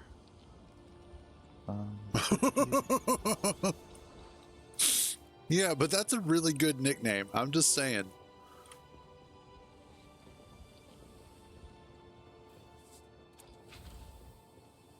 And maybe they just like the idea of a prickly dildo. You don't know. I will say right now is kind of nice because it's not super rubber bandy. I'm sure after everyone gets off work today, it'll be terrible. But until then, till we meet again. Let's go. Where the fuck is my damn thing? Looking for my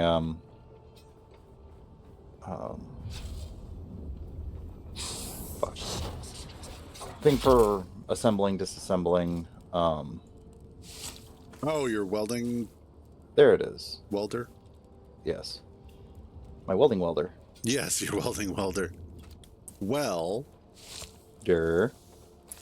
basically.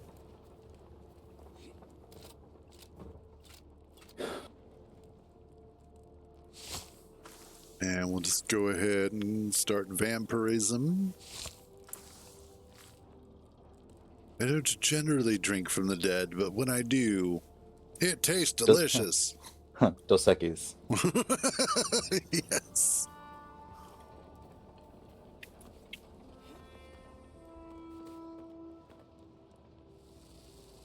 You know, honestly, Rockstar, I'm the same way. I had I had storage on my sand trike, and I had filled it up with stuff, and then it wouldn't go in, and I was like, well, shit. No longer useful. So I went ahead and I put the booster on it instead. Nope. Not today, buddy. Goddamn Sardaukar. That's how we do. Yeah, basically.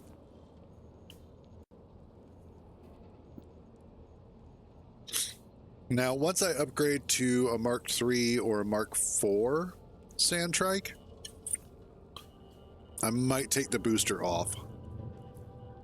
Yeah, I think the Mark IV is 93 is the top engine.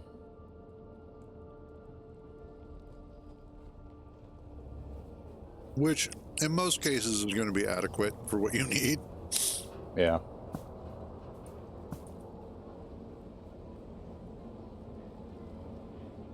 I'm gonna go get some more aluminium stuff. The jasmium. There we go. Okay. You taking the thopter? Yeah, because Okay. now with the storage, I can put the stuff in there and not have to worry about the buggy since it still can't cut it. Gotcha. You know, it was funny. I was talking about that this weekend with Kintar, Rockstar, and I mentioned that during the beta, I never once got touched by the Sardaukar, by the patrols. Then we get this head start, and it was like that first day or two, I couldn't not get caught by them. It didn't matter what I was doing. I was just constantly getting hit, and I was like, son of a bitch.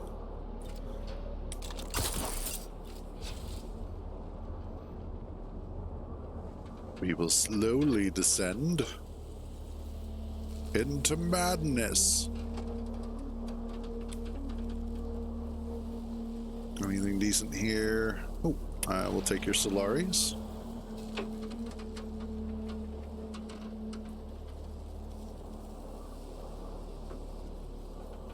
Yeah. As soon as it hits nighttime, that ship just drops out of space and then immediately goes to work. And it's like, you sons of bitches. Why you gotta be like this? They do get easier to fight, though. And then after a while, you're like, all right, hold on, guys. I need some water, and you guys are real close.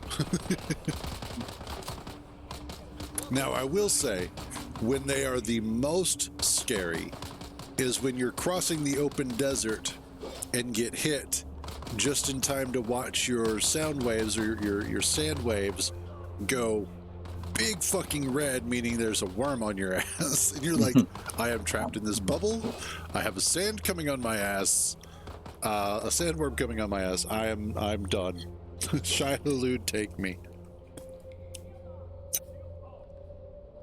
Which sucks the most because anytime that's been even remotely close to happening is when I have all my shit on me and I'm like, no. Yep, 100%.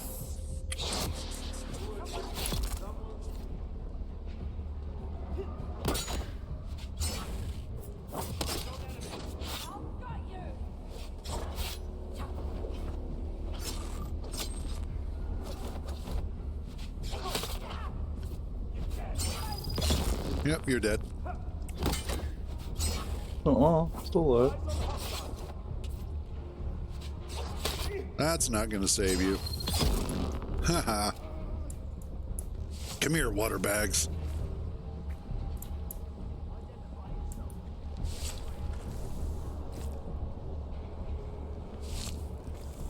Thank you.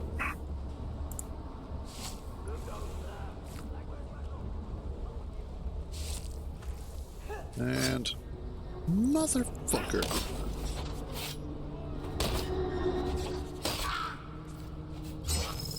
And you're dead.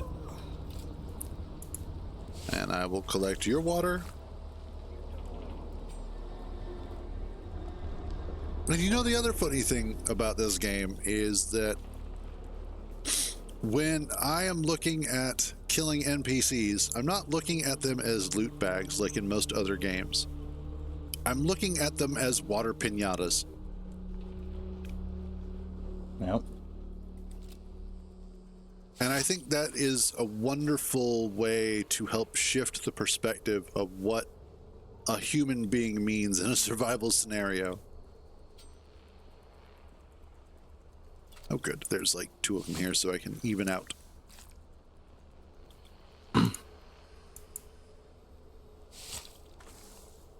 Give me that, thank you. Yeah, the radiation was still getting pretty absurd for me. Oh, wow, really? Yeah. Like, I could see the green approaching on the sides getting smaller in my viewpoint. So I think it was like, if it got too close to the interior, it was probably going to kill me. Oh, no, you did not just do that. I did, actually. Not you. This guy. Oh, no, he didn't. Nope. Not gonna happen.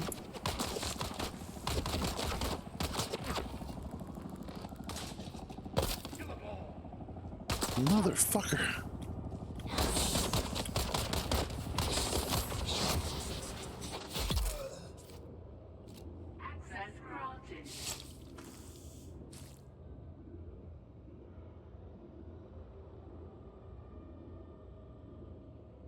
Oh yeah. No. There are. I'll show you. There are these access rings that you need to get. They look like this, and you need to pick up the identification bands, and that will then unlock the Pru doors, the orange or the red triangle ones. Yeah, that just means that you hadn't found the ring for that door. I know which one you're talking about.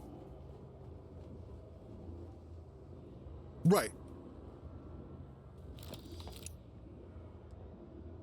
Like every location that you're in, honestly, no, it may have just been that you didn't see it and just needed to explore a little bit more. Because honestly, Kintar and I have been at low levels going through higher level stuff and haven't had, well, we've had issues, but it's mostly just at that point damage output more than anything else.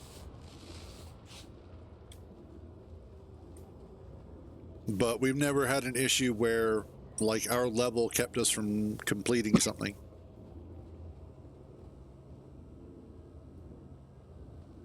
Gotcha. Nothing in there that I want. I'm mostly just here for the blood.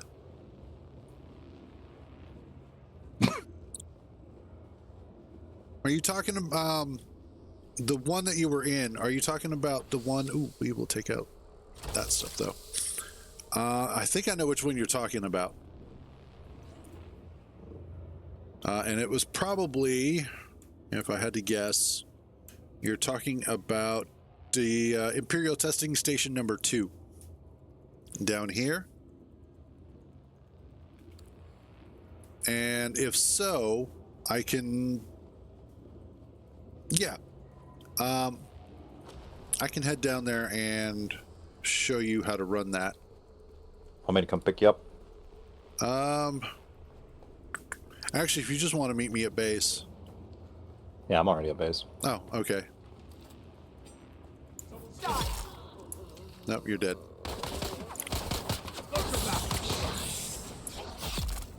Got you in the head.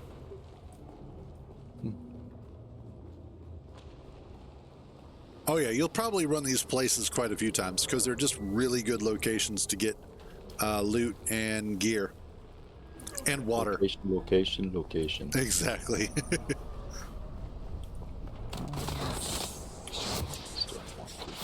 I guess I'll do that. Let's.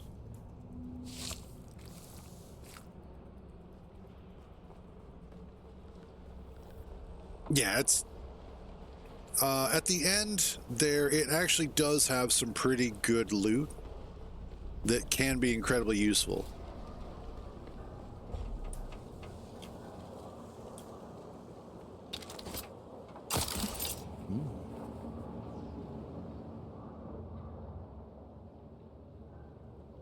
Also, one of the things you absolutely, like, if you didn't start with this as your starting school, absolutely get, what is it, the Swordmaster? No, Trooper. Which, Trooper training you can easily get in the first zone anyway from the very first guy. There's the Trooper trainer there. You just have to kill a few people real quick. And then get the Shigawire Claw. 100%. If you get absolutely nothing else in the Trooper School, get the Shigawire Claw. Hey, bro, what power pack are you using? 2? No, 3. Do you want a 4? Do you have a 4? Yeah, I'm upgrading to a 5, so... Yeah, I'll take a 4. I will... Do you know our little cubby holes upstairs at the bookcase? Yeah. Right-hand side. We'll Okay. do the 4. It's actually still got quite a bit of durability still on it. Okay, cool. Yeah. Also, there is another radiation suit. I built 2, one for me and one for you. It's in the garment fabricator. Okay, cool. I will grab that here in a few. Actually, no, I'm not going to grab it yet because I'm not going out there anytime soon, and I'm trying not to stuff my inventory with stuff I'm not currently using. What could possibly happen if you get eaten? It's not even about the getting eaten. It's just about being able to bring stuff back home. Yeah, true.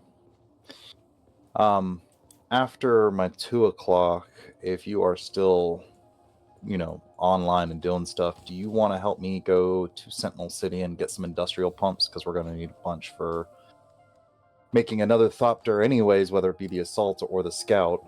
Yeah, absolutely. Okay. Because honestly, what I'd love is for us both to have at least a singular Thopter available to be, Right. in our guns, and then have an Assault just stay at home for whenever we need that. Yeah. No, that's more than adequate and fine with me. That needs to go into here for recycling. Okay. I believe it's time for a magic Thopter ride.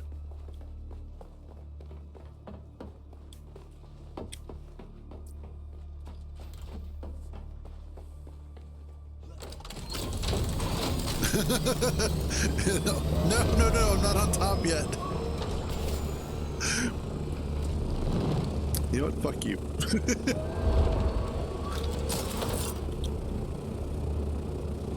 All right, we're good. Let's go.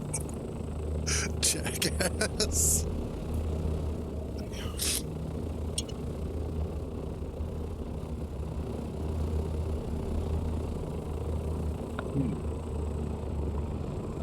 Whoops, I was on mute, and that's why you didn't hear me at all. No, am I taking you to Imperial? To the first testing station, yeah. Yeah, okay. Let me mark that so I know where it is.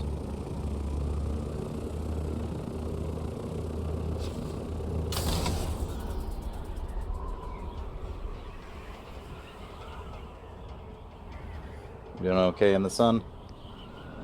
I mean, I've got water.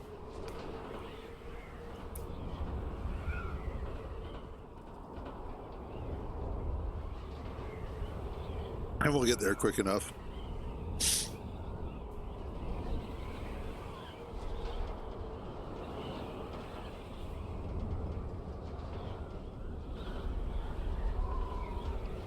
Good old Haga Basin South.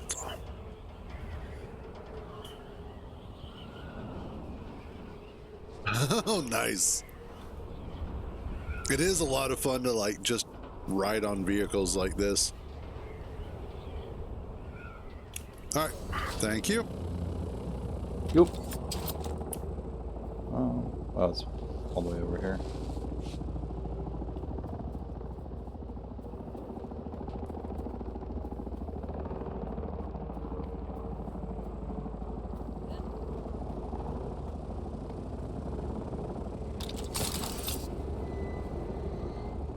And okay, shield on. Not that I really need it for this place, but yeah, part of the reason why I'd come out here with the sand bike and the Thopter was because I was looking for plant fibers. Oh yeah, get this one.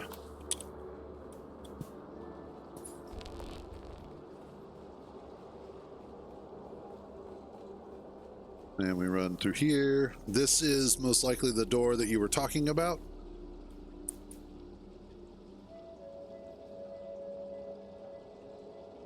Yep, that's a good way to do it too. Yep, okay. So what you got to do is run through all of this. Welcome to Desert Botanical Testing Station number 2. Oh, there's you. I am the station supervisor, Dr. Roving.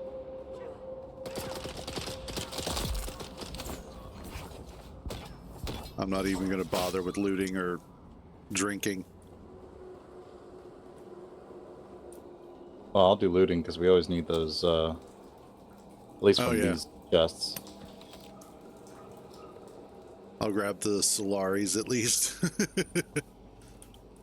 All right, and then we come to the big circular room.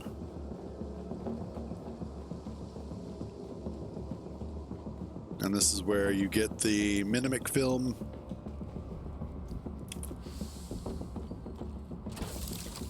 And some extra water. Fill items. Yeah, sure. Grab some more of those.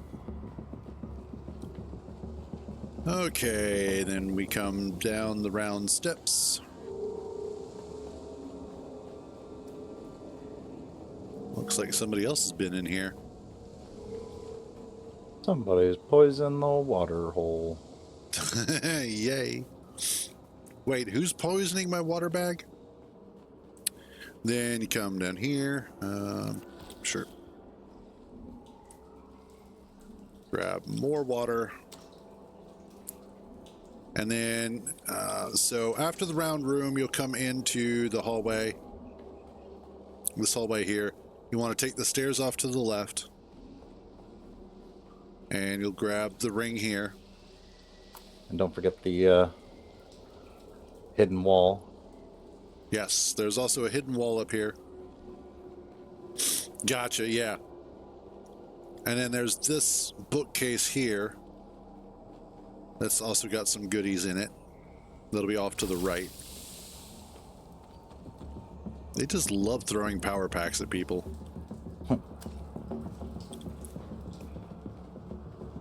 Yeah, so before you hit the bookcase is when you want to get the ring, which is off to the left. Wasn't giving me the option to click it. Oh. It gave me the option just fine, noob. Shut the hell up.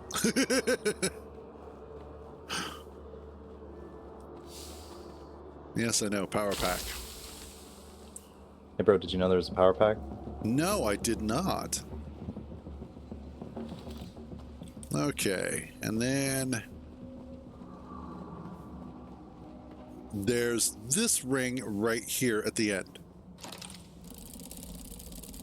Yeah, having extra people does help. And then once you get the purple ID band,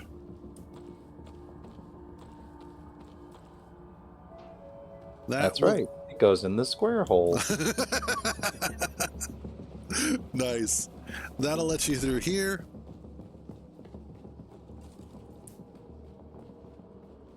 This then comes out behind the Botanical Testing Station projection. #2.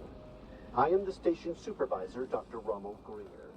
And you'll now be able to get it. So if you missed the ID band with the left stairs, yeah.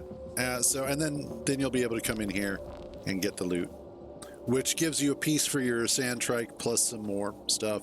And then I think there was a decent, at least I thought there was a blueprint in here. No, it's only the bigger. Excuse me, the big The ships and whatnot. chests. Oh, the big chest. Well, Gotcha.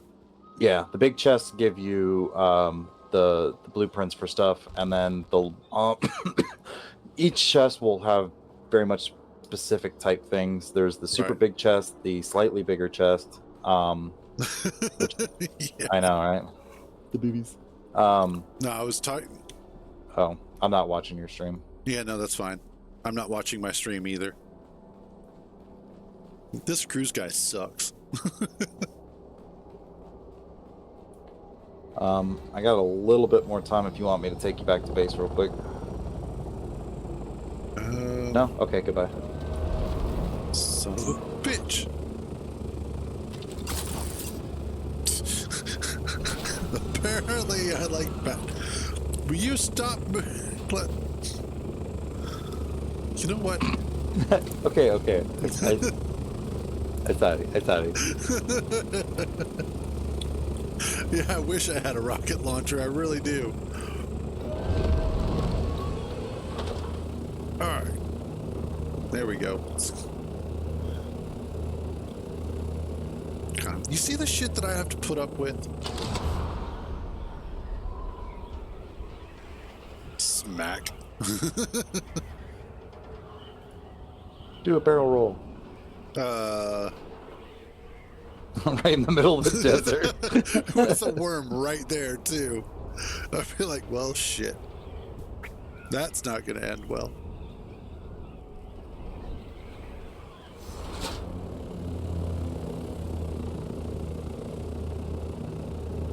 Yeah, the other day I actually saw somebody using vulture mode, which is pretty cool. Where are you going and why? Oh, Getting you out of the sun. you will never get the sun out of me. Phrasing? Nope. Nope, that was correct. I know what I'm about. Yes.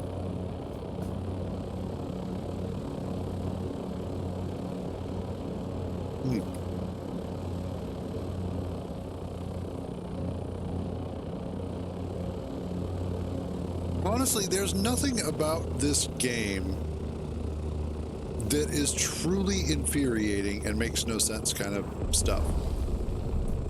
Except for his flying. Yeah, there's never going to be a rhyme or reason to that one. Yeah, no.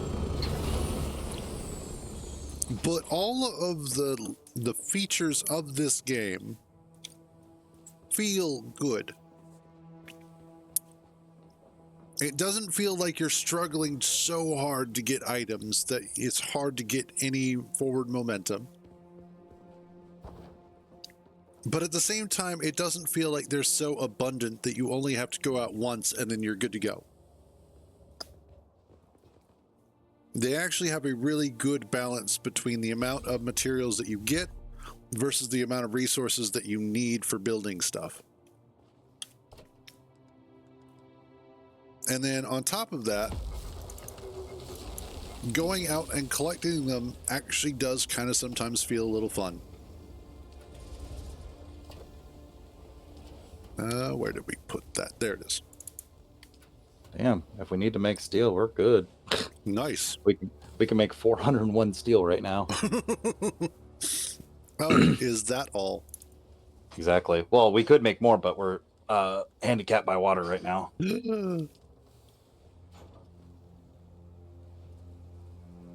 Yeah, exactly. Like that's one thing that I noticed as well is the respawn timers are quick enough.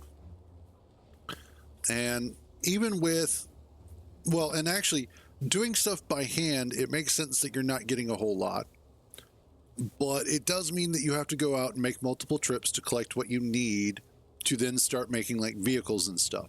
But then once you get to the point where you're making vehicles, you're then able to start collecting much larger amounts of resources that then contribute to making more and more stuff.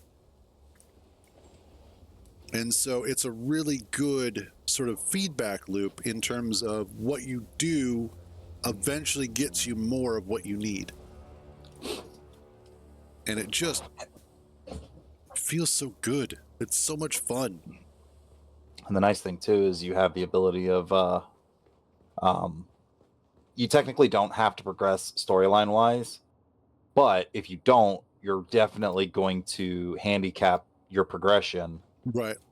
Because that death still alone has paid dividends. Oh, you know? absolutely. Like, yeah. So what I think we should try and do at some point in time is get to a point where we can make a couple of those big ones, the big windmill things that I need. And that way we can, because I think the death stills alone, it's pretty much going to be like one of those per death still of the advanced kind. Gotcha. Yeah. But they also do 45,000 water. So one or two. Oh, and I know, the spice harvester is the very last thing. 12,000 or 1,200 research points used. Hmm. Because when you're done stuffing your face, if you open it up, you can show the rock star. Hmm. And it should be the first option in the plastanium. Maybe not. No, that's the Mark 6 buggy. Next to the buggy. Yeah. There goes the sand crawler Mark 6. Requires that you have spent 1,200 intel. Which I'm almost there. Of course you are.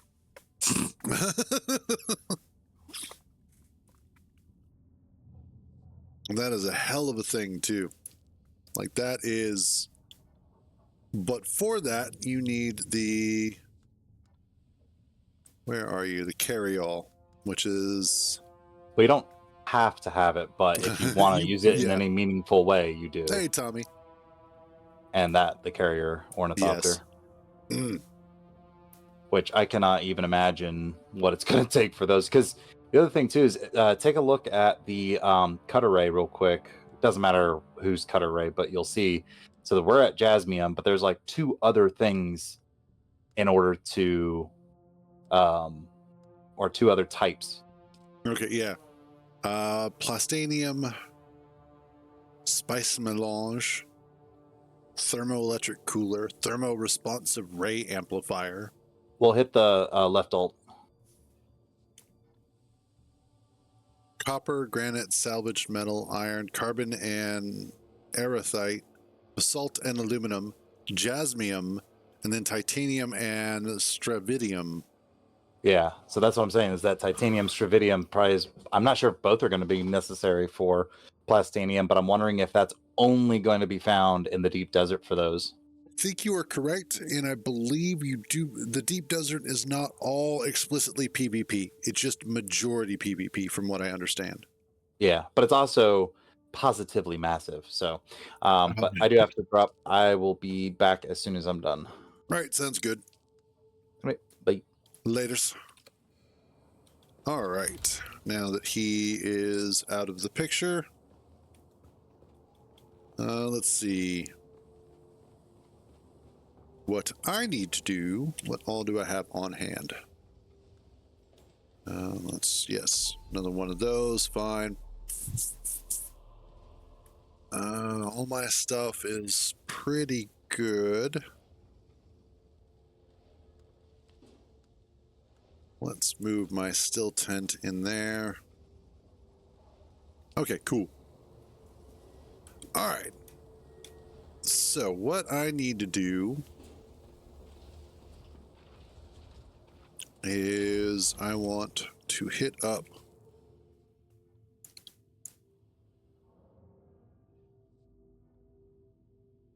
the different storage circuits are specifically designed technically to allow you to set up specific storage, well, circuits. Essentially, machines are supposed to be able to pull from any of the circuits. However, we've had some issues where even if you specify the storage circuit, it doesn't necessarily keep it only there. It's weird behavior. So we don't mess with them either. We tried when we were trying to set aside particular components for building our first ornithopter, but it seemed like I was able, as I was building, to pull parts from any circuit on the base.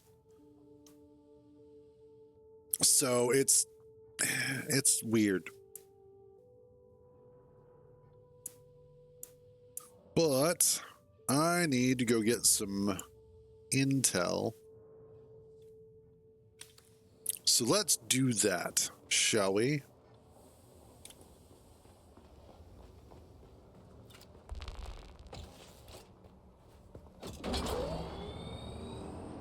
Oh, there we go. Let's see. The first place I want to go to is over here.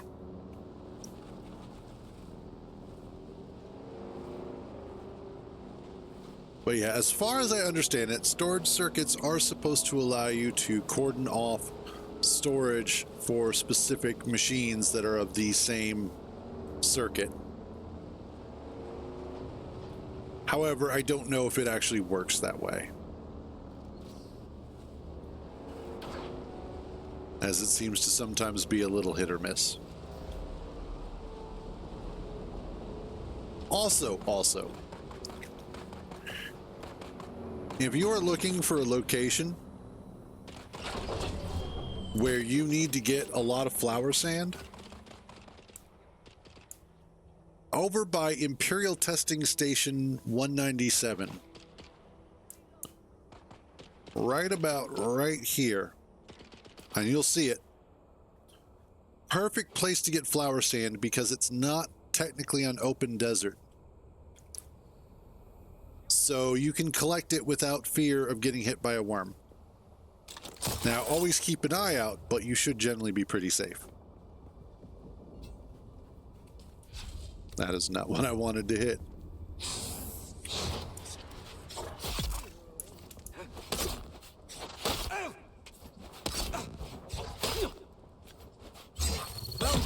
Nope, you're dead.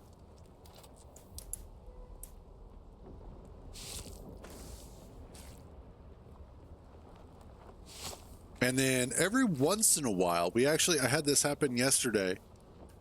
That flower sand was actually instead a spice blow, which was equally awesome. I was like, oh, sweet.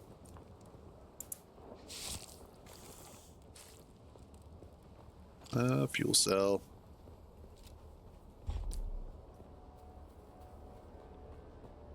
Do make sure, and this is like, if you're not familiar with Dune, you will need to know this. Do not go out into the open desert with your shield on. Your personal shield will attract the worms almost immediately.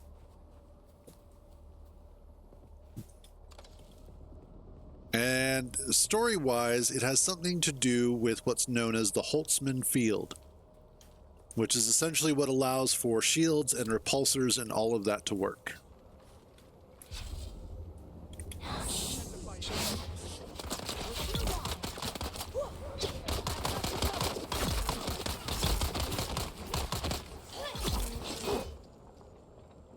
What just happened? Okay.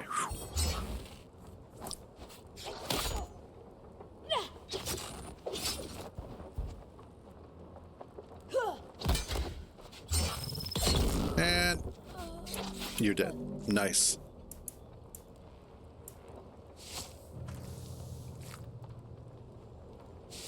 Grab this.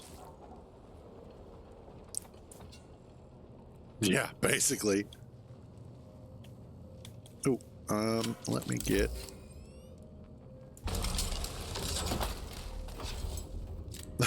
At least. Sector weather alert. A large sandstorm is approaching. Oh, really?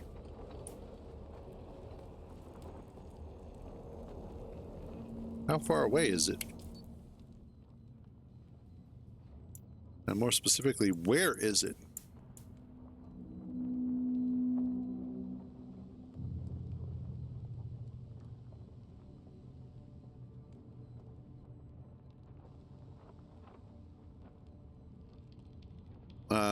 Where is the sandstorm that you're talking about? Because I don't see nothing. Huh.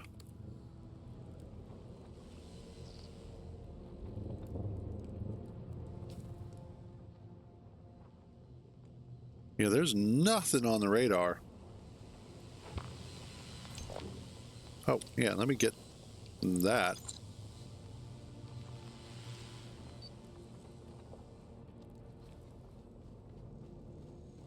And what have you got? Yep. Awesome. Awesome. It's a, yeah, surprise sandstorm.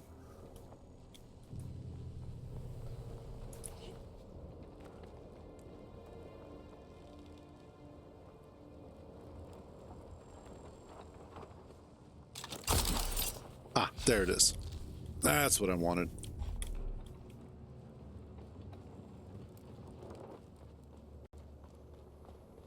Oh, nice, but oh.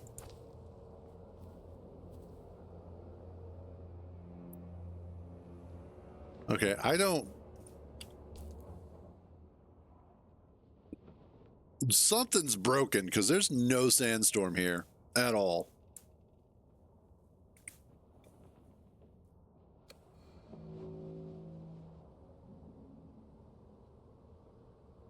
But let's see about unlocking the Scout Ornithopter. Oh, I need 30 for that. Okay. Yeah, I don't even see anything on...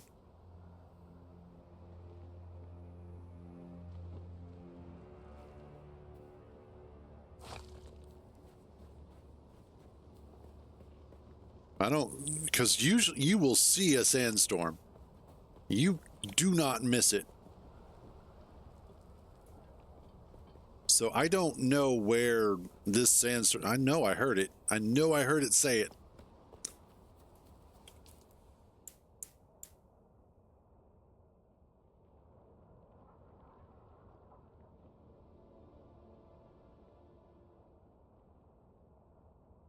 That is so weird. Anyway. Let's see. I need that next. So we'll just come on over here.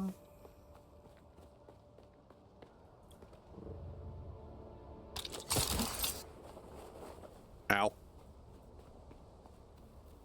I am definitely.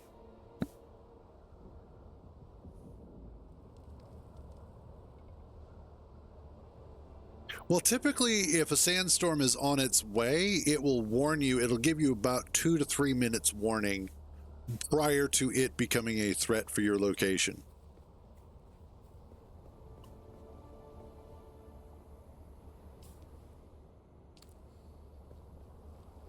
So it's not one of those like it just didn't happen, even though it didn't. It's weird.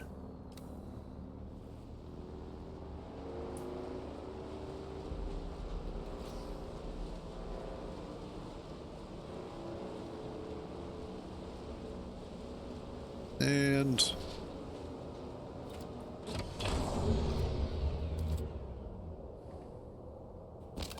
thank you.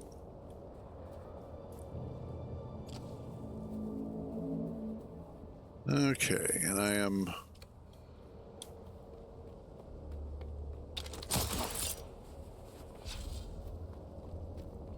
heading over this way.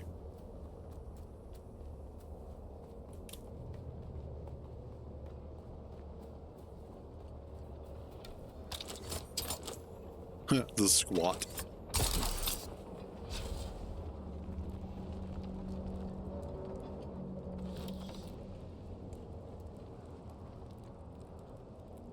Oh, yes.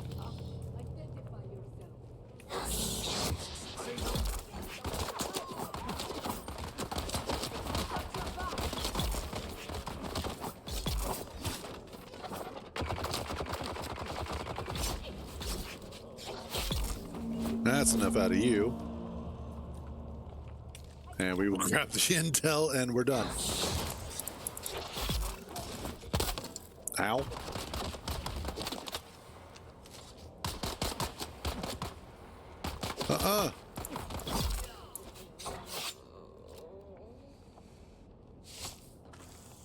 I love when you reach a point in a game where you're just walking through the enemies in the lower levels.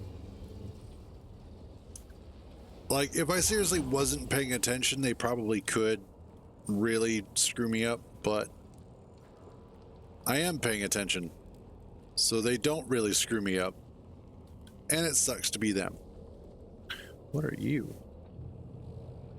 Oh, okay, cool. Give me some of that then.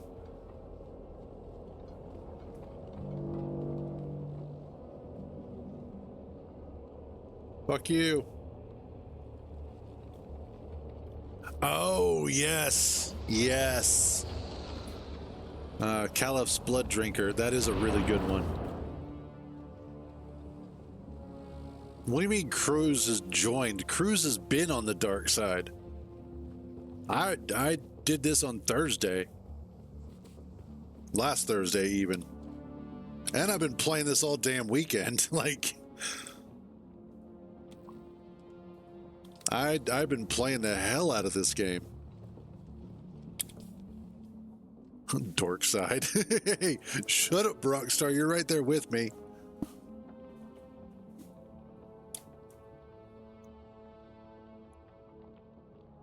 Let's see. What all is next over here? Let's actually just go ahead and head up there.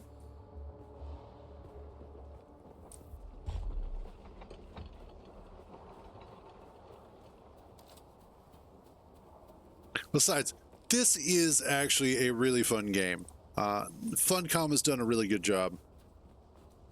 It is difficult. It is so difficult. I'm right there with you, Barockstar. I've been trying to as well. This has been winning. Hands down, this has been winning.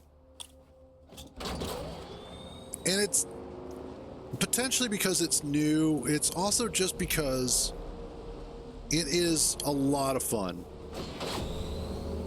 There's a lot of cool stuff to do here. A lot of cool stuff to explore and whatnot. I know, right? And honestly, they've done a good job with the game. Like I said, it would be easy to be cynical about it, but at the end of the day, I'm going to give them their dues. They have done a good job with the game.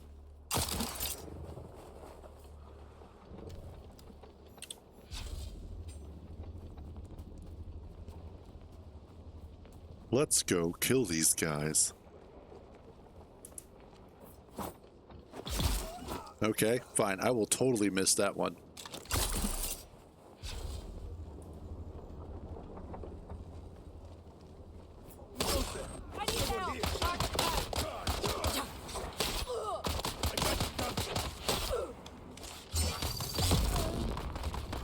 That's enough out of you, Jesus.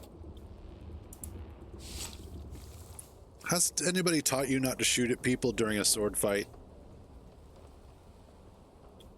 Probably not. He's all like, but my friend. What else do you have in here?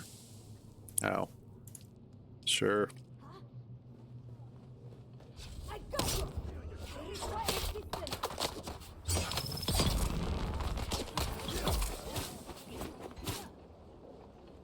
Out of the way. Oh, there's the intel. I see it.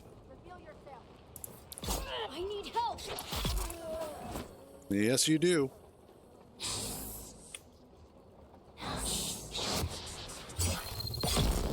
Yeah, that's not going to save you. Oh, God, that feels good.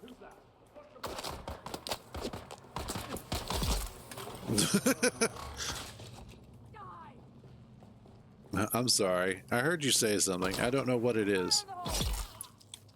But I heard you say something. I'm sure it was important. I could have sworn I had seen the intel in here. Ah, I did. There it is. Okay, next up. Let's see. I got the intel from there. I've got the intel from those locations. Oh, no, I haven't gotten the one from here yet.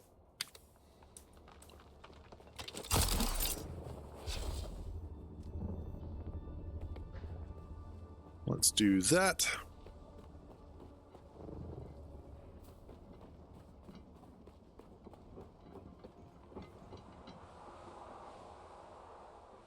Oh, God, yes. I imagine that would be an absolute pain in the ass to deal with. Actually, I already know that it's a pain in the ass to deal with, so...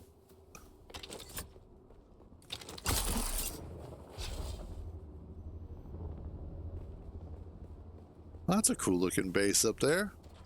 It's also a good location to be building.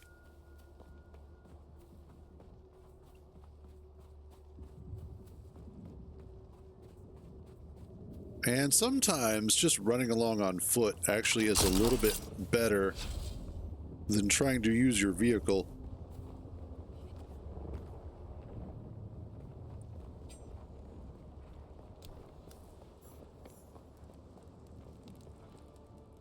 Oh, there was a worm back there. Cool.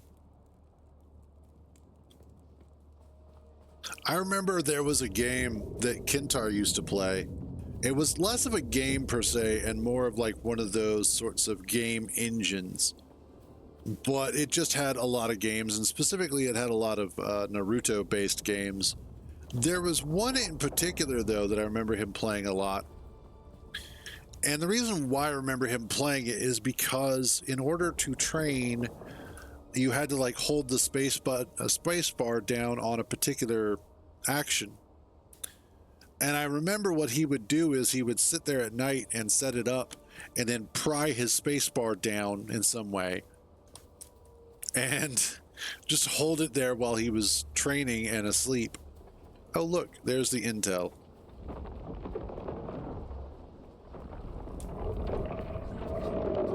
Oh, that is a worm.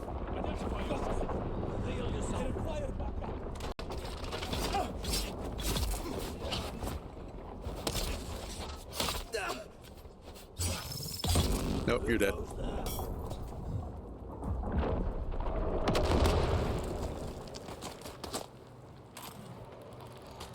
And nope.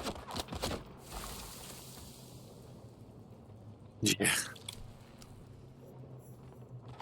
Yeah, I'll take that. Nope.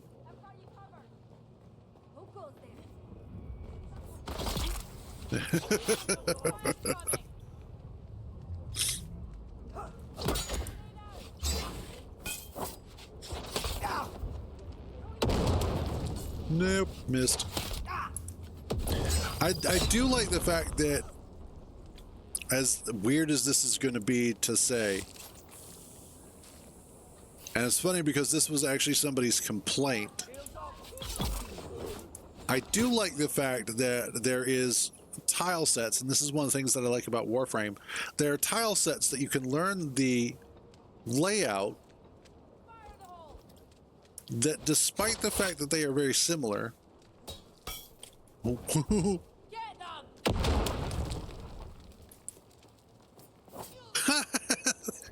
themselves.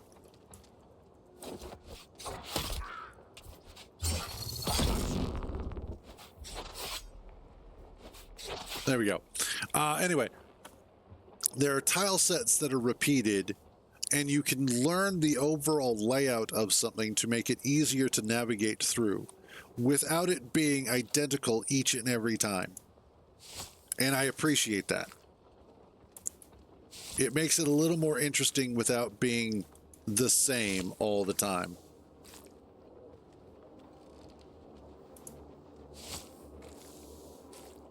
Pay no attention to the crazy lady vampiring all of your friends.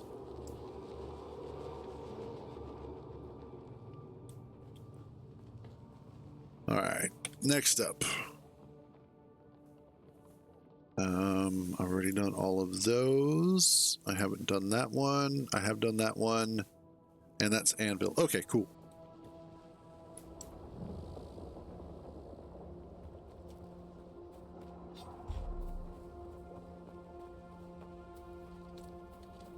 Well, that base is still active. That's good. This is a fun place to go across. We actually, our first base was over around here. Where's that sand? Okay, I see it.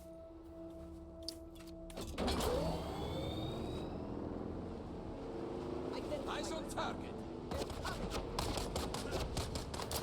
Make sure.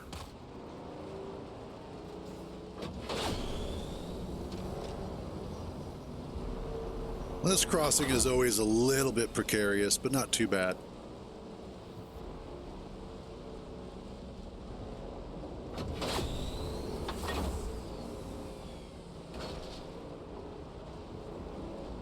But when we played during the beta, our base was actually right here on this corner, which is a good location.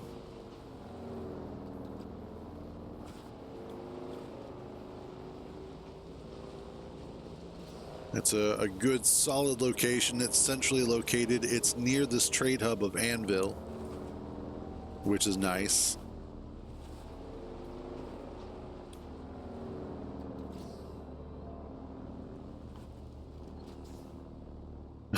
I know, right? You know, if they just do it themselves, I wouldn't have to go through all this effort. But no. Yeah, sure.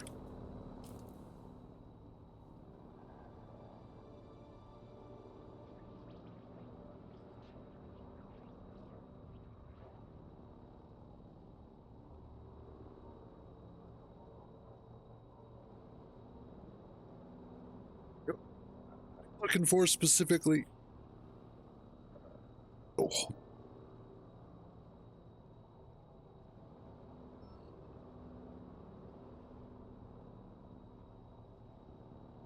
Down in here? Oh, I need to go down to Scab's Hope.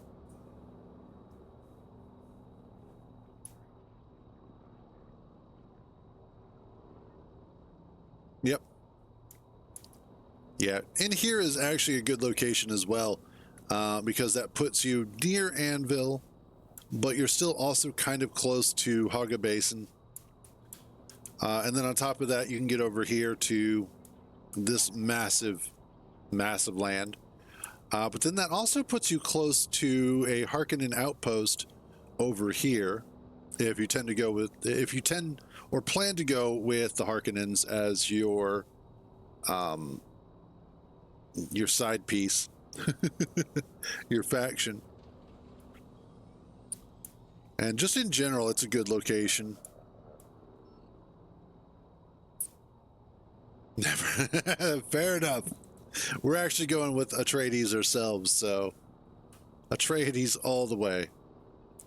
That reminds me, I can go ahead and get the Scout Ornithopter, so I can start working on that. And then let's see. I'll eventually be able to make my own radiation suit.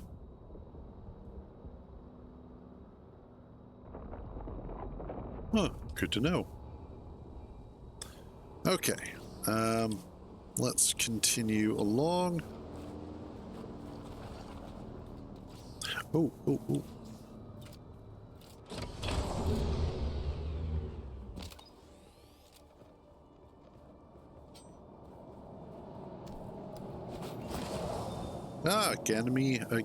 Ganima Cavern.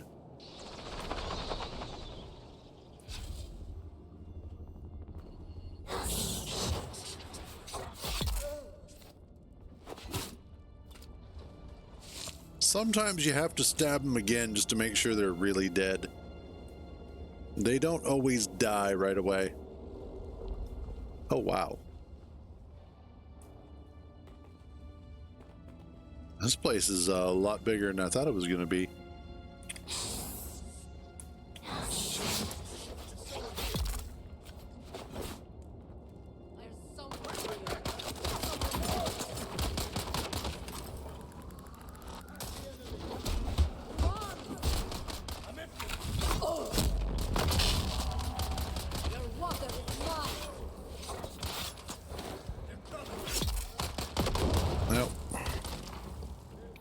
Well, that's enough out of you shooting me. Jesus.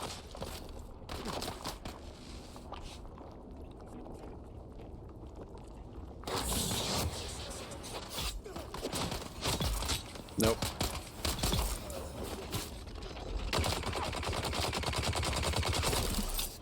Enough out of you too.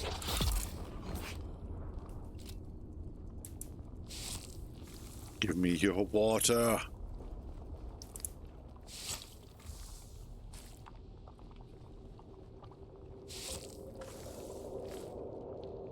Okay, anything else in here?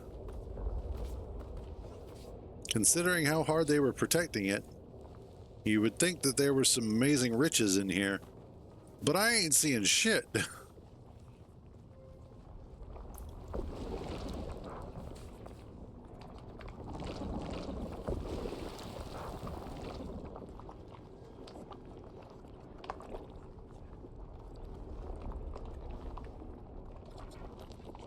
Was that quicksand? Weird. Anything around here?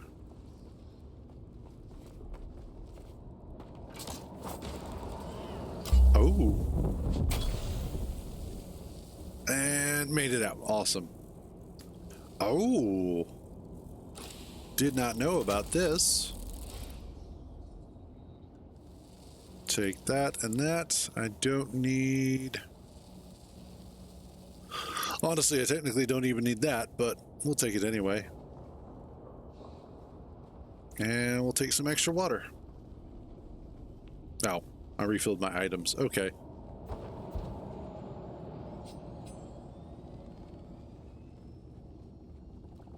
Awesome. Oh, I can hear somebody stopped her up there.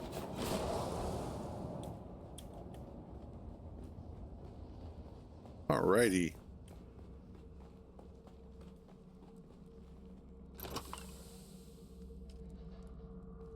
Gonna have to eventually head back. I see someone. No. Awesome. And then there it is over there. Cool. It's interesting how often people wind up building just large rigs, essentially. Which, you know, to each their own. That's cool. Oh, sweet. I just hit level 50.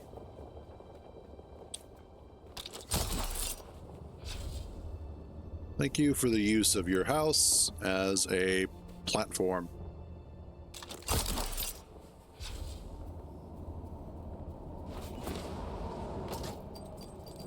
Oh. Gotta watch out for that. Thank you. It is efficient, but it doesn't necessarily make it more interesting from a purely artistic standpoint. Did I get the intel there? I did, so I just need Slaver's Regret.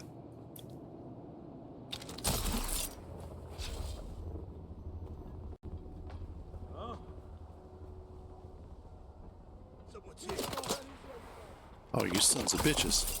Get down here.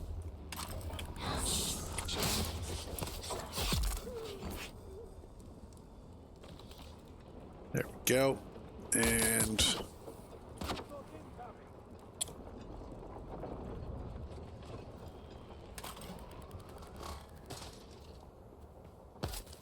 no.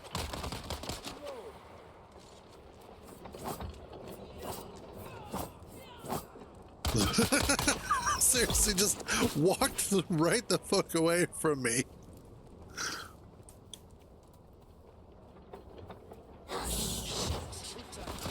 Identify yourself. Why? You're dead. I don't have to identify anything.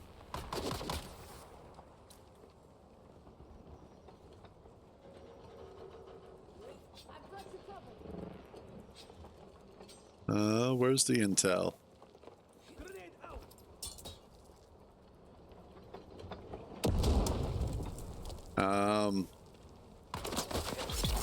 Tired of your fucking grenades. I know, right? It's like, where are you even going? Nobody told you to walk away from me. Don't you know who I am?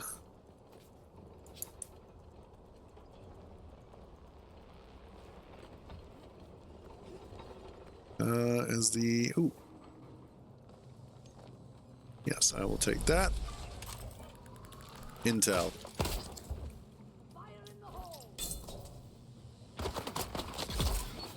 That's enough. You know what? Give me your water. Just give it up. There we go.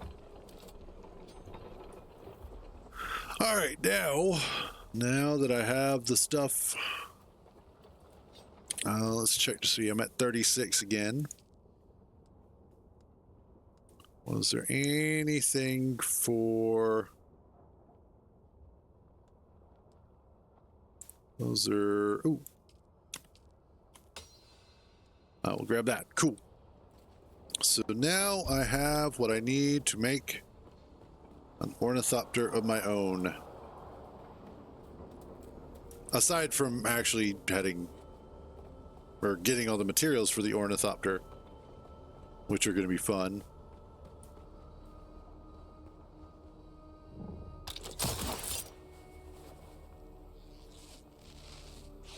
And Where are we at? Oh, okay. Yeah, I just want to go out here.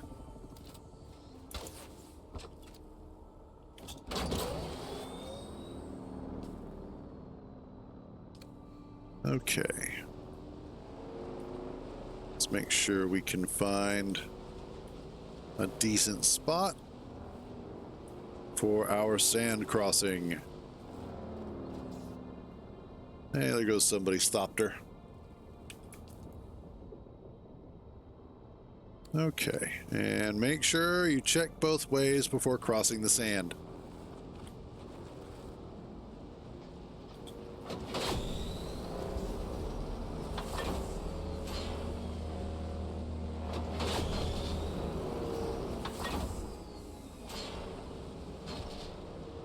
Because, and this is something that I don't think a lot of people realize until after it happens to them. When a sandworm eats you, you lose everything that you have on you. Now you get one freebie. You get one time where a sandworm will eat you and you get to keep all of your stuff, and you technically get a free sand bike if you don't already have one. But that's it. That's the one-time freebie. Everything after that, if you get eaten by a sandworm, it's all gone. There's no getting it back. Which, personally, I'm totally okay with. Because then that means you actually have to pay attention. And paying attention is 100% worth it.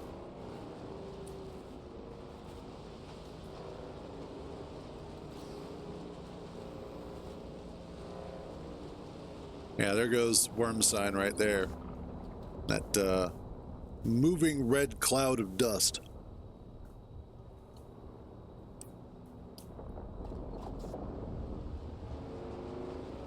Now, if you want, and if you guys really want to see what happens when you get eaten by a sandworm, I will happily do it.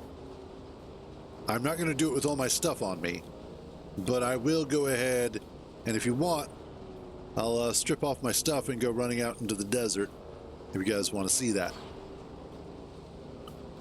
I am 100% okay with getting eaten by a worm because it's actually a really cool experience. And they are really awesome. In Soviet Russia, worm eat you.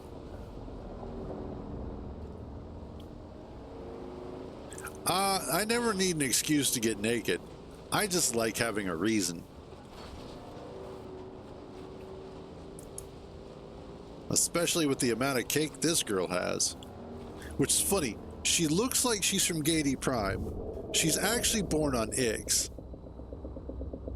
Ooh, you are kind of close-ish. So she's of Ixian birth, looks like she's from Cadre Prime, and is aligned with the Atreides.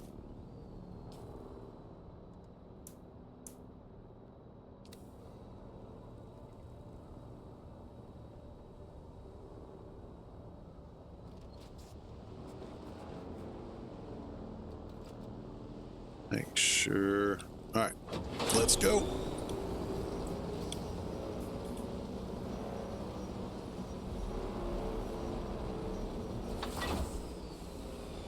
Yep, we go. Then we just make a little detour. Partly yes.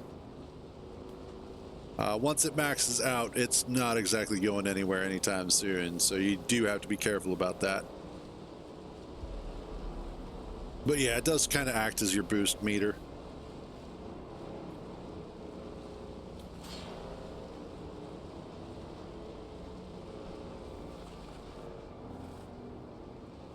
All right, let's get up here. Drop off our goodies.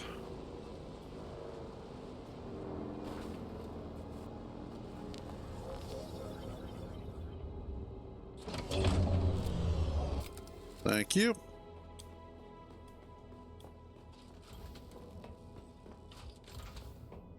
And also drop off all this blood. Deposit the blood.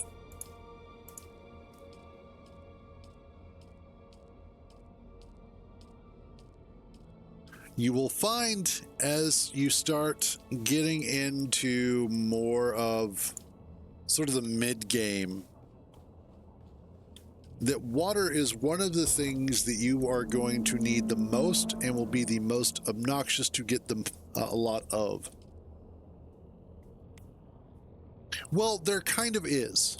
Eventually, after you've completed the submissions, you will eventually get the death still, which allows you to just pick up a corpse and deposit it, and then it'll take about an hour for it to completely render the body into a huge chunk of water.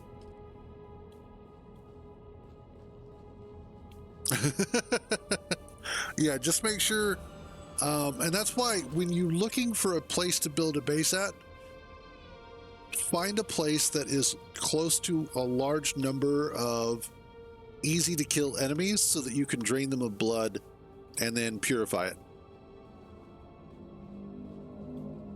And it does make life a lot easier. And then also make sure you have a still suit. The still suit is really nice. Is there anything in here? No. Yes.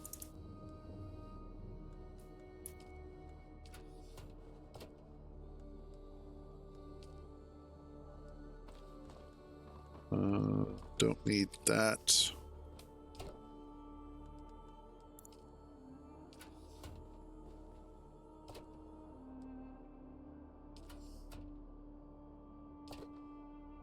Gotcha.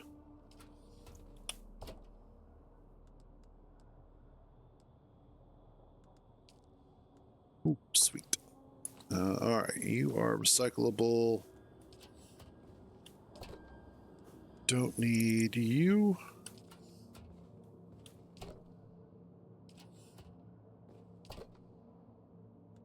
I'll just drop you off there.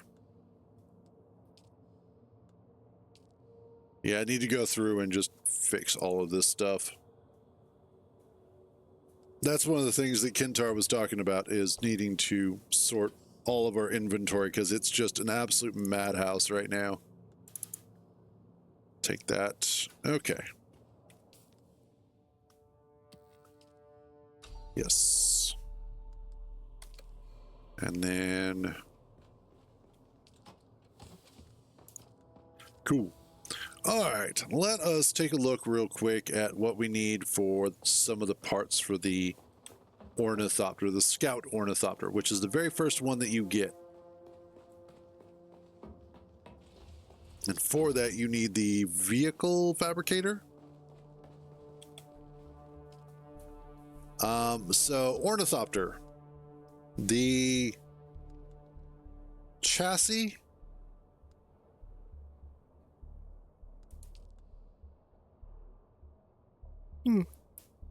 Crikey. Oh, excuse me. Okay. So I need aluminum, cobalt paste, advanced servox, and carbide scraps. Out of all of that, the aluminum and the carbide scraps are actually going to be the most obnoxious to get. The cobalt paste is kind of obnoxious, but not terrible. The carbide scraps come from over here in the Odom. Excuse me, in Misa Terrell. This city in here, which is pretty cool. And then the cobalt paste you get from mining aerithite, which you get from Haga Rift. Or Haga Rift. In this area. Which is also kind of fun to be in. That was something Kintar and I were working on over the weekend, which we'll have to do again. And then aluminum you also get from up here in Eastern Shield Wall is a really good location, and parts of Western Shield Wall. So you do wind A up. large sandstorm is approaching. Okay, see, now it said large sandstorm is approaching. Where? There it is. That's the sandstorm.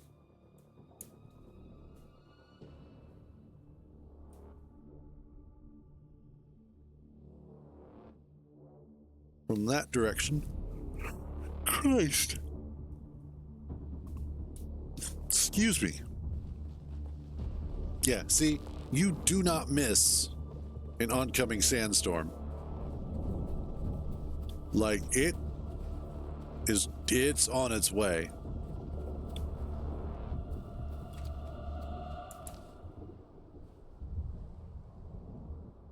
Yeah, something like that. Some spice. Actually, I do have some spiced beer on hand.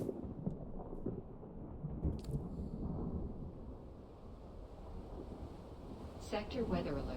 A large sandstorm is approaching. Let us sit out here and watch this come in.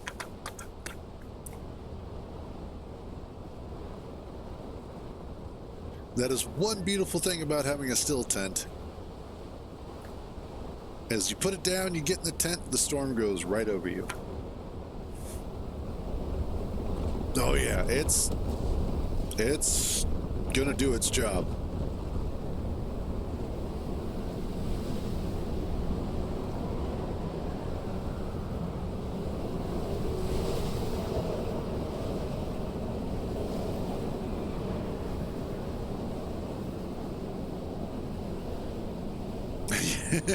And that, now the nice thing is, sandstorms are actually much easier to survive than most people realize.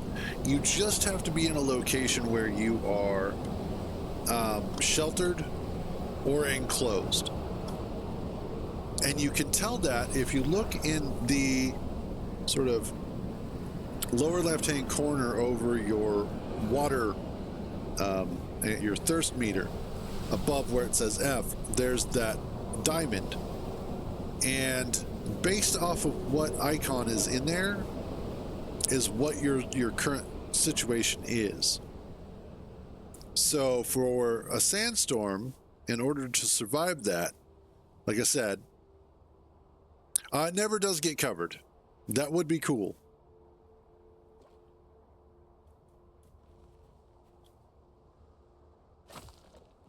There we go. But let's say I didn't have my base right next door and I didn't have the still tent. All you really have to do is just find a location where you are sheltered or enclosed. One of the two, and you will be safe. So as long as it says sheltered or enclosed during a storm, you're going to be fine. I believe it's just you.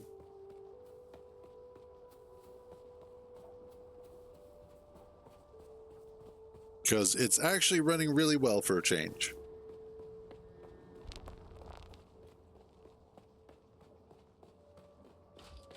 However, on that note, I think I am going to go ahead and wrap this up for today.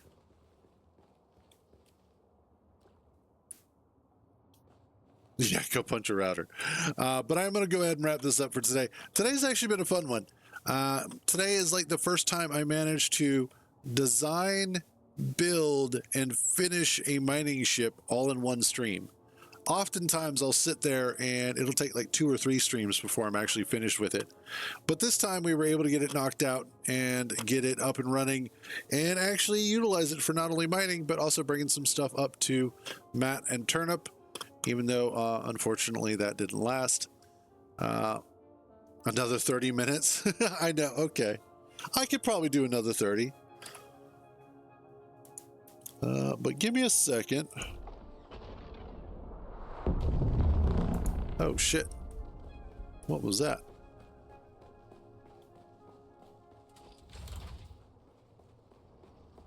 Was that a spice blow or a ship? Hard to tell. All right, man. Looks like it might have been a spice blow. Hard to tell.